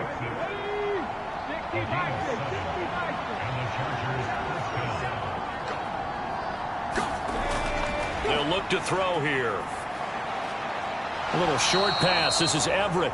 And he's able to get this one up to his 30 before he's out of bounds. The Chargers at 9-2 to start play. Charles, they were losers last time out. What do you think they need to do differently here? Well, I don't think it needs to be as drastic as burning up last week's game tape or not watching it, but the attitude has to be what's done is done. Let's move on. Put that one behind them, galvanize themselves, and go forward and get a win in this one. And he's brought down at the 34. Call it a gain of 4.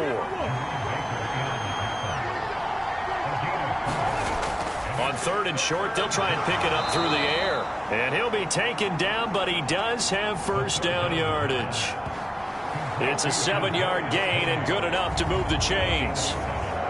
Well, we use the term pitch and catch a lot to denote an easy completion. We just saw one right there on 3rd and 3 to pick up the first down. Why are those so tough to defend? Just because they hit so quickly? Yeah, it's all about timing and confidence. Quarterback sees it, rips it, there you go.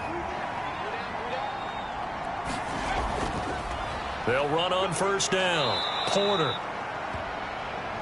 It's a 6-yard pickup, and it gets him to 2nd and 4. From the lineman to the guy running with it, that was a well-executed first down by the offense. With 2 shots left to get the first, you can get a little aggressive here on 2nd down if you want and try for some bigger yardage. 2nd and 4. And that went too far in front. He couldn't reel it in. It's incomplete. The offense on 3rd down tonight, a perfect 4 for 4 thus far. This is 3rd and 4. Pass taken in by his big tight end. And he is going to have the Chargers first down as he'll be marked down a yard or 2 past the marker following a gain of 6.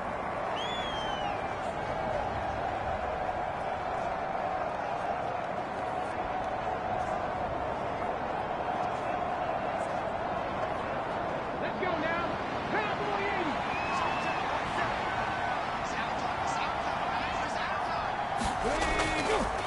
Off the play fake, he'll look to throw. A little juke. Oh, and now some space to operate. And this turns into a nice gain with a slide at the end. 23 yards on the tuck and run. Bottom line is that he is just something else as a runner because there are not many QBs in this league who can rip off a game that big, and he did it with the defense giving him a little extra attention after he hit him on a run earlier this series.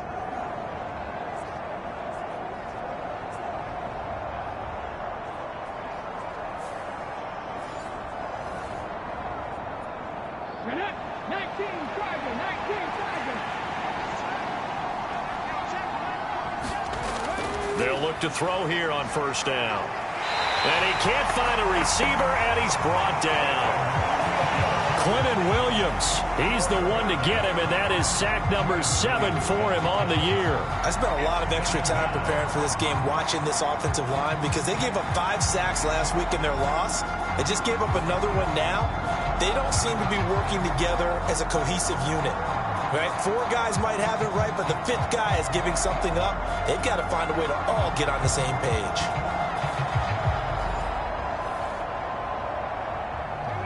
Now a 2nd and 10.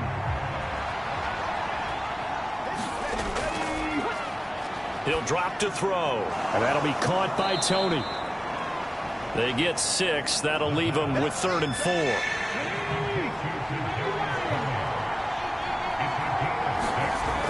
They'll look to throw. And he will not be able to hang on through the contact. It's incomplete. The coverage strong, and now it's 4th down. Now Kaimi Fairbairn for the field goal try. This just a 35-yard attempt from the left hash. Fairbairn able to put this one through. And they will stretch the lead now to 17-3.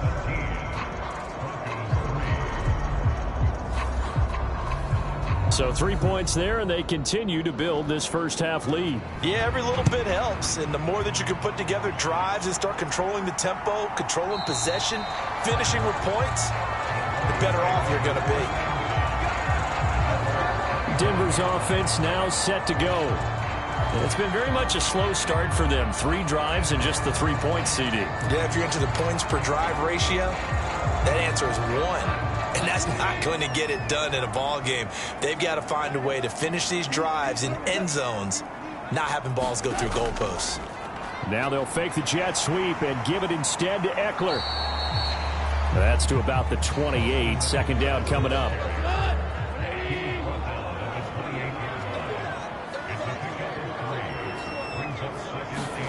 Goff now to throw.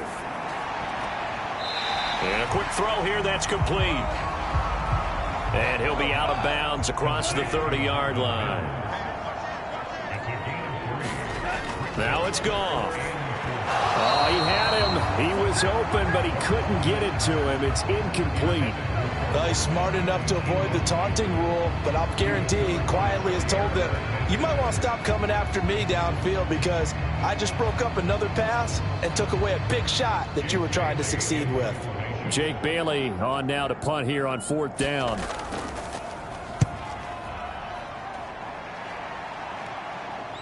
And a fair catch signaled for and taken successfully. 36 yards on the punt with no return. And out will come the offense as they take over. L.A. set to take over again on offense. And last time they were able to churn some clock. They got the field goal, added on to their lead. But that was a drive that was so long, it should have ended in a touchdown. You know that's how they felt. And we'll both be headed to the airport after the game, but we probably should go to the post-game press conference because someone's going to ask the head coach about this drive, and he's going to profess that he was happy to get points, and we know that's not true. Yeah. Okay, after this type of a drive, not getting a touchdown, a huge disappointment. Now a 2nd and 2.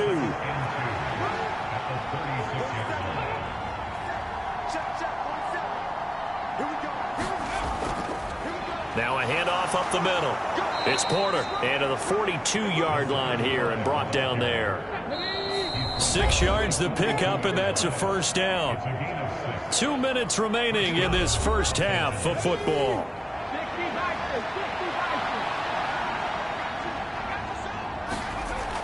On first down, he'll drop to throw. That's complete to Tony. So they'll get 8 out of that completion. And it'll be 2nd and a couple. From the midfield stripe, they'll look to throw. Quick hitter here, it's complete. And he's able to take it across midfield before going out of bounds. They'll look to throw now on first down. Oh, he was hit as he threw it there, and that one winds up incomplete. So after the incompletion on first, now 2nd and 10. They'll stick with the passing game as he looks to throw. And oh, he coughed it up. Oh, and one of the linemen on the other side has got it. And his guys are going to take over at their own 48-yard line. Well, we know he's got the speed to get downfield, Charles, but there's the negative side. A little loose with the football that time. And that's normal, especially when you have his type of talents, because you feel like you're into the open field and maybe you don't feel the people who are around you or closing in. All quarterbacks have to do extra ball security drills with the way the game's played now, because defenses, they attack the football as much as they attack the runner. Following the fumble recovery, Goff. This one complete to Jerry Jeudy. So the completion good for 7 there, and it'll be 2nd down. And he will find his man Sutton. That's complete. Now the Broncos are going to call the first of their timeouts as they'll stop it with just over a minute to go before halftime.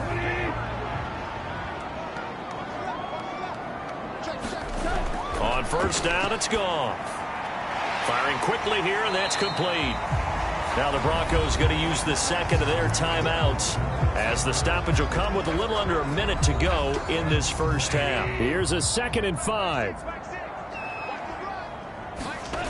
A shotgun snap for Goff.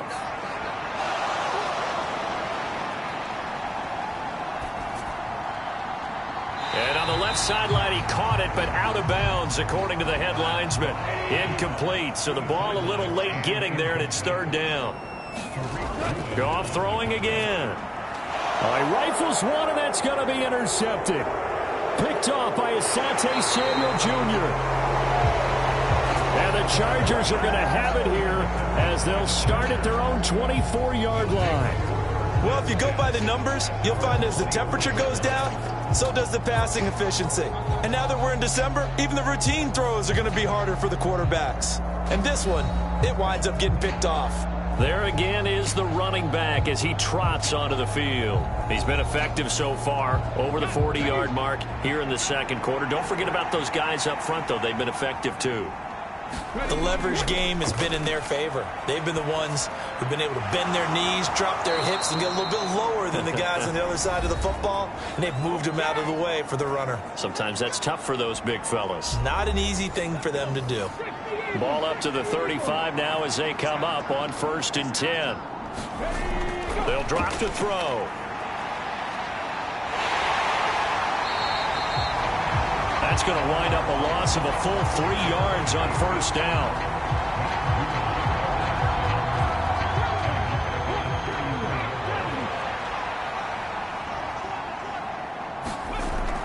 They'll throw now on the final play. And he slips up past the 45 before being tackled. So we're at halftime here on a Monday night.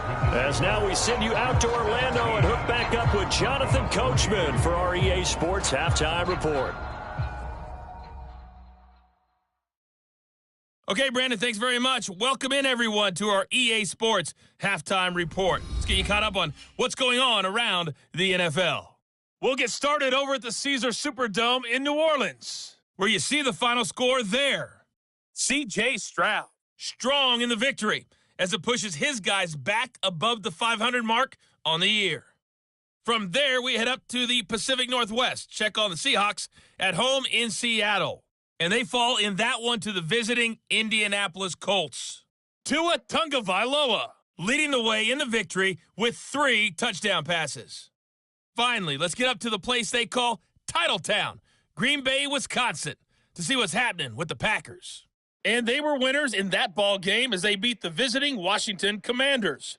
Justin Herbert leading the way in the victory with 3 touchdown passes.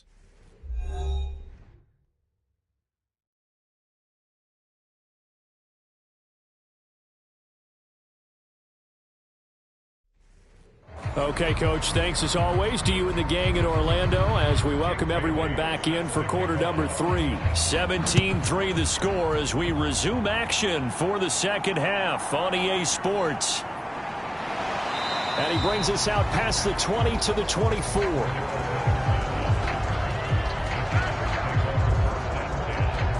The Chargers getting ready to go here to start this third quarter. Charles, for them, pretty good first half on the ground. They had some success running the ball in quarters 1 and 2, and they've got the lead now, a chance to expand upon that lead here with their first drive in the third quarter. Yeah, believe it or not, you and I have noticed that this great game of football has shifted towards pass first, run second. So for me, it's really nice to see some of these teams keeping the ground game as a big component of their offense, and it's working pretty well for them now. And let's face it, they can continue to do damage with it. And in addition, it sets up the pass game really well for them, too. Now this one to his tight end out on the right side. And now for him on the season, that is his 80th catch, and the result is a first down.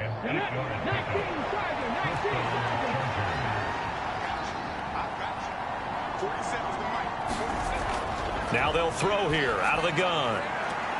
Looking for Tony on the out route, and he's got him. And he'll be out of bounds after getting this one across the 40. Now 2nd and 5. Back to throw here. And he will slide to a stop. He does have the first down. It'll be a pickup of 16 and a Charger first.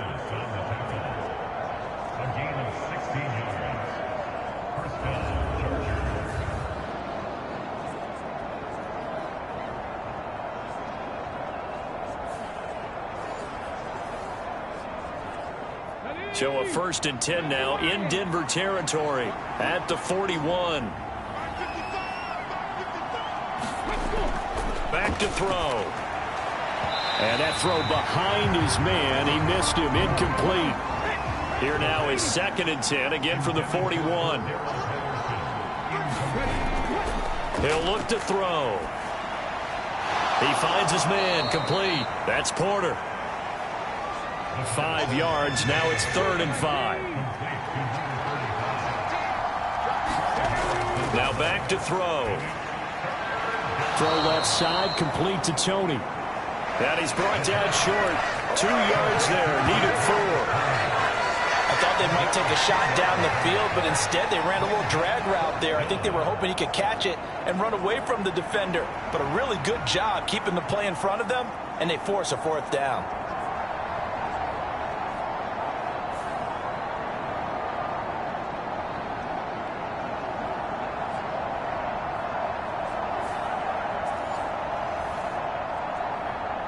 Would have been a decently long field goal, 51 yards from here, but instead they're going to go for it.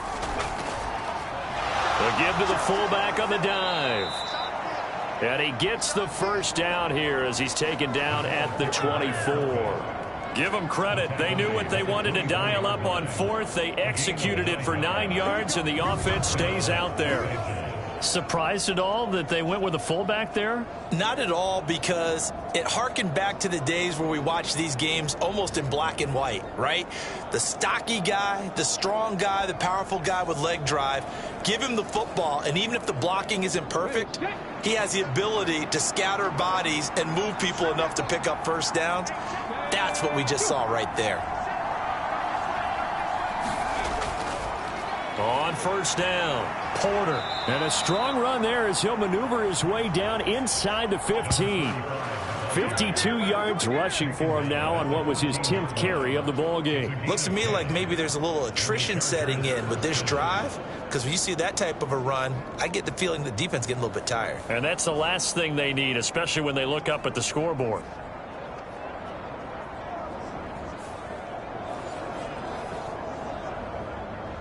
Here's a 1st and 10 at the 14-yard line.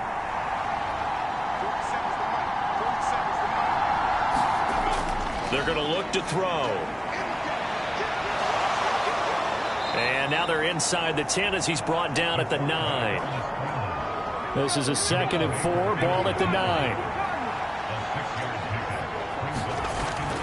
Patterson, he'll try it up the middle. And the stop will come inside the 5 at the 4.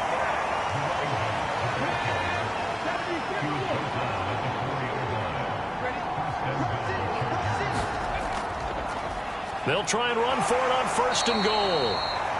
And they will stop him after a fairly minimal pickup.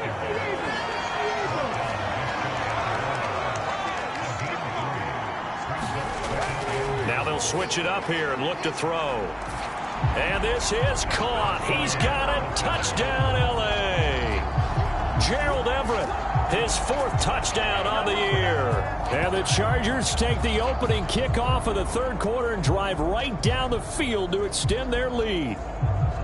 And he is a reliable target. They like to get him involved. They got him involved there for the score. And they should. He's a very good player. Remember, they can use him in certain positions, so many different spots, and he usually comes through for them. Fairbairn now to add the extra point.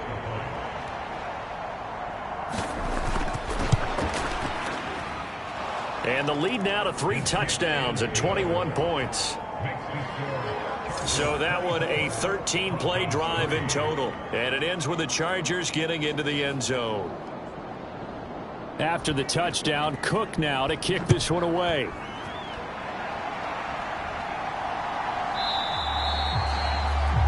And he'll elect not to return this one, so they'll bring it out to the 25 on the touchback. So now a look at the Broncos as they head back out there for their first possession of the 2nd half.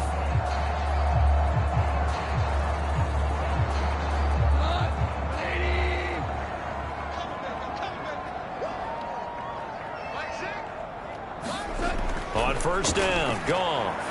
That's complete. It's Greg Dulcich.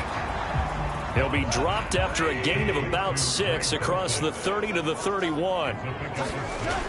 On 2nd down, Eckler. And they'll stop him after a gain of a couple to the 33. Another modest gain there on that one. And I think, Charles, you can probably pin part of the deficit on a failure on their part to really get this ground game established. Yeah, they've really struggled to be multidimensional in this one, haven't they, partner? Because they have to be extremely one-dimensional now if they hope to get back into this game. They'll have to do it by throwing the football and hope to have success through the air. And that is too far out in front of his intended target. Incomplete. And the punter Bailey on now as he sends this one away. That'll be a 44-yard boot, just a yard on the return as he's covered up quickly. And the LA offense ready for this next possession. They're continuing to rock and roll, and at intermission, maybe sometimes you fear after such a good first half of a letdown, but that wasn't the case. And what I remember most about being in those situations is exactly what you're talking about. You almost have that sense of satisfaction. You're like, we're doing really well. I remember one time someone saying, winning's fun, but so is playing really well. Why would we want to do otherwise? That was the message, to keep the intensity up, to keep things going. And that's exactly what we're seeing here from this team. Yeah, it's helped them extend their lead. And he can't find anywhere to go with it, and he goes down. Matt Judon, that is one he will remember. It's sack number 85 of his great career, moving him past Hall of Famer Howie Long on the all-time list. That time, finally, a measure of revenge as they get him down behind the line. It almost felt like relief, didn't it? Because with the success he's had throughout this game, you'd almost expect him to get free and pick up 10 to 15 every time he takes off. Not in that case. That has to feel good for the defense. Here comes third down at 7.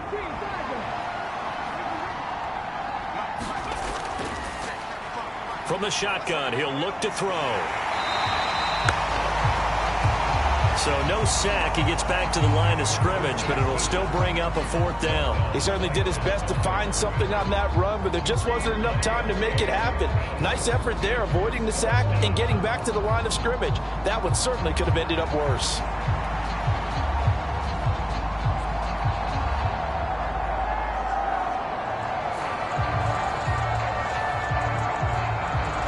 Here's Logan Cook now. And the way this offense has moved the ball, he hasn't been needed till here in the 3rd. He punted 4 times in the loss last week as he gets this one away here. A 45-yard punt, 4 there on the return. And the Broncos take over, 1st down and 10. And the football going back over to the Denver Broncos. Defense got the better of them last series, forcing a punt. See if they make a few changes in the game plan here and try to get points out of this drive. 1st and 10. Now Goff on 1st down. And that went to the right side and incomplete. 3rd quarter on a Monday night with a 2nd and 10 coming up. Goff now looks to throw. Over the middle, complete to Judy. That'll leave them with a 3rd and 2 coming up. They got 8 yards there. From the gun, here's Goff. Oh, he tried to fit it in on the slant, and it's intercepted. Picked off by the linebacker, Eric Kendricks. And the return will be stopped at the 34-yard line. That's now his 2nd interception in as many weeks from his linebacker position. And think about all the different techniques he has to employ in a passing situation. Is he spot dropping because it's zone? Is he picking up man-to-man? Is he having to run with a running back or a tight end? In any event, great eyes, head on a swivel, and excellent hands. Yeah, versatility and showing those hands. So 1st and 10, and if they score on this drive, might have to start digging in our second half blowout material. Up the middle they go. It's Porter. And he's going to get a solid gain of 9 before being brought down. 2nd and right at a yard. They've been running it well all game, and why not? The big guys up front, they're just having a ball, creating monster holes for their guys to run through. They'll give it to Patterson. And he's going to be met at the line of scrimmage and taken down.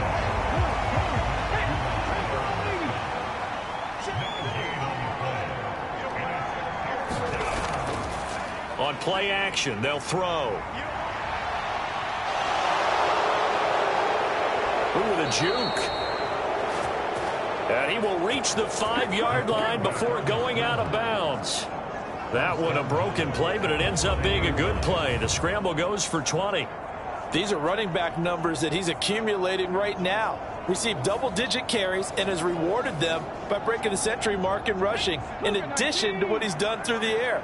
Definitely MVP caliber football we're witnessing. Looking to throw. Touchdown! a 5-yard touchdown as his guys have opened up a very comfortable lead. So they're able to capitalize there on the short field, and that might prove to be the score that turns out the lights. The party's over. Oh, sorry about that. That's an old reference there, folks. But, yeah, they've been the better of the two teams by far, and that's great complimentary football right there. Defense gets the turnover, sets up the short field, and the offense goes right out and scores to open up a pretty sizable lead. Fairbairn good with the extra point, and that'll increase their lead to 28. Just a 4-play drive that time, and it winds up with a touchdown for Los Angeles.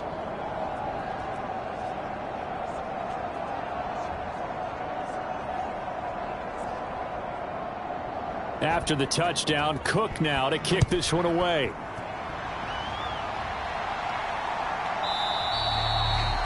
And he'll elect not to return this one, so they'll bring it out to the 25 on the touchback. Denver's offense ready to go again. Well, we haven't exactly been treated to a nail-biter in this one, CD, and if they cannot score here, this one's pretty much all but over. Are you saying that you feel like people are starting to think about getting out of here, maybe beating the traffic in order to get home or to their final destination? Yeah, I don't think there's a whole lot of reason to hang around, especially if they can't score here. Yeah, you're right about that, because it has been pretty clear who the better team has been in this one. And in a league that we talk about every game being a one-score game as we go into it, watching this blowout, let's just say it's been unusual.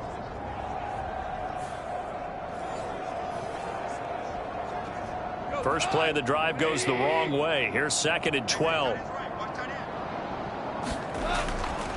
It's Eckler again, and he is met at the line of scrimmage, and he goes down right there. A 3rd down now. Those last 2 plays indicative of how things have gone for them. Just nowhere to go on the ground and struggling to put up points. He dumps it to Eckler underneath. And this effort will not get it done. He stopped well short of the first down at the 29. That one good for only 6, and it leaves him with a 4th down. Before they can get the punt away, whistles as we've come to the end of the 3rd quarter of action. We'll return with more after this break. You're watching the NFL on EA Sports. All right, they're going to try and keep hope alive here on 4th down. They're going for it. They go ahead and snap it. Gone. And it's incomplete. They cannot convert, and they turn it over. The Broncos unable to convert here on 4th. And the Chargers will get the football back in excellent field position. Well, their first 4th down attempt earlier was successful. This one backfires for a turnover on downs. I like their aggressiveness. I like what they're doing. They got it the first time they went for it. Why not a second time? I don't think they'll be daunted from attempting it again. If you're on the defensive side of the ball, though, any 4th down stop is a big momentum play. And he'll go down here right around the 23-yard line. It's a 6-yard gain on the ground, and that'll make it 2nd and 4.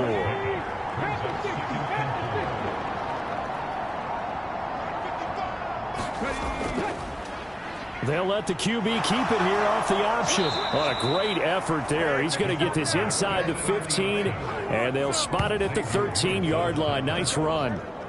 Nice pickup. 10 yards and a 1st down on the keeper. Well, that's the fear any defense has when the quarterback gets involved in the running game. You don't usually account for him, and he's hurting them today. Yeah, he's been very involved in the running game. Defensively, when you've got the coverage good downfield, how do you account for him, though? Occasionally, you start to spy him. Take someone who has the same agility, who can dance with him, run with him, and try and keep him in the pocket. That'll be especially critical here as we come down the stretch in the 4th. And here he'll get it down to the 7. 4 yards to go on 2nd down from the 7.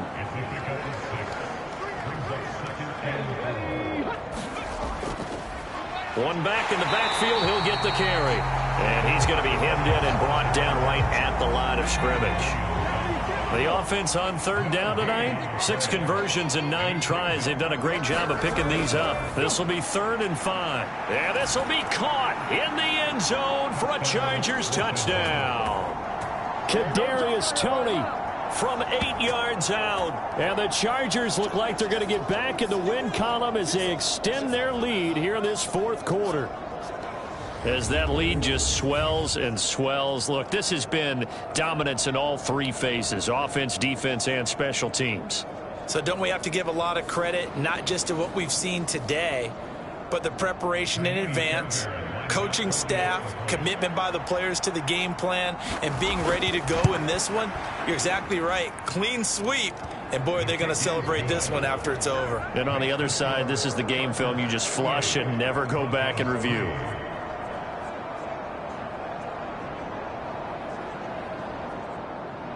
After the touchdown, Cook now to kick this one away.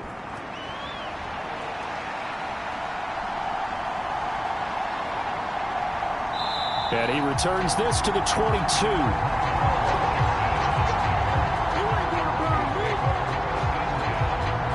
And Denver getting set to take the field. It's now appearing that this losing streak is going to continue. You know, the coaching staff was confident that this was going to be the game to stem the tide, but that just has not been the case. On 1st and 10, Goff. He'll get that to Hurst out of the backfield. Will go down as a gain of 6, and that'll make it 2nd down.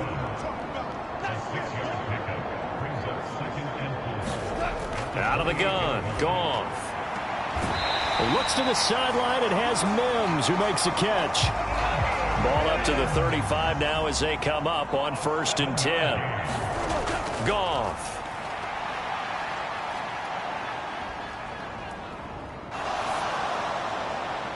Now throw right side here, going to be incomplete. They lead big, and a major part of that has been how they've taken their play to a whole new level this second half. No points allowed since the break, and you can add another incompletion to the total number that they forced in this runaway contest. Here's Goff now on 2nd down. It's a short one here, complete to his tight end. 5 yards, now it's 3rd and 5. To the air again, Goff. And this pass broken up. The contact well timed there, and now 4th down. When you run in the slant, timing is everything, and against that man coverage, there was no space available, and incompletion as a result.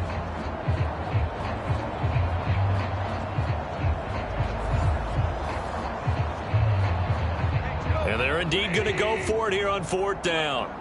So trailing here in the last quarter, let's see how this plays out. As expected, they're going for it to keep the drive alive. There he goes left side. And he brings this one back. It's a pick 6 and a Charger TD. Well, this one was already ugly, and now it's just kind of becoming a feast on the defensive side of the football. Yeah, partner, this is a unit that knows they've got this game in the bag with this huge lead, and it's going to drive their coaches crazy because they're telling them play it straight, do all the right things. But these guys are going to be freewheeling now. All of them are going to take chances, and that one pays off with an INT and a return for 6. On for the PAT, Kaimi Fairbairn.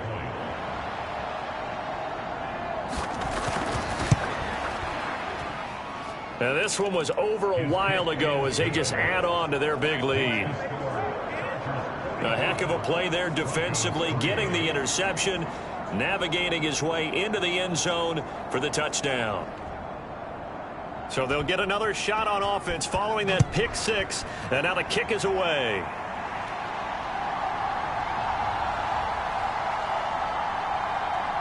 And they'll get him down inside the 30 at the 27.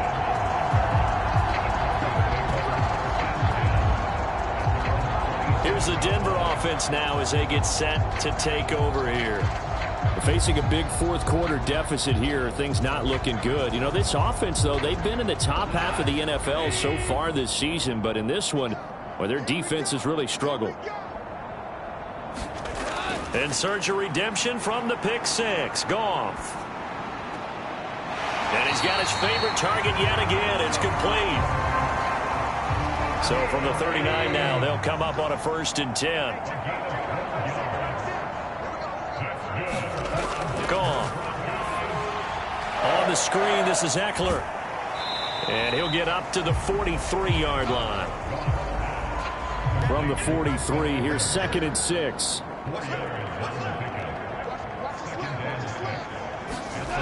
To throw is Goff.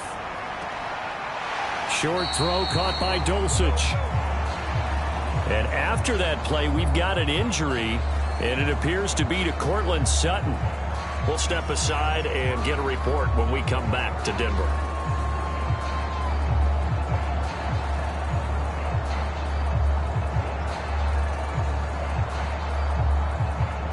Here is 3rd and 5.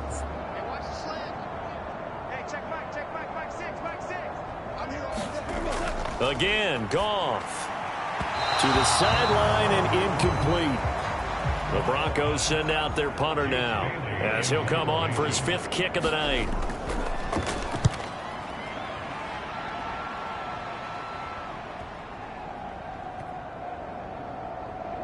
Oh, and what a play on special teams here. This is going to be down inside the 5, all the way down at the 2-yard line. And he's got to be fired up about that effort. I don't think he could have walked down and placed it any better than where he ended up putting the football. That was excellent. Here's a Los Angeles offense as they get set to take possession. And, Charles, we are in the midst of a very one-sided affair. I think this is where you and I have to fill a little bit. You want to regale us with old stories of your childhood in New Paltz, New York? I don't think anyone wants to hear that, but this is a perfect time for us to start listing MVP candidates, right? The best teams we've seen so far this year, the best games that we've called thus far, how we anticipate the season unfolding. We can go in so many different directions because the game certainly not taking us there. Oh, I hear the remotes clicking off right now. Here's 3rd and 3. They'll set up to throw. And he works it across the 25 before being tackled. The coverage may be too good that time as he breaks away for 19 with his legs and a 1st down. And this is a rarity in the NFL, a 100-yard game on the ground for a quarterback. Even as those passers get more athletic and mobile, we only see about 5 of these a season. It takes a special set of circumstances for it to happen. And, of course, a special player. Check, 47. Get the ball. They'll run on 1st down. Porter. And down right around the 32-yard line, 4 yards on the pickup. From the 32-yard line now, here's 2nd and 6. Pickens going in motion left. Now a fake on the jet sweep, and they'll instead run up the middle. 83 yards rushing for him now on 17 carries. Yeah, once more, strong running, excellent blocking at the point of attack. They've got a nice little drive brewing right here.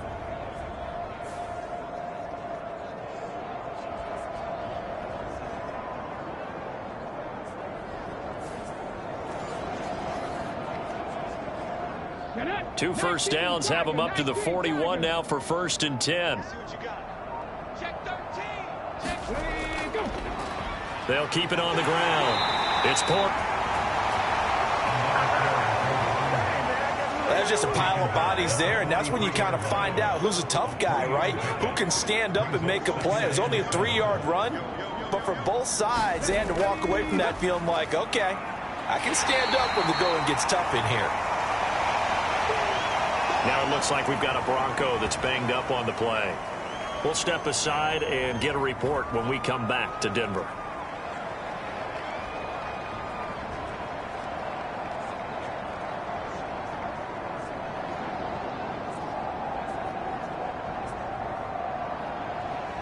This will be the 8th play of the drive here. 3rd and 4. He'll drop to throw. This one left side caught by Patterson. And this is going to be another 1st down as they'll make the tackle at the Broncos' 38-yard line. It's a pickup of 15 and a fresh set of downs. For as many sacks as this defense has, you can understand their willingness to try and get upfield and get another. So what a really smart play call here to use their aggression against them, go with the screen, and they're able to get the 1st down. Just 2 minutes remaining here in the 4th quarter of what has been a one-sided affair. So it's Charger football as we welcome you back from the 2-minute warning.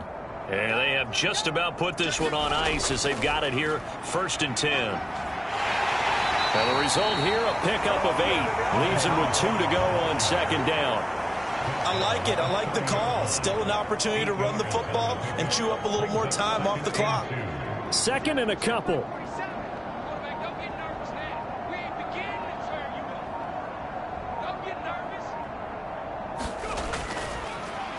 They run the counter. Corner. And he's taken down, but not before reaching the 10-yard line. That burst good for 20 and a 1st down. This is a very impressive drive, especially when you consider where they started from to now be set up 1st and goal. Yeah, and some nice running right there. That's what got them the 1st down. But at this point, I suggest open up your playbook. You can call just about what you want.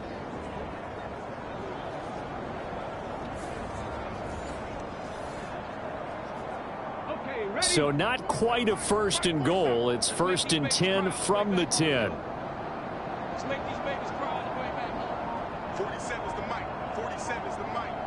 I got him. Oh, and they set the man in motion too late. This is going to be a delay.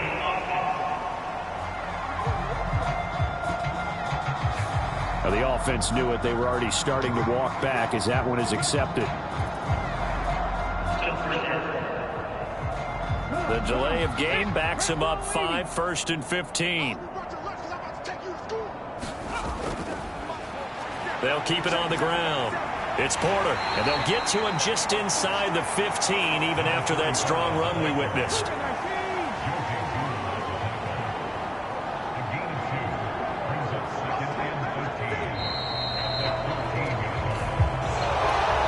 Fans usually love to see scoring, and there was no shortage of it today. What a dominant showing from an offense that was truly playing at an elite level in this contest. Partner, this game was over a long time ago, and you noticed they did not want to slow down anything. Absolutely a dream scenario for everyone on that offense, and they took advantage of every second. Guaranteed popcorn for everyone in their film session. So for L.A., they continue to be one of the best teams around as they move to 10-2. And they'll have another road date next week with the Cincinnati Bengals. Meanwhile, for the Broncos, the playoffs look to be out of reach now as they drop to 4-8. And they will try to get back in the swing of things next week on the road. That'll do it for us. I'm Brandon Gaudin alongside Charles Davis. Thanks to our entire crew as well. We'll talk to you next time. So long, everybody.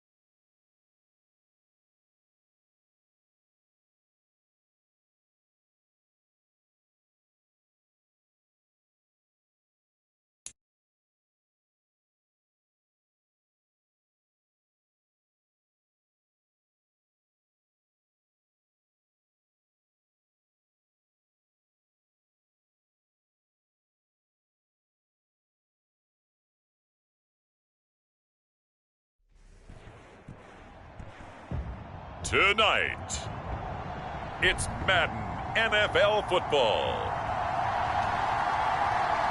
It's Week 14 of the NFL on EA Sports.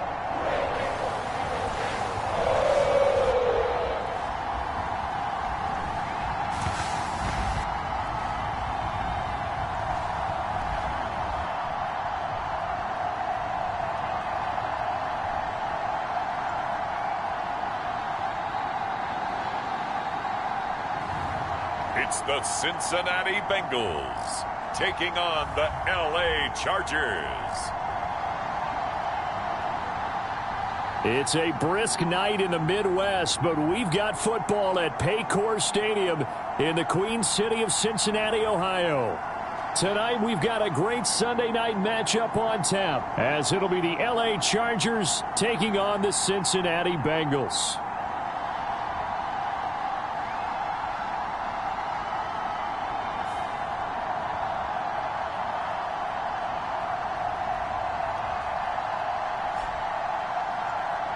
With Charles Davis, as always, I'm Brandon Gaudin. Charles, you talk about storylines in this one. I think it begins and ends with our two quarterbacks, certainly two of the best in the business. And nowadays, I don't think you get by for long periods of time without a top-flight quarterback. The way the game is...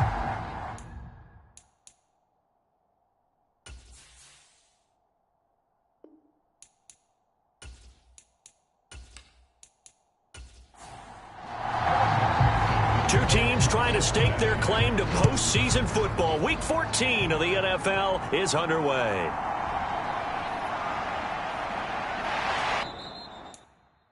And he's up past the 20 to the 22-yard line.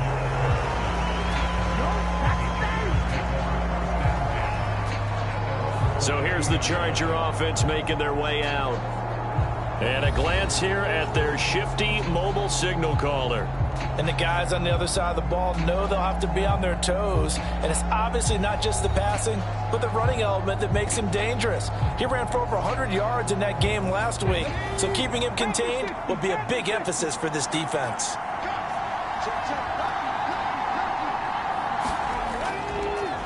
Now Patterson to start the drive. And he's got it past the 30 before he's hit and dropped. That's a pickup of 11 and a first down on their first offensive play. Well, one unit I know you want to watch is that offensive line. If they keep clearing holes like that, it could be a long night defensively. No doubt about it, because when they are in sync, as we're seeing so far, when that continuity is there and you can see that they're playing off of each other while controlling the defensive front and linebackers, you're exactly right. It could be a very long night for the defense because someone's going to run for some big yardage.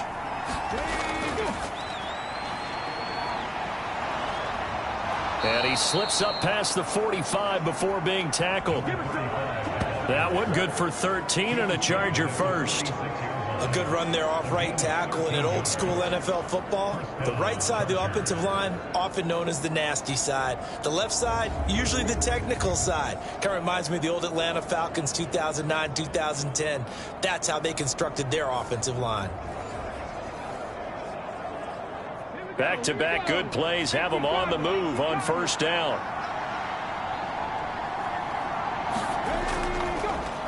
They'll keep it on the ground. Porter. And this time the yards won't come so easy as they'll in fact tackle him behind the line. Play 3 of the drive not as successful. They go backwards after those 2 first down gains. With his size, he's a tough man to bring down, but they do a nice job there stopping his progress and not allowing him to get back to the line of scrimmage.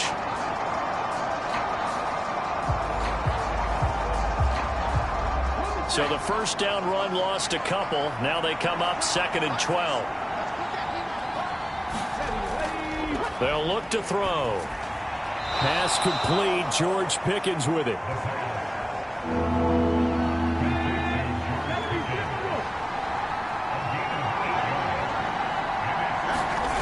Out of the gun now on 3rd down. He's got his target. That's complete. And he's got another first down as the tackle's going to be made at the Bengals 37. Give him 10 yards there as this offense is on a roll. This drive continues to plunge forward. Solid opening drive so far, Charles. They've moved this football into field goal range, but you know that they want to cap this off with 6 and not 3. Absolutely. As one of the better coaches in the league always tells me, on offense, I want to throw body blows all game long and finish it with uppercuts. Well, here are the body blows right now. He's hoping in one uppercut will take care of the end of this drive. They'll look to throw now on first down. Into a double team, and it's intercepted. Chidobe Awuzie with a pick. And the Bengals are going to take over once again at their own 25-yard line. Well, that is a quick lesson on how difficult this defense is to throw against. An interception on their initial drive of the ballgame. Now we know why their offensive staff spent the entire week awake trying to prepare for this one, because you can't totally shy away from throwing the football. But at the same time, you're looking at them and going, where are the weaknesses? How are we going to move it? One of the top defenses in the NFL for a reason. We just saw one example right there. Okay, great.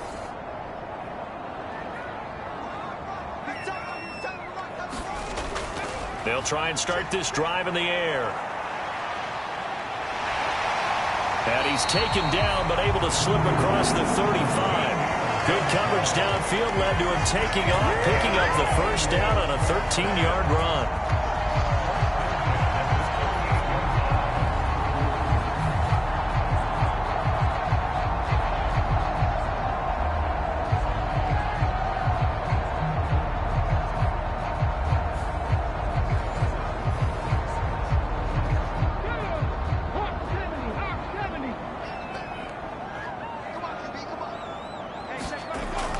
They'll set up a throw. He'll drop this down to Williams. And getting this just shy of midfield, they'll spot it at the 49. Back-to-back good plays have them on the move on first down. The play-action fake. They'll look to throw. And taking it across midfield and just shy of the 40. Give him 10 that time, escaping the danger, running with it, and picking up a first down.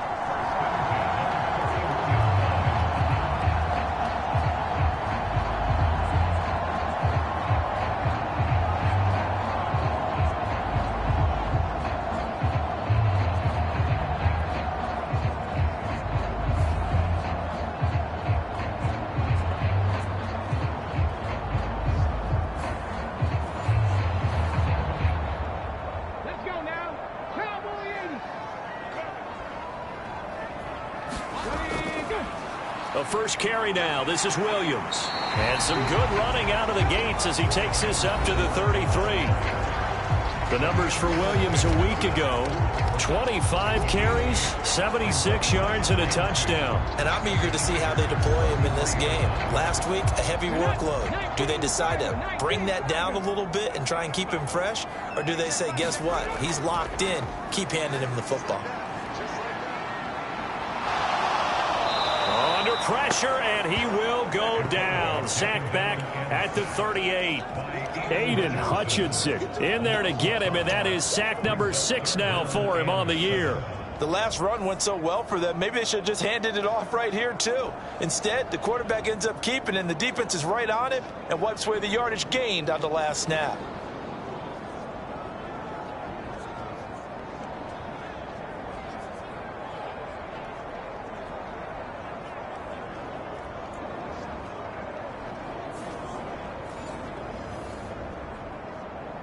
First down marker at the 31. It's third down. He'll look to throw. Oh, that's into a double team, and it's intercepted. Jeremy Chin picks it off. And the Chargers are going to take over once again with a football at their own 20-yard line. So consecutive interceptions here early on in this one, and maybe setting the tone, Charles, for a game where the defense really takes center stage. And don't you think that both offenses are really catching a bit from their coaching staff about avoiding these turnovers that we've seen early? I think both teams are trying to find an advantage. We know that. Can one of them break away and take control of this game? They'll start on the ground here on first down. And he is brought down at the 22 after a gain of 2, and it brings up second down. These are his numbers from last week's contest.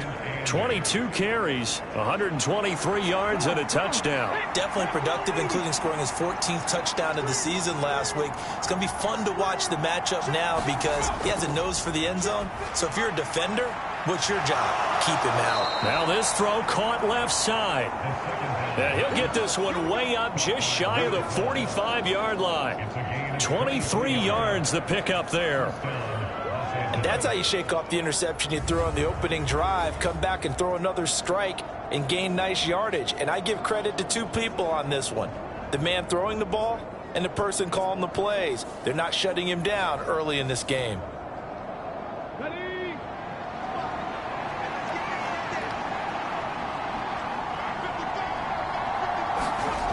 Back to throw now on first down. Got a man, it's Patterson, complete. And he'll be taken down across the 50 at the 45 in enemy territory. Another strong gain on the last two plays. They've moved it a combined 33 yards.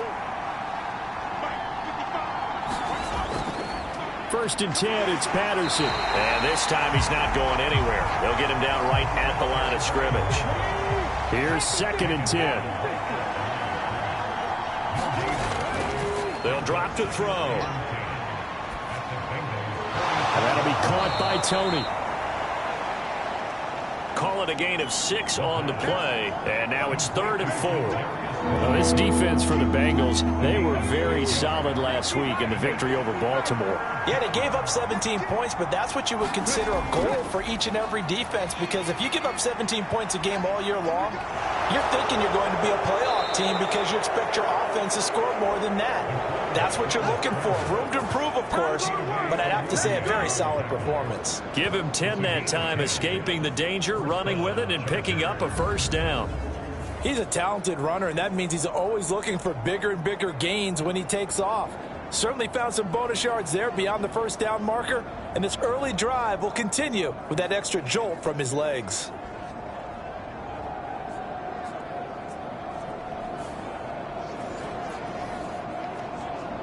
Ready, set.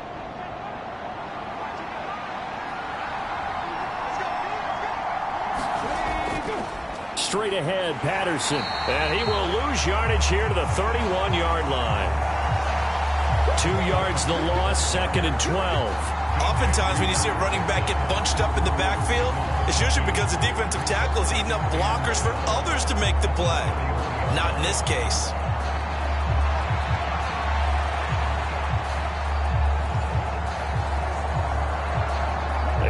Misstep on that last play because the drive has been strong, but now it's 2nd and 12. Now they'll throw here out of the gun. And he'll go down here right around the 23-yard line. He turned that into a nice gain, gets him 8 yards closer for 3rd down.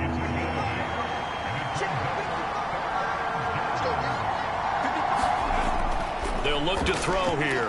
Work in the middle of the field, and he's got a man complete. And he is going to have the Chargers first down as they're able to get the 3rd down conversion. That's now 4 completions in a row. A good bounce back following the interception last drive. Certainly not letting it affect him, that's for sure. And we all know interceptions are going to happen. So the big trick, don't let it affect you going forward. Most of the good quarterbacks, they just tell the ball boy, get that one out of the rotation, give me a fresh ball, and let's go. He's got his offense moving again. On first down, he'll drop to throw. And he's going to get a solid gain of 9 before being brought down. 2nd and right at a yard. I do think it's fair to say that they were caught off guard a little bit when he decided not to throw it on first down. But give them credit. They recovered in time to deny him the first down yardage. But it's only 2nd and short. So that run is still likely to lead to a new set of downs. And he'll be brought down right on the edge of the goal line at about the 1-yard line. Right back to him on first down. And he fights his way in for a Charger touchdown. A great effort there. With now 15 rushing touchdowns on the year. And the Chargers use the early turnover to get on the board first here in this one. So the rushing touchdowns continue to stack up, CD. That now 15 for him on the year. And give him a ton of credit for staying healthy, being a smart runner, and it's showing just how important he's been to his team. He's got to be their MVP at this point in the season, and those votes may have been turned into league MVP votes when it's all said and done. Kaimi Fairbairn on for the extra point. And the Chargers grab the 7-0 lead. So that drive, 12 plays in length. And it ends with a 1-yard touchdown run. After the touchdown, Cook now to kick this one away.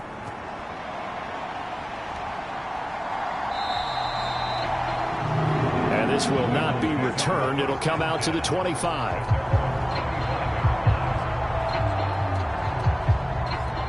The Bengal offense on their way out as we look at the playoff race in the AFC. Well, the current playoff picture, and you can see they are one of those 3 wild-card teams, at least for the moment, but they have not clinched that spot, Charles. And look, their message has been clear. We're keeping our foot on the gas to the very end. And how about the theater and the drama that's involved, partner? The best part, we've got a front-row seat to it all. And I think this is obviously the ultimate goal when they added a 7th seed to the playoffs back in 2020. More drama, more teams in it late in the season, and more importance on games like this. And brought down, but not before reaching the 45-yard line. First catch so far by Chase. It's a first down.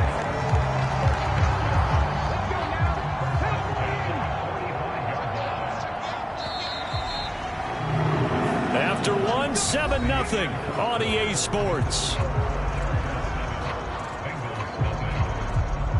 Ready for the second quarter from Cincinnati. It's the Bengals with the football here, as they've got it with a 1st and 10. Back to throw here. This pass complete to Higgins. So give him 2 yards there on the completion, and that'll bring up 2nd down. He'll look to throw. This throw incomplete, nearly picked off. And with his pedigree, he doesn't drop many of those. But 3rd down coming up. Again, he'll drop to throw. Able to find Higgins. 2 yards on the pickup there. And it'll be 4th down. Partner, I think that completion takes the definition of dink and dunk to a different level, doesn't it? It does, and the defense was right there, kind of played into their hands.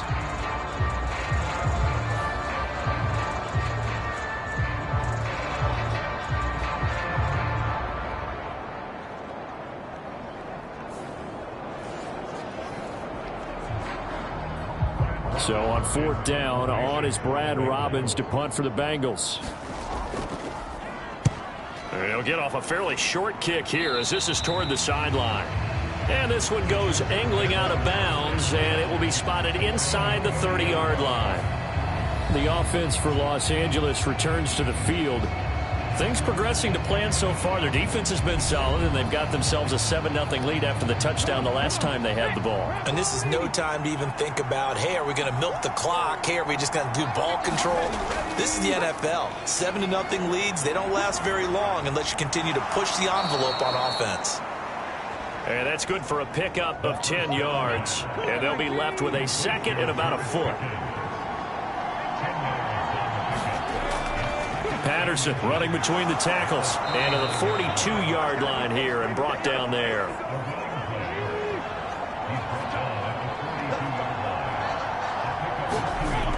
Now on 1st down, he'll drop to throw it. And a quick throw here, that's complete. It'll be a gain of 5, and it's 2nd down. Here's a play fake as they set up to throw.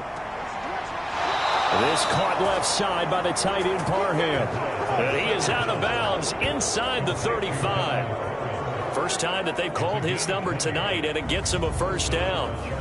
I know sometimes we can get fooled when we watch him make catches, as we just saw him do there, because He really looks like a wide receiver the way he goes about his business. Yeah, 230, 240 range. Yeah, not super huge. Maybe not counted on to be that inline point-of-attack blocker that we used to have in the good old days. But you can flex him out. You can run wide receiver routes with him. You can make him a primary target, and that's how he'll shred a defense. And he gets this one inside the 15, just a yard or two shy of the 10. That's good for 21 yards and a first down. Well, we often poke a little fun at running backs past the age of 30. Oh, they're getting old, they can't run anymore. Well, he's showing past the age of 30, you can still have some nice runs like that. You certainly can, and I think that we're starting to expand our definition of old running back. Because it used to be as soon as they hit 30, we want to get rid of these guys and go to the younger guys. But now that the guys are taking such great care of themselves, as you pointed out, you can still get explosive runs at any age. They're looking at a 2nd and 8 now from the 10. And they'll keep leaning on the running game. Back to the ground. And running room hard to come by here. He gets it down to the 8. So it's 3rd and 6, and this will be the 8th play of the drive. They're going to look to throw. Finds Pickens outright. And he'll be tackled after a gain of 4. Still 3 yards short. 4th down. So much about this game is just understanding situations and then having to execute, isn't it? Guard the first down sticks. Don't let them get there. And they rallied and made the tackle.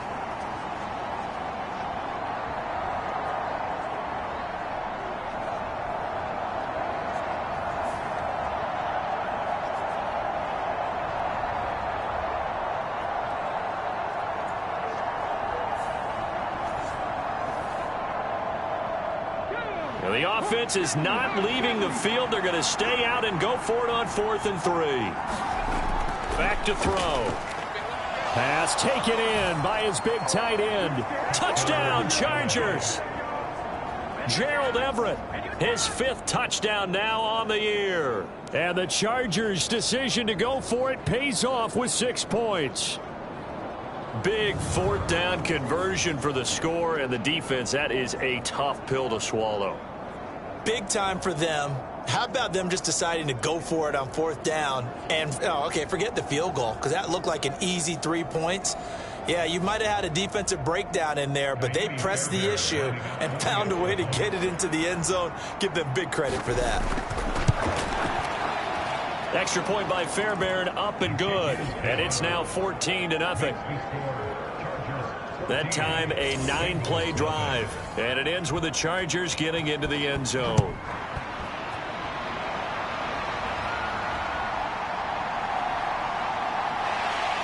And able to take it past the 25 and up to the 28-yard line. For the Bengals offense getting set and ready to go again here. And they're in a bind early here, down 14-0. Are you worried at this stage or still too early?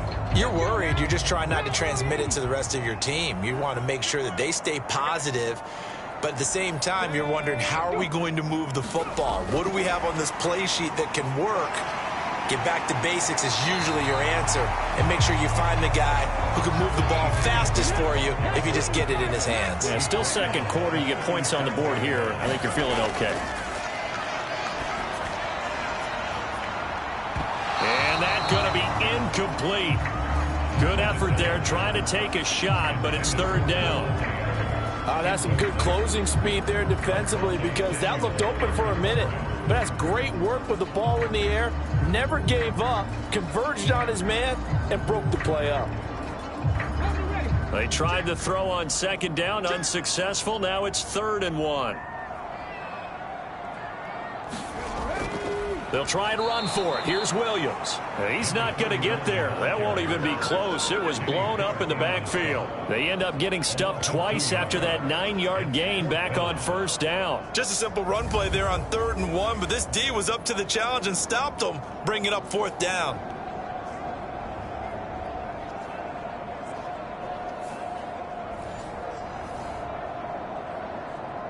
And here's Brad Robbins now.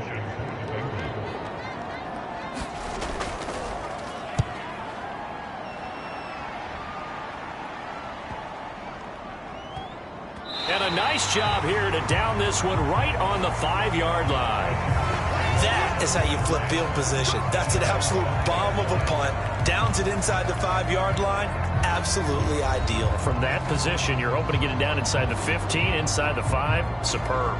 He had the touchdown pass on that previous drive, number 25 for him on the year. And he'll look to keep it rolling. First down. They'll start this drive out on the ground. And they'll get him down up past the 15-yard line. Trying to find some space to operate, and now they'll have it. A gain of 12, a big first down to get away from the end zone. I guess it's good we can't really read the mind of the defensive coordinator now, huh? Had him pinned back there deep, give up that run. Can't be happy. Yeah, whatever's in his mind right now, we probably couldn't say over the air. So a little breathing room now. 1st and 10 at the 17. They'll keep it on the ground. It's Porter.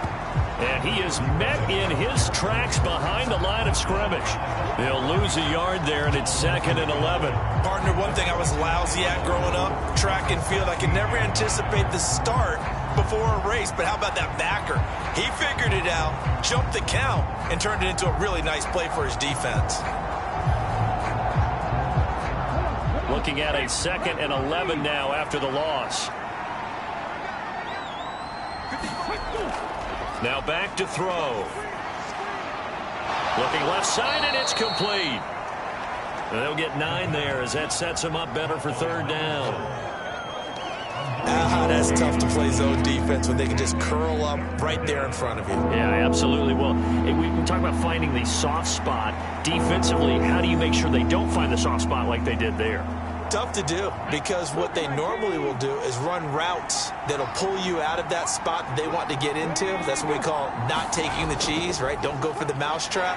But it's hard to do because when you see a guy cutting that in that direction, you tend to go towards him. And that one going nowhere from the start as he's met in the backfield and goes backwards. That was well played there defensively. 2 tight ends in the formation, which essentially gave them 7 blockers up front. Hard to imagine with all that size and beef that they could let a tackler through, but that's exactly what happened. A loss resulted.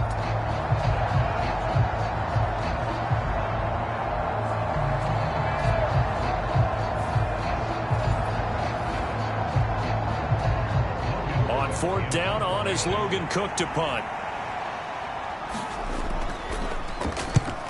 He was only asked to punt once in the victory last week as he sends this one away. We'll call that a 43-yard punt, 2 on the return. And the Bengals take over 1st and 10. Cincinnati set to take over once again. And 3 and out on the last drive. No points on the scoreboard. A little soul-searching now? I would say so, and they need to help out their defense a little bit. They've had to be on the field a lot more than normal, put them in some tough spots. But what's the old adage? When you get another chance, it gives you a better chance to do it right. And he'll be taken down, but not before they work it across midfield. 23 yards, the final tally. And this may be the one to build on right here. It's the 2nd quarter. They've got nothing on the scoreboard as of yet. They need to put something together, and this is a good start as they get the completion there for good yardage and a first down.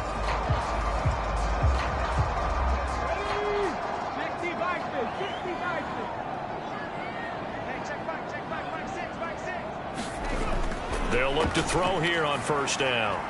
He gets this to Devontae Adams. And he gets it inside the 35 and just shy of the 30. 16 more on that one and another first down.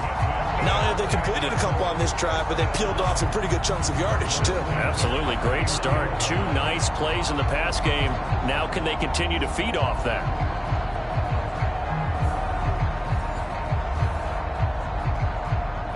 This offense finding its legs now. Here's another 1st and 10. Looking to throw. Oh, now he's stripped. He lost the football.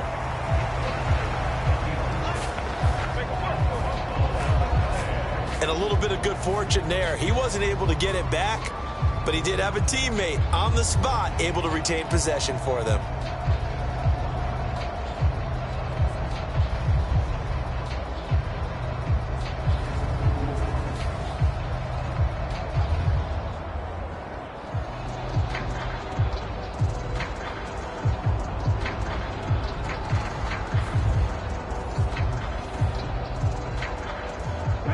fumble on first down. Now here's second down. Out of the gun. They'll look to throw. Over the middle. That's caught by Adams. And able to break one tackle, but then quickly brought down. But a nice little gain. A gain of 8 there on the play. And 3rd and 1 now.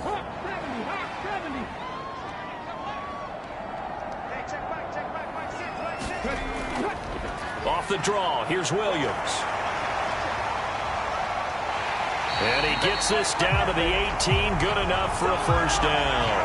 A gain of 4 that time as the drive continues. 3rd and 1, partner. No need to be fancy there. Just use some force and move forward and pick up the first down.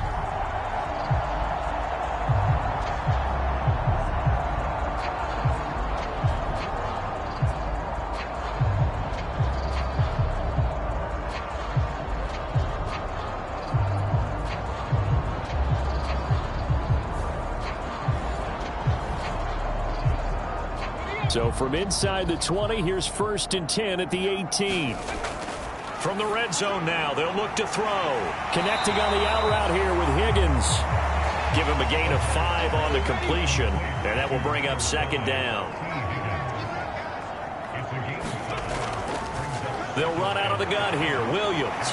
And this carry terminated at the 8-yard line. Good stick skill showing the power, but just not much room to operate.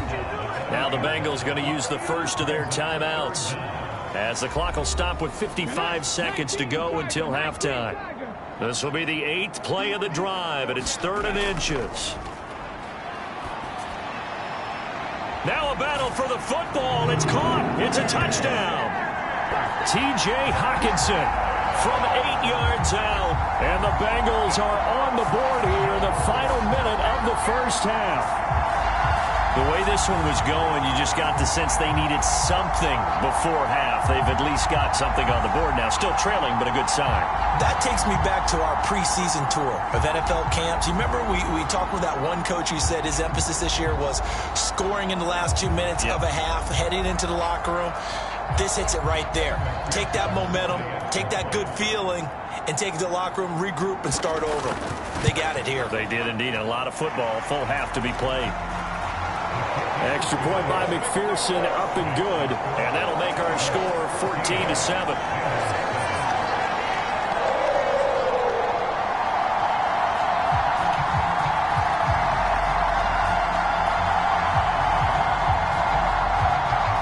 After the touchdown, McPherson on to kick this one away.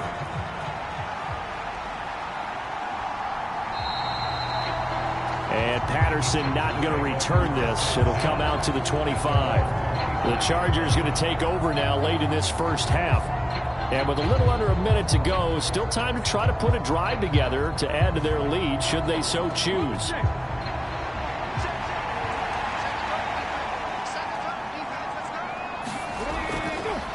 They go play action here on first down. And he's going to have to eat this one as down he goes. And the Chargers going to signal for the first of their timeouts as the clock stops here with 46 seconds remaining in the first half. 2nd and 14. Wide open receiver complete. Now the Chargers will use the second of their timeouts as they stop it here with just under 40 ticks to go in this first half. So here's a 1st and 10 at the 38.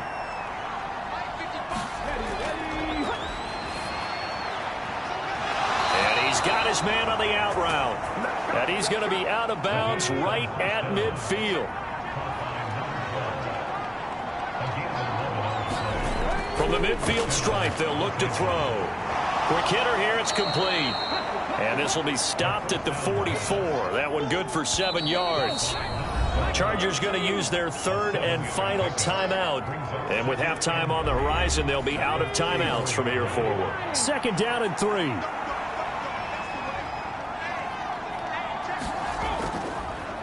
Now a handoff up the middle.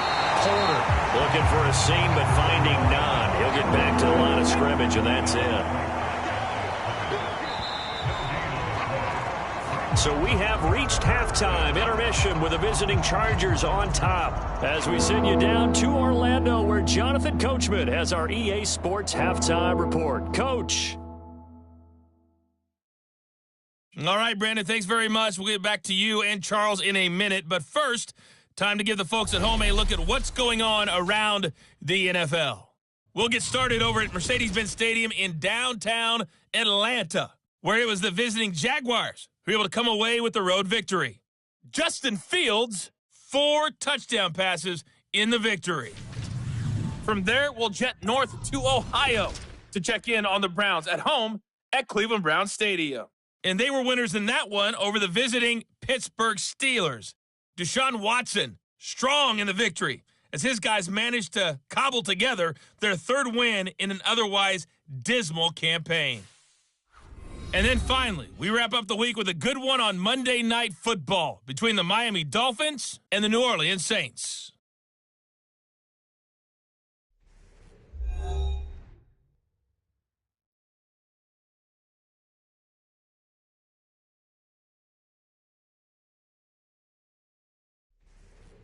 Okay, Coach, adjustments likely going to play a big role in this 3rd quarter in what's been a tight contest so far.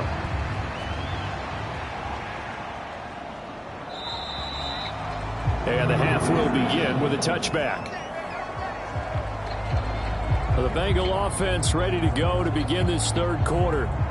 Charles, it'll be interesting to see what adjustments this offense made in the locker room. Haven't really been able to get anything going offensively, virtually nothing in the ground attack either. So certainly something has to change here in quarter 3.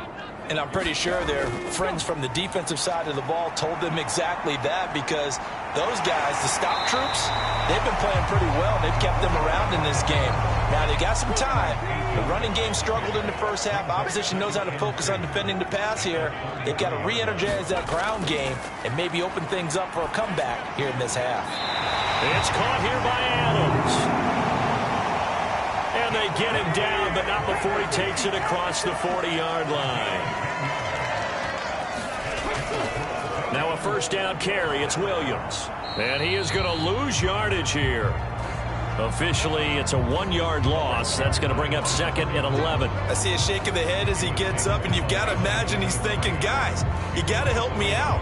He's hoping his team can read his thoughts, because he definitely needs some assistance.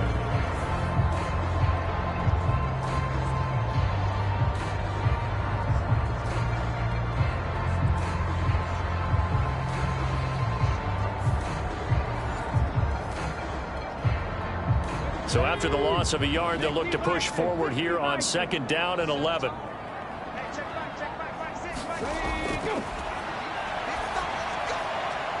Now this one complete downfield on the left side. They'll wind up getting 10 back as that sets them up for 3rd down.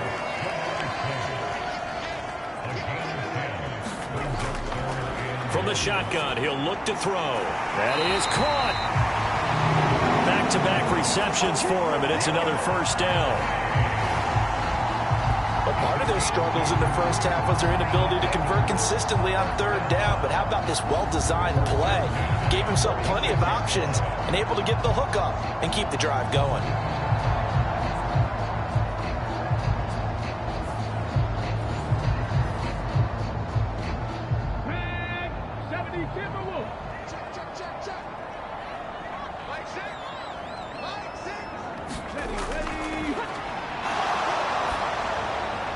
Now a dump off here complete. And here he'll be brought down a little shy of the 35 at the 36. They still need about the length of the football here, maybe a little less as they come up on 2nd and inches. And he gets it down to the 32.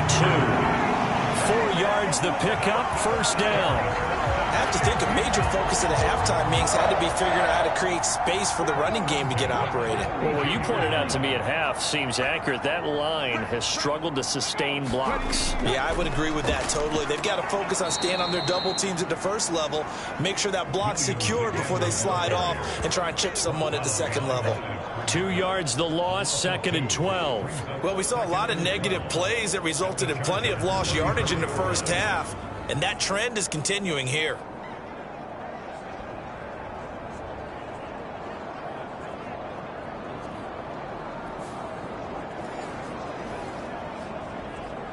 A rare misstep on that last play because the drive has been strong, but now it's 2nd and 12. And that is incomplete. An incomplete pass on that last play, and that means they'll need to come up with something here on 3rd down. Able to find the open man. That's complete. And he's brought to the ground with another 1st down at the Chargers' 20-yard line. The Bengals passing game finding a rhythm. They've got another 1st. That's a pretty good throw on the curl route there. 3rd down, and they pick up a 1st. Defense should be aware for that, right? They should be aware, but it's so hard sometimes. Yeah, it's not easy. Because when they sell that route really well, you think they're going upfield, then they curl back, show their numbers to the quarterback, and complete the play. They go back to the ground with Williams. And he's only going to get a yard from the 20 to the 19. 2nd and 9.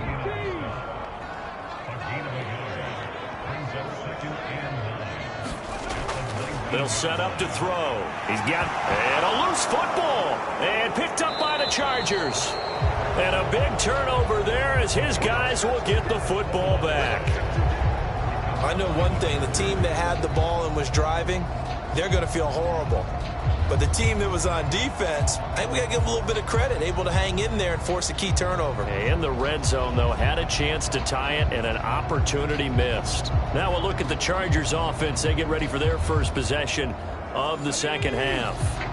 And their defense just helped them out by getting the football back on the opening drive here in the 2nd half. And now can the offense follow through with points on their first possession? And that's a big one for them because after the work the defense has done, they've got a chance here to open up this lead. So the completion good for 6 yards, and it'll be 2nd down.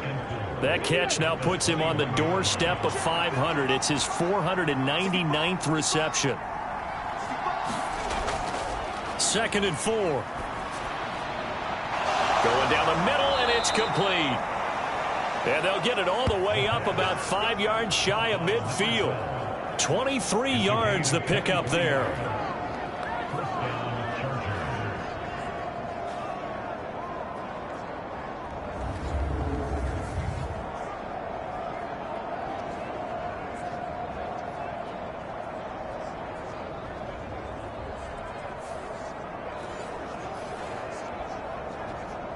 Come on. Hey, grab the lady.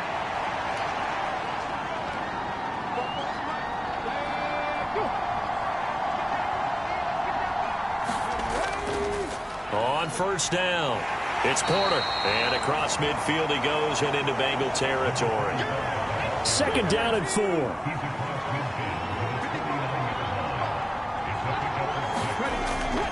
A shotgun handoff to Patterson. And he's going to be stopped up at about the 47-yard line. They need 2. Here's 3rd down.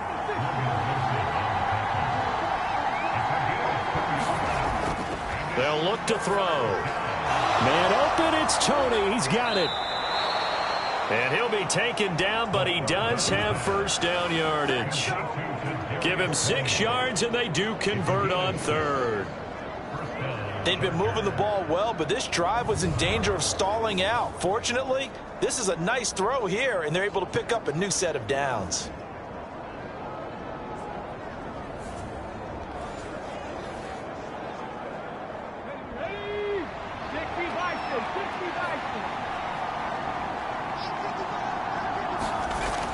He'll drop to throw. Right back to Tony. He's got another one.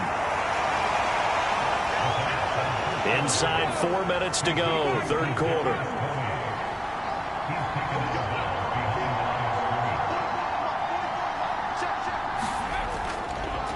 On 2nd down, it's Porter. He'll wind up getting 4 down to the 36. And on 3rd and 5, this will be the 8th play of the drive.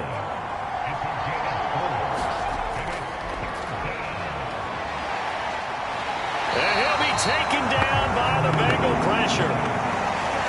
Max Crosby in there for the sack, and it's an important one from a personal standpoint, as that is sack number 100 in what has certainly been a terrific career to this point. And they weren't in zone coverage, they were in man, and each man did his job. And that looked like vintage, old-school coverage, didn't it?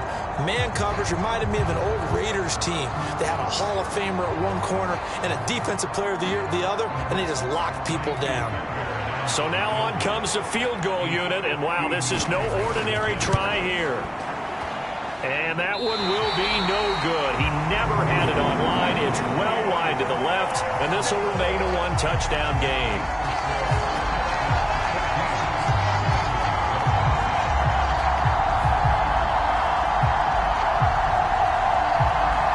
Now the Cincinnati offense ready to see what they can do here.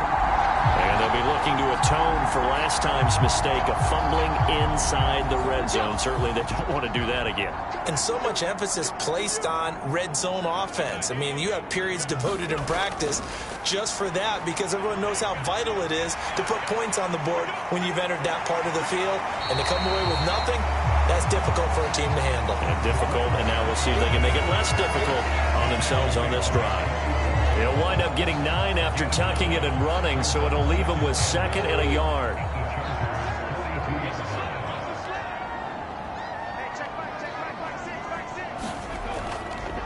On play action, they'll throw. That's taken in by Higgins.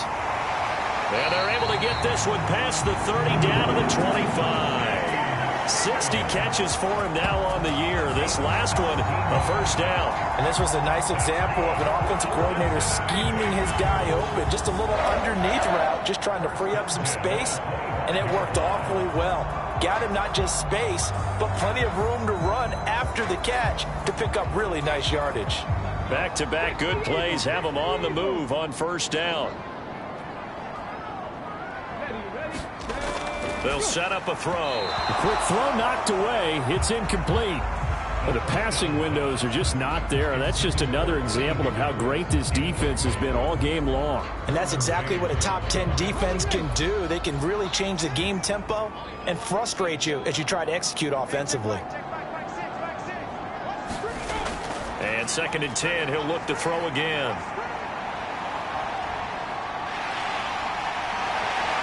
And he will slide to a stop. He does have the first down.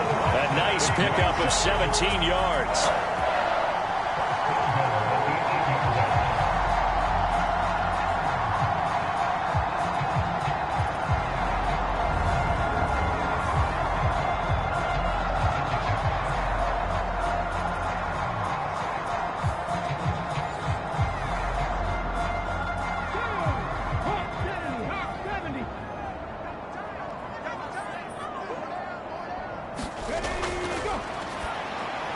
This is caught. Down at the 2. Broke through first contact, but ultimately stopped shy of the goal line. 2 of their 3 red zone trips so far, they've come up empty on. They'll look to reverse that trend. And he takes it into the end zone. Touchdown, Bengals. A.J. Dillon taking it in from 2 yards out. And the Bengals have a chance to tie the ball game here in the final minute of the 3rd. And maybe that's the magic touch right there. They didn't use him at all in the first half, at least running the football. But here they entrust him with some work down in the red zone, and he responds. 1 carry, 1 touchdown. And McPherson on for the extra point.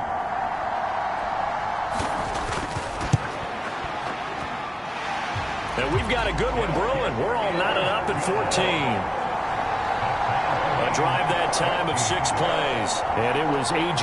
Dillon who capped it off with a touchdown run. This one tied at 14 now as he sends this one away.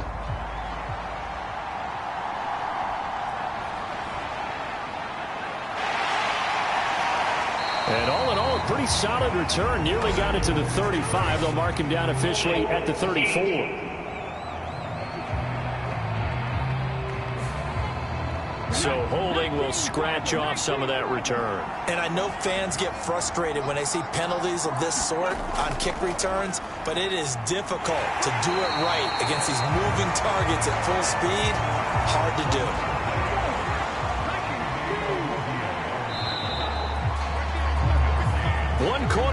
Sports here on a Sunday night. You're watching the NFL on EA Sports. Back now in Cincinnati. All even as we get ready to start the fourth. They work now on 2nd and 9.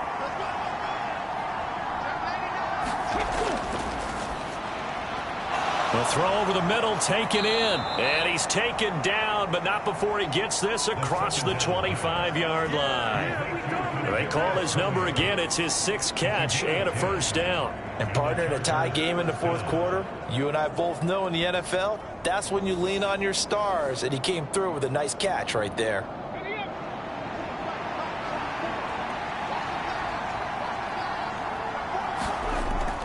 Out of the gun, a run with Patterson. And nothing much materializing there on the first down run. He'll get a couple, and that's it. Well done to sniff that out defensively. He had it diagnosed pretty quickly. I love that description because diagnosed is perfect on that one. Read his keys, made the play, and he couldn't even get going moving the football. 2nd down and 8.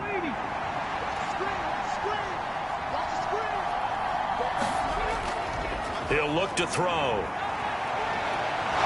And he'll protect himself at the end here as he winds up getting pretty decent yardage. The offense on 3rd down tonight, they've hit 4 of 7. This time they face a 3rd and 2. They'll run with Patterson. And he's going to have the first down at about the 38. A 3rd down gain of 3 yards, and that'll be enough. Hasn't had his best game running the football here tonight, but, hey, that's a critical spot right there to convert on 3rd down, and he did it. And the lights are shining just a little bit brighter right now, aren't they? You remember the beginning of the game? If he gets this first down, everybody's happy. That's cool. But here, that was critical, and it really energizes them. So here's a 1st and 10 at the 38.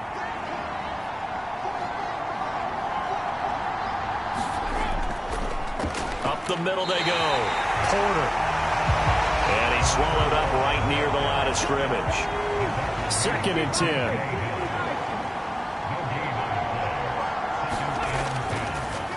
Patterson, he'll try it up the middle. And the defense on him quickly there as they stop him at the 40 for a gain of just 2.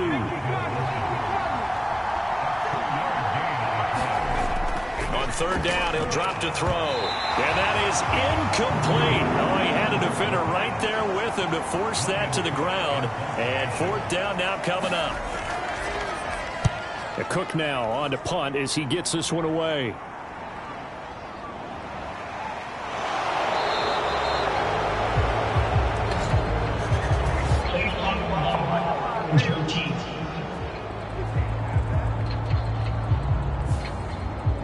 So the special teams penalty cost some yardage there as they come out on 1st and 10.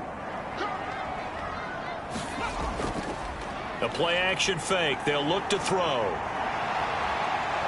And they'll mark him down right around the 9, just shy of the 10. Now 2nd and 9.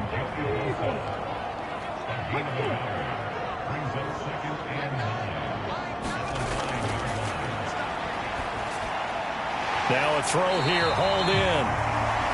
That'll go for a gain of 7. And now that sets up 3rd and 2. They'll drop to throw.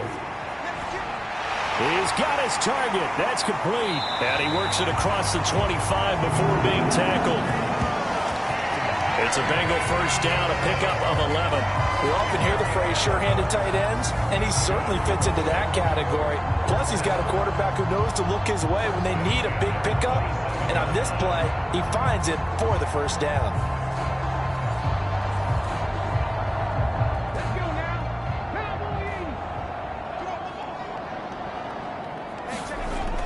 Now a 10th carry. Here's Williams. A short gain here, maybe a yard to the 29. Here's a 2nd and 9 now from the 29.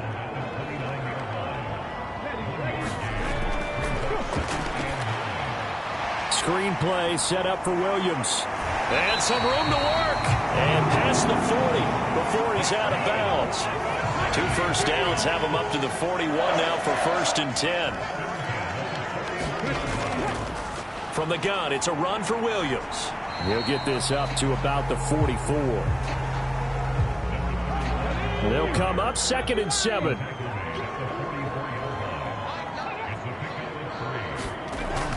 They'll look to throw here.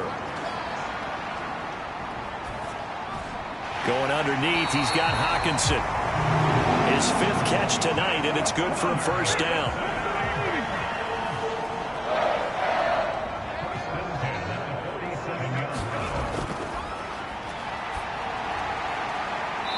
Looking left side, and he's got a man. That's Adams. From the 42-yard line, here's 2nd down and 5.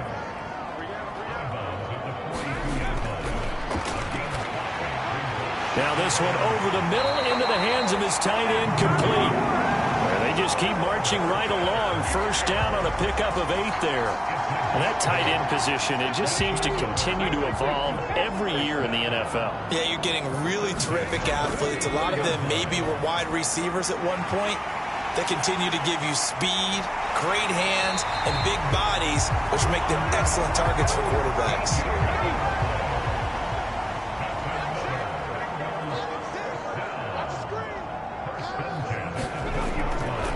They'll stick with the passing game as he looks to throw. Now a quick throw there, but it's going to be incomplete. After the incompletion, here's 2nd and 10 from the 20. They'll look to throw again. On the screen, this is Evans. And he showed off the athletic juke. Good little gain there. Not a whole lot of real estate, but a nice carry. 9 yards, not quite enough, and they'll be left now with 3rd and 1. And that doesn't have to gain big yardage to be an impactful play, because if you get those pass rushers second-guessing themselves that they might get hit with a screen, maybe you can wind up slowing them down just a step. And if you do that, that's a win for that play. Got a man. It's Chase. He completes it. And he's able to get this down to the 5-yard line before he's out of bounds. They'll try and run. This is Williams. And he's going to press this one forward as they stop it right around the 1. It'll be a gain of 5 there as they move closer. It's 2nd and goal.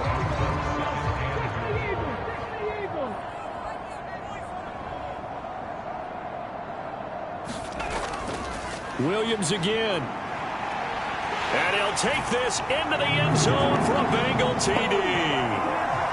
Punching it in from a yard away. And the Bengals go coast to coast and finish the drive off with 6 points. And this is the time of game where offensive lines can really dictate a team's fortunes. It's been a tough battle. They've been out there for a long time. But this was a question of who can wear down who. And that's excellent work to put a long drive together and finish it with the touchdown run to take the lead. McPherson on for the point after.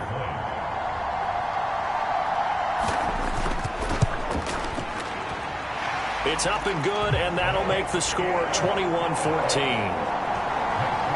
That drive, a long one, spanning 15 plays. And it ends with a 1-yard touchdown run.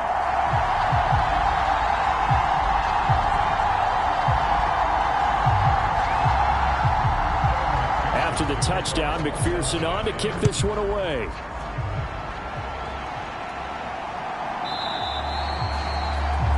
No return here for Patterson, so they'll begin things at the 25-yard line. So the Chargers now down 21-14, 2:23 to play.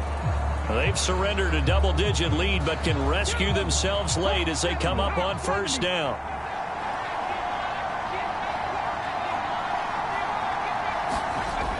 They'll come out throwing here to start the drive. Going to throw right side here, complete. And they're able to get this one across the 35. Tell you what, he's been able to put the ball in some tight spots all game long. That throw, no different. Yeah, a lot of people would call it a gutsy type of a throw. I think he looks at it as, I can do it, so it's not that big of a deal to me, and I'm going to keep firing. On first down, he'll drop to throw. Oh, he's got a man wide open, complete. And he'll be taken down, but not before he gets into enemy territory. And it appears we have a Charger shaken up on that last play. While they come out and take a look at him, we will step aside for just a moment.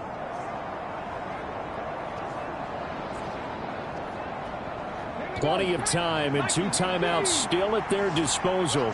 1st and 10 here. He's back to throw.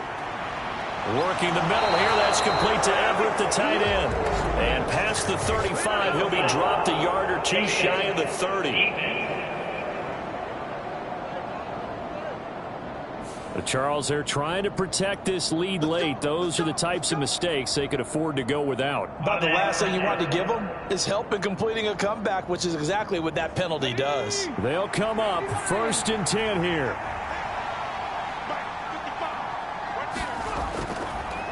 Now a handoff up the middle. It's Porter. And he stopped immediately there. From the 17, they work on 2nd and 10. Now, here's a look for the end zone, but that one's going to wind up incomplete. Some coaches like to take the shorter, more reliable yardage, and some, they like to go for the big shot. No fear in risking a deep ball there, but it wasn't enough to get him the completion. Back to throw. Work in the middle of the field, and he's got a man complete. And the Chargers are going to have 1st and goal as they try to finish off this drive with 6 points. Oh, and that's going to sabotage their comeback plans. It is intercepted. And the Bengals have just about sewn up this football game. So certainly a big mistake there, Charles. 1st and goal, and they throw the interception. Oh, that's just agonizing for a team because you still got at least 2, maybe 3 downs in your pocket. So if it's not there on 1st down, there was no sense in trying to force something. Instead, they turn the ball over.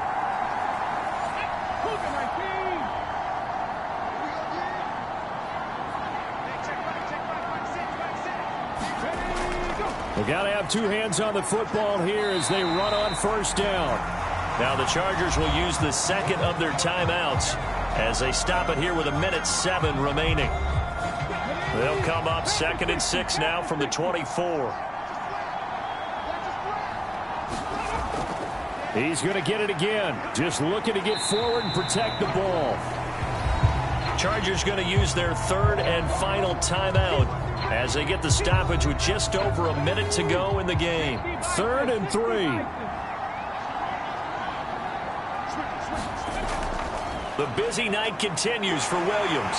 And he will have a Bengals 1st down. And it's celebration time on that sideline. And they've earned it. It's a pickup of 5, and that should just about wrap this one up. I like that run right there, partner. Not the flashiest run, not the one that's going to break for big yardage, but he understands the situation, and taking care of the football, paramount, and he got it done. Nursing that slim lead, you're exactly right. Hold on to that ball.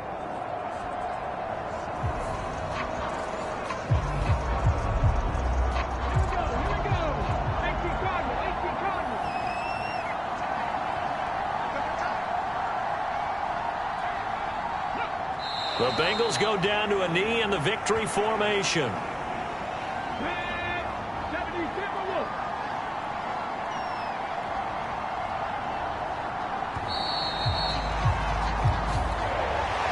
Well, that second half, Charles, a little bit different from the first. Not only did we have the lead change after intermission, but they were able to pitch the shutout in the second half and get an impressive victory.